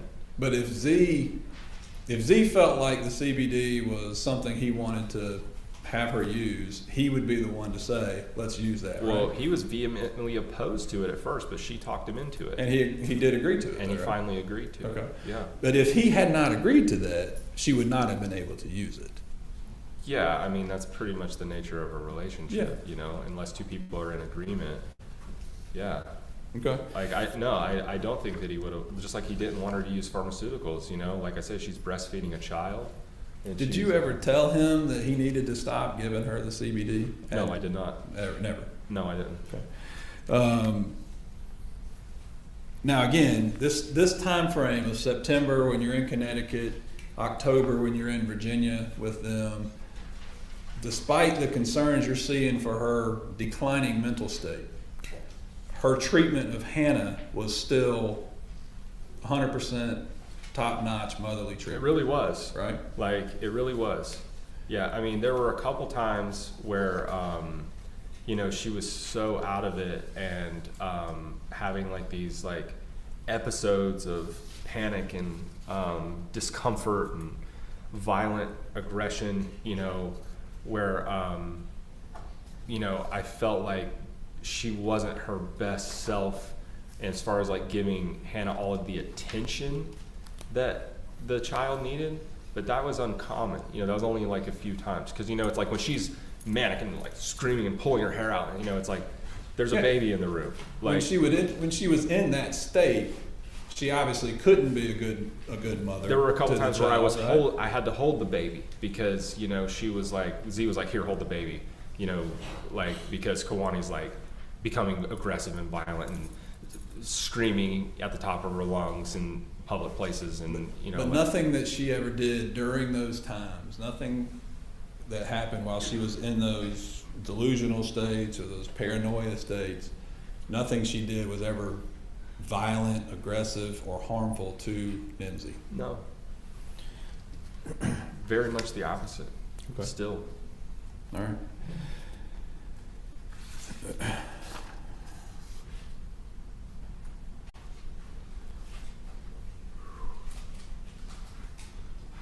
Now, when you were in North Carolina, this is, I guess, late October into November, when you got back to North Carolina where you lived, right? Yeah. Candler. It's like a suburb of Asheville, is that right? Yes. Peggy, how far does Peggy live from you? In Candler? Yeah. To South Asheville, it's 20 minutes. Okay, but your house from Peggy's house is same distance, or? What do you mean? where you live versus where Peggy lives, how far apart do y'all live? 20 minutes. 20 minutes. Peggy lives in South Asheville, Okay. off Overlook Road. Okay. I live in Candler, 41 Oakdale was my address. Okay. And I would say it'd take, 15, 20 minutes to get over to South Asheville. So when y'all were in North Carolina, was the rest of the group primarily living at Peggy's apartment with her, or were they Actually, staying in both places? Yeah, basically like both places, but I let my house out to them. I let them stay at my place. Okay. When we came back from Virginia Beach, they stayed at Peggy's for a little while, and then Z asked me, and we stayed there. And then Gamliana started doing the dark therapy there at my house. So at that point, they were staying at Peggy's, and that's where she was during the events that happened on November 25th. Yeah. And that's why she wasn't there, because she was doing a dark therapy, like I say, for her own pursuit of a higher vibrational frequency. We'll come back to that November 25th incident in just a minute. Okay. But at that point in time, they were staying at Peggy's house. Is that Yes. fair to say? Okay. So let's talk a little bit more about the group dynamic and some of the stuff that we're practicing. And you talked on this earlier. This was a patriarchal driven dynamic, right? Right. Well, Z's like the center. Z's like the, he's the man of the house, and He calls himself a prophet, does he not? a prophet. Yeah. I don't know that Z would use that word to describe himself. You never heard him call himself a prophet? I've never heard him call himself a prophet. You never heard him call himself Prophet Elihu? No. No? If he told Detective Cruz that when he was giving her his name in an interview, would that surprise you? Eliyahu? Yeah. Eliyahu's his given middle name. That means Elliot. That's a Hebrew name. Okay. But if he called himself a prophet, that would surprise you. I mean, that kind of would surprise me that he would use that word. Do you recall him talking about, at times, Z or any of these women in the group? Yeah. Do you recall them talking about the CIA coming after them and out to get them? Yeah, there was some talk about that. Okay. Part of the idea of this trust system, as you talked about, was keeping your property away from the government. Sure. You have a, let's say, healthy distrust of the government. Is that right? Yeah, I would say. Yeah. Sure. You part of the trust idea is that it insulates your property and your income from taxes. Yes, it does. Right. No, that's a fact. And at the time that you were with this group from May to December, Z didn't have a job, did he? No. Nobody else in the family had a job, right? None of the wives had jobs. No. Kawani's job was being a mother to this child, right? That's right. Do you know what source of income they were living off of? I know that all of their finances are private through their trust. I mean, But you don't know how they got them. I mean that's. Do you know anything about him submitting loans to the government during COVID with PPP money? Yeah, I do remember there being some talk about that, but Setting loans up in the name of a religious organization that they got money from? okay. I mean, are you aware of that? I mean, I remember them doing that, yeah, but I mean, I didn't really know all the details about that, but I do remember that. Yeah, I do remember there being them using the trust. What about also this belief in this group that there are only 168,000 souls that are alive in the world? Are you familiar with that? Yeah, that's not unique to them. Is that something that you hold as well? Is my belief what's on debate here? How does this relate back to? I'm trying to understand Just where trying to understand the nature of this group. Okay, the nature of the group in relation to the death of the child, or In the relation to what they believed. okay, what does that have to do with the death of the child? Mr. Spillers, I get to ask you questions about what I would like to ask you questions about, as long as they're generally relevant. Okay, I'm asking you trying to questions understand how about this the is nature generally of this group. trying to understand how this is generally relevant. I'm trying to understand why somebody believes that there's only 168,000 alive people in the world. I personally believe that there's only 500 million bodies in this place.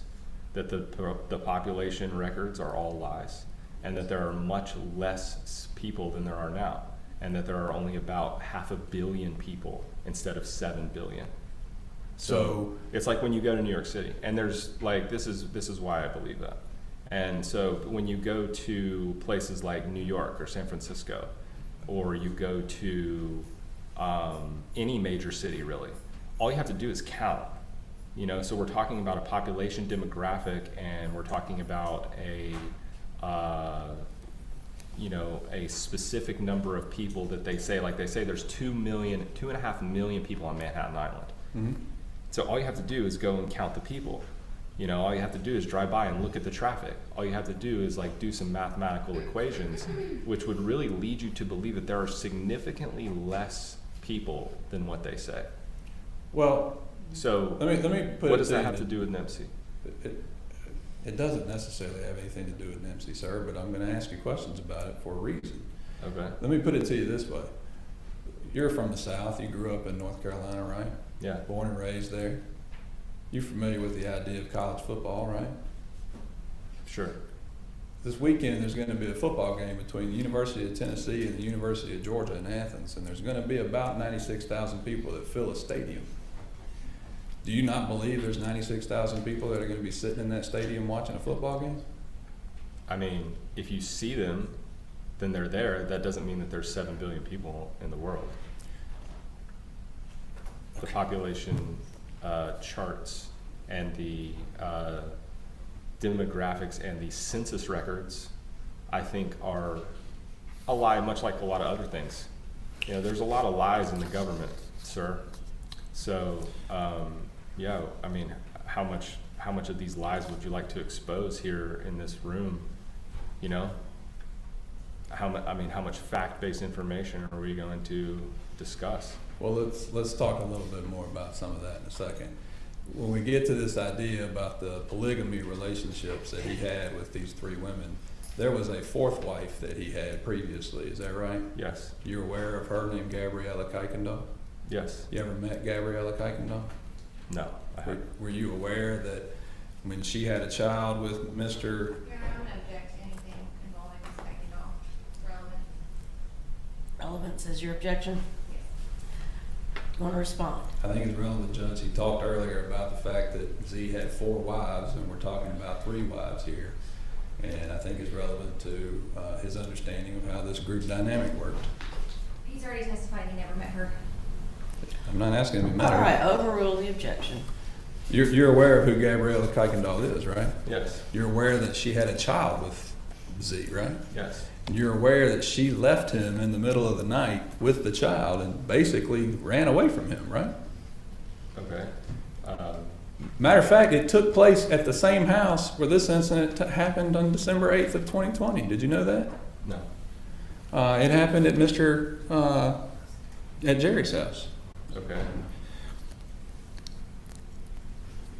Part of what Z was trying to do with this group was to grow this group, right? He was constantly looking for other women to bring into his group here, right? Are we not all constantly seeking the companionship of compatible individuals? I'm asking about Z right now. Okay. Wasn't he always trying to talk to other women about bringing them into the group as well? I mean, sure. Yeah. Part of what he ultimately wanted to do was to have multiple children with multiple wives as well. Is that right? That's what I want to. Okay. Yeah. He, in fact, right now, Anna There's just had a child. There's a beautiful baby in this world that Gami just birthed. Yes, she did. And Shaylee is pregnant today, right? Shaylee's about to have one too. Yep. His mentality is to grow his religious following, right? You just used the word religion, which I feel like is inappropriate. Okay, his mentality is to grow his following. His mentality is to find like-minded individuals to participate with each other. As is mine. And that's what attracts us to each other. But Mr. Spillers, he and you don't look for like-minded individuals. You and he look for strays, like castaway dogs on the side of the road. Isn't that true? That's really ridiculous. Is that not what you told him in a phone call with him at the jail just a few days ago? Is it? I'm asking you. I don't know. I mean, You and he have not talked about treating these women like strays? Finding these women that you can bring into your group and treat them like strays? That's not a comment that you made on a phone call? I don't know, maybe, and maybe it was made in sarcasm, you know? Maybe like, it was. Like, I don't know. I don't remember every single word of every single thing that I've said. But no, I've never treated women in my life like that. Well, I've you never definitely treat them as submissive individuals, right? No, I treat them as... Women are subservient to you, right? Answer the question. He can explain his answer. So, yeah, so what's your question again? I said at first that you treat them as submissive individuals. No, I don't. They're I think- subservient to you, though, right? I think that women should be in a place that is yeah, sure. In servitude of the man. Absolutely. Absolutely. 100%. Yes. Meaning that Benjamin or Z or Brian Joyce, whoever he is, he controls what they do. No, And if they I don't mean, do what he wants, they can get out, right? Of course. Right? He controls what they wear, right? So you're asking... Yes or no? You're asking me... Yes or no first? I don't know the answer to this question. He controls what they eat, right? We have already discussed that there is a standard, and this is the same thing that it is with me and women that I've had in my life since then.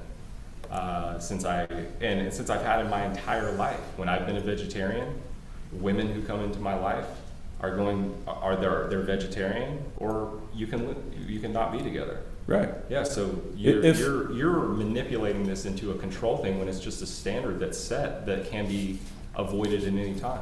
If Kawani wanted to go have a hamburger at Wendy's, he'd kick her out of the car, right? That's really a petty and childish way to describe something, and I mean, your rhetoric is utterly offensive. But no, I mean, why would she want to have, what would motivate her to eat an animal? She's the one who's telling me. Maybe she really didn't believe in all of that. Maybe. I mean, why not? You testified earlier that she didn't really get to talk to her parents much, right? Well, she was raped by her parents when she was younger and abused by them, according to her. My question, sir, is she didn't talk to her parents much, right? She did from time to time. Are you aware there were times where Z would take her phone from her and she wouldn't have access to her phone to make calls to people? Not when I was around. Never saw that. Never. I never saw him limit them like that. I mean, Shaylee, like, they still do things, you know, independently, like, if you want to use that word. His control extended to you too, right? He told you could never touch her. Yeah, that's a very common orthodox thing, that men do not touch each other's wives, and I respect that. Well, I'm not suggesting that men should touch each other's wives in any other sexual way. I'm just, a handshake. You couldn't even give her a handshake. Why would I want to? Why would I want to touch another man's wife? You started drinking urine because of him. I started drinking urine because Peggy Schindler told me about it, and I did my research online and did some self-edification. Perhaps you should do the same. But Peggy Schindler, I'm not drinking my urine, sir. Peggy Schindler got that information from him, right? Did she? I don't know. I'm asking you. You told me about it. I don't know. She knew him. Yeah, I mean, so what? Like, so there's like millions of people who drink their urine. There's like forums online with, tons of individuals, and this has become way more mainstream. And now there's like all kinds. Like I say, I mentioned Troy Casey, and I'd like to drop his name again because he's like a really prominent influencer online. And yeah, so I heard about urine therapy from Peggy. I immediately did my research about it. And I've heard about people, surviving on their urine, so I knew that it wasn't going to kill me, so I tried it. And then And you said you do it daily. I do. You still maintain contact with Z? Sure do. Day-to-day contact? Sure do. You've called him probably 10 times since you've been in the jail here in Cherokee County, right? Sure have. You've talked to him, I guess, beginning in August or September, even through today, about the mental state that you saw from Kawani at that time. Totally. And your belief is, and you continue to tell him that your belief is that she was insane. I'm not making it to a legal standard of that, but you felt like she was insane. I mean, yes, I do. I mean, call it insane, call it whatever you want. It's like, you know, this woman was like outside of her ability to discern what was even happening, and her behavior was erratic and out of character, and she would go in and out of these phases, and yeah, I would qualify that as insane from my perspective. I've never seen anything so severe in my life. Okay. Now, let me back you up to this incident in November in Nashville with Miss Sandra Torres. Let's do it.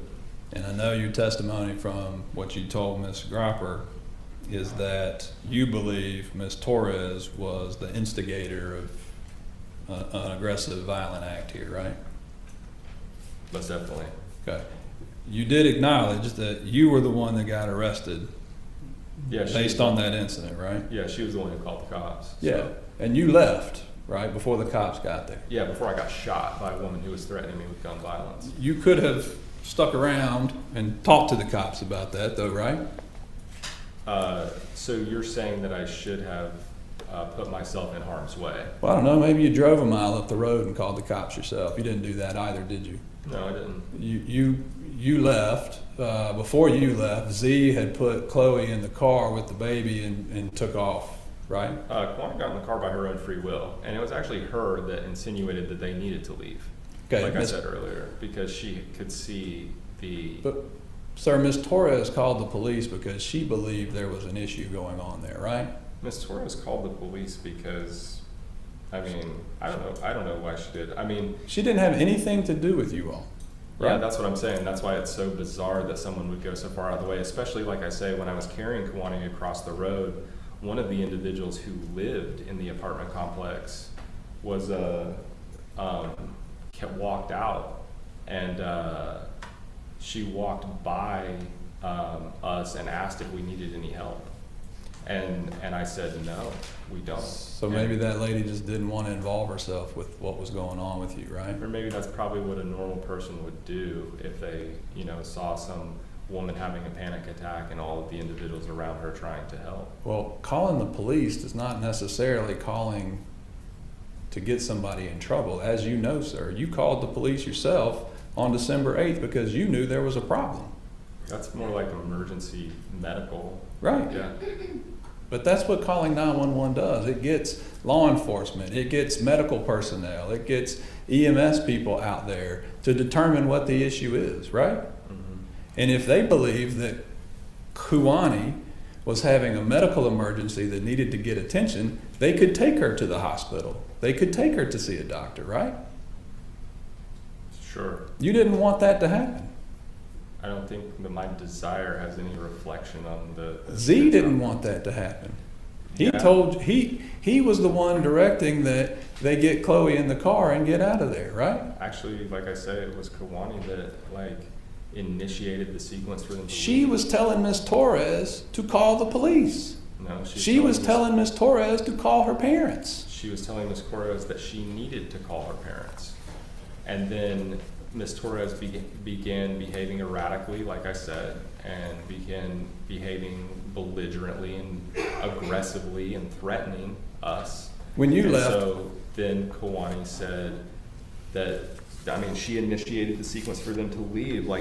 She could see that this woman was like this drunken, I mean, you could smell the alcohol on her, you know, that she was just this, you know, drunken individual who wanted to involve herself and make probably so bored with her own life or whatever that she wanted to cause drama and involve herself in somebody else's business that had nothing to do with her. you believe that Miss Torres involved herself in someone else's situation so she Yes. could get attacked by you and receive a broken eye socket? Yeah. Sir, this is a picture that's dated November 25th of 2020. Okay. That's a picture that Miss Torres sent to us, that Okay. she took of herself that day. Continue to object to I'm- publishing evidence that has not been admitted yet. I'm not admitting it yet, It's Judge. being published to the jury, it's not been identified with an exhibit number, it's not been admitted. Sustain the objection. So I just told you the story of what happened. And, you know, that was never brought to trial. So your assumption. Yeah, it was never brought to trial, sir, because you pled guilty to that. I was never brought to trial because they would never give me a trial. I sat. Yeah, that's very much what happened. I mean, you can make assumptions, and Sir, I'm not making assumptions. you are making I've seen the assumptions. documentation of your sentence that you received for that case out of North Carolina. Yeah, I know. It Like says I you said. pled guilty to assaulting and inflicting serious injury as a misdemeanor on Mrs. Torres. Pursuant to Alfred law. No, it actually doesn't say pursuant to Alfred law. That box isn't checked at all. It Okay. says you pled guilty. Then that's misinformation. You could pull up the court records. I said. That's who I got it from. Well, then you should pull up the court records from August 29th, 2023. That's when I the was- date that you pled guilty. Yeah, I mean, it says, the judge said very clearly before the court that it was pursuant to Alfred law. So perhaps you have some kind of, So you're saying there's a mistake in the document? yes, there is. Okay. From You what I was- understand that an offered plea is still a plea of guilty though, right? Yeah, but the reason why I pled guilty is because they were actually, so they didn't give me they were refusing to give me bond dates. They were refusing to give me court dates. They were refusing to give me a trial. They refused to give you those things because you had violated your bond before, is that right? Yeah, I was actually framed by and false evidence was submitted against me by Buncombe County. Really? Absolutely. Have you initiated a civil lawsuit against them for that? Not yet, but I have spoken with some civil rights attorneys, and I have not initiated that sequence yet, but I have spoken with several attorneys. And sir, you're currently incarcerated by the federal government, right? Yes, I am. For threatening a man online, right? That's an allegation, which Yeah, I understand it's an allegation. You haven't been convicted of anything and you stand absolutely innocent until proven guilty. then I think that we should, not talk about that. I'm not gonna talk to you about it. I'm not gonna ask you what you did. I'm not gonna ask you who it is. I'm not gonna ask you any of those questions, but you are currently charged with that, right? I have currently been charged with a crime. 14 counts of crimes, correct? Is it? Yes, sir. Okay, Counts 1 through 14 okay. for communicating threats to kill someone. Yeah, like I say, that's still. That's not the first time you've been charged with communicating threats to kill somebody either, is it? Can you specifically? I can. No, it's not. I have never actually threatened to kill someone. Kylie Cross, Kylie Cross. the did girl not- you got the CBD from. Kylie Cross, I had a sexual relationship with her, and I told her that and she stole $1,600 out of my dresser drawer, and I told her that if she ever came back to my house, that I was going to end her. I didn't say I was going to kill her. That's what she thought you said, isn't it? Yeah, I mean, That's this why is she like- went to the police and had you arrested. Yeah, That's why you were charged with threatening her. I probably should have took that one to trial because I feel like I would have That's- won. That's two, I guess, you should have taken to trial, but you didn't. You pled guilty to that one too. Yeah, You I got should. probation and 45 days in jail on that case too, right, sir? It was actually, I'm still trying to figure out what this has to do with Hannah and what your It has to do with you. Okay, and? I get to ask you questions and it has to do with you. Okay. But that's what you did. You threatened her and you spent time in jail Yeah, because you pled like I guilty say, in that case. I mean, a lot of the circumstances in my life, if I really would have just called the cops, and I should have called the cops on Kylie Cross when I caught her stealing $1,600 out of my drawer, but I couldn't really prove that. And like I say, I mean, Maybe it didn't happen. just as you're proving right now that there's like a real sinister nature by your tone and your, I mean, we're here to talk about a baby, and all you seem to want to be is obsessed with me. So it's like, I mean, I'm not obsessed with you, sir. then stop asking me questions about myself and let's talk about the crime that happened. I'm to this asking baby. you about sinister things because you've committed sinister acts. Saying, And I'm asking you those things Saying because of how something- they have affected this young lady as well. saying and doing, these all happened after this incident with Kawani. All of these circumstances happened after this incident with Kawani. Yeah, I'm aware of that. So do you want to maybe, maybe we should talk about the trauma that I experienced and how that has affected me, and, what has led to me being irate with people. And like I say, the Sandra Torres thing, you know, I'm happy to talk about that because, I mean, I want that. I plan to appeal that to the Superior Court of North Carolina. And I've already spoken to civil rights attorneys about the false evidence that was submitted against me in Buncombe County. So you're testifying, your testimony earlier was that you never struck Sandra Torres in the eye. No, I didn't. And there's like some evidence that would prove that in the motion of discovery. So how did she get the black eye that she says she got in those photographs? Who knows? Like, I mean, there was like... So I can show you other photographs from her of her black eye that developed over the next 3 days. Would you like to see those? She went to the hospital, and her hospital visit was 4 hours after the event. Maybe it was her son, the one who came and slashed tires. Maybe she had her son punch her in the face. She might have, but we don't get to know that, sir, because you pled guilty to assaulting her. Well, you pled guilty to doing exactly what she says you did to her, which is punching her in the eye. I had been held for 22 months, and I felt that I had a really strong civil rights case. And that's only been a year ago. Like I say, I've already spoken to civil rights attorneys, so I did. I wanted to, I pled guilty pursuant to Alfred law because I wanted to stop being oppressively persecuted by the Buncombe County government and get out so I could... You were in jail a lot of that time because you violated your probation in your case with Kylie Cross as well, right? No, that was not the case with Kylie Cross. You were on probation for that case from 2022. No, I was not. That's so I had actually become off probation, and it wasn't a violation of probation that, can I have some more of this water? It wasn't a violation of probation that got me reincarcerated on the 5th of April 2023 after they had held me for 8 months on 24-hour house arrest. So I did 10 months in jail, I finally made bond, and they held me for 8 months. And I'm happy to talk about this. This is like a really good venue. I appreciate being able to speak this out before a court, because this is all factual information that's going to come out later. And yeah, so after they held me for 8 months on 24-hour house arrest,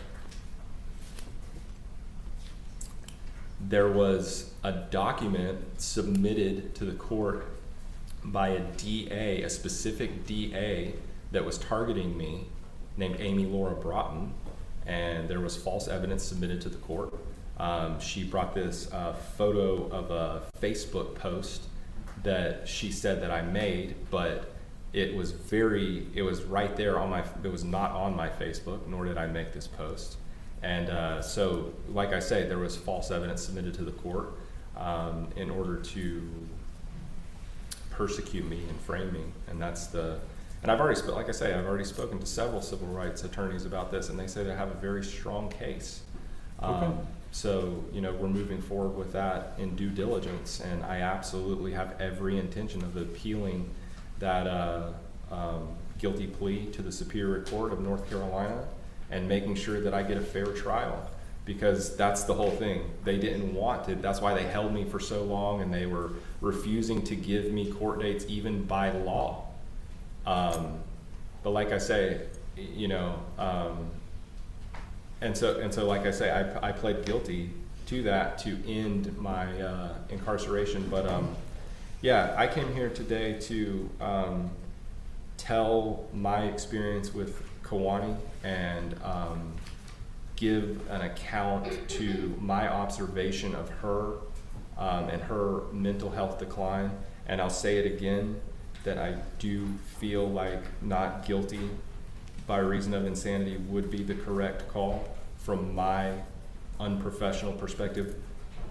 Perhaps there's something, you know, I just don't feel like I say, she would never do that to her baby. And this was just like, she was like not herself when she did that. And I want her to know that I care about her, and I forgive her, and I love her very much.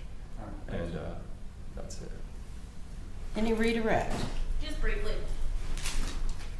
Mr. Spillers, you indicated that you had had multiple conversations with her after she was arrested for murdering Hannah, right?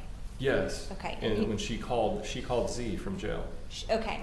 And so you indicated the nature of those was communicating how much you all love her and that you forgive her for what she did. Yes. Did she ever tell you why she killed Hannah? No, I don't think she ever really did. I mean, she spoke to Z about it. I remember, and I'm giving you secondhand information here. That Don't do that. I'm asking, did she ever tell, when you talked to her, did she ever tell I don't remember you? her ever saying anything about that. Okay. Did she ever tell you that she told the police that she killed Hannah because she just wanted to be with her baby and her husband, but he refused? What do you mean? Did she ever tell you that that's what she told the police? That she just wanted to be with him and Hannah, but he refused? Oh, no way. That before? Nothing like that. Okay. No, I could tell you something, but I don't know. I mean, Did she ever tell you that she told doctors that she killed Hannah because she thought it was the only way for her and Hannah to be able to escape the situation? no, definitely not. You've never heard that before? No. Okay. Nothing further. Any further cross-examination? All right, then we are going to let you take a recess, members of the jury, until 3 o'clock. Leave us your notepads. Don't talk about the case with anybody. We are going to, as I said, we're going to ask you to be back at 3 o'clock in the jury room, but you can step downstairs, walk around, take a break, and we'll see you back at 3. Thank you.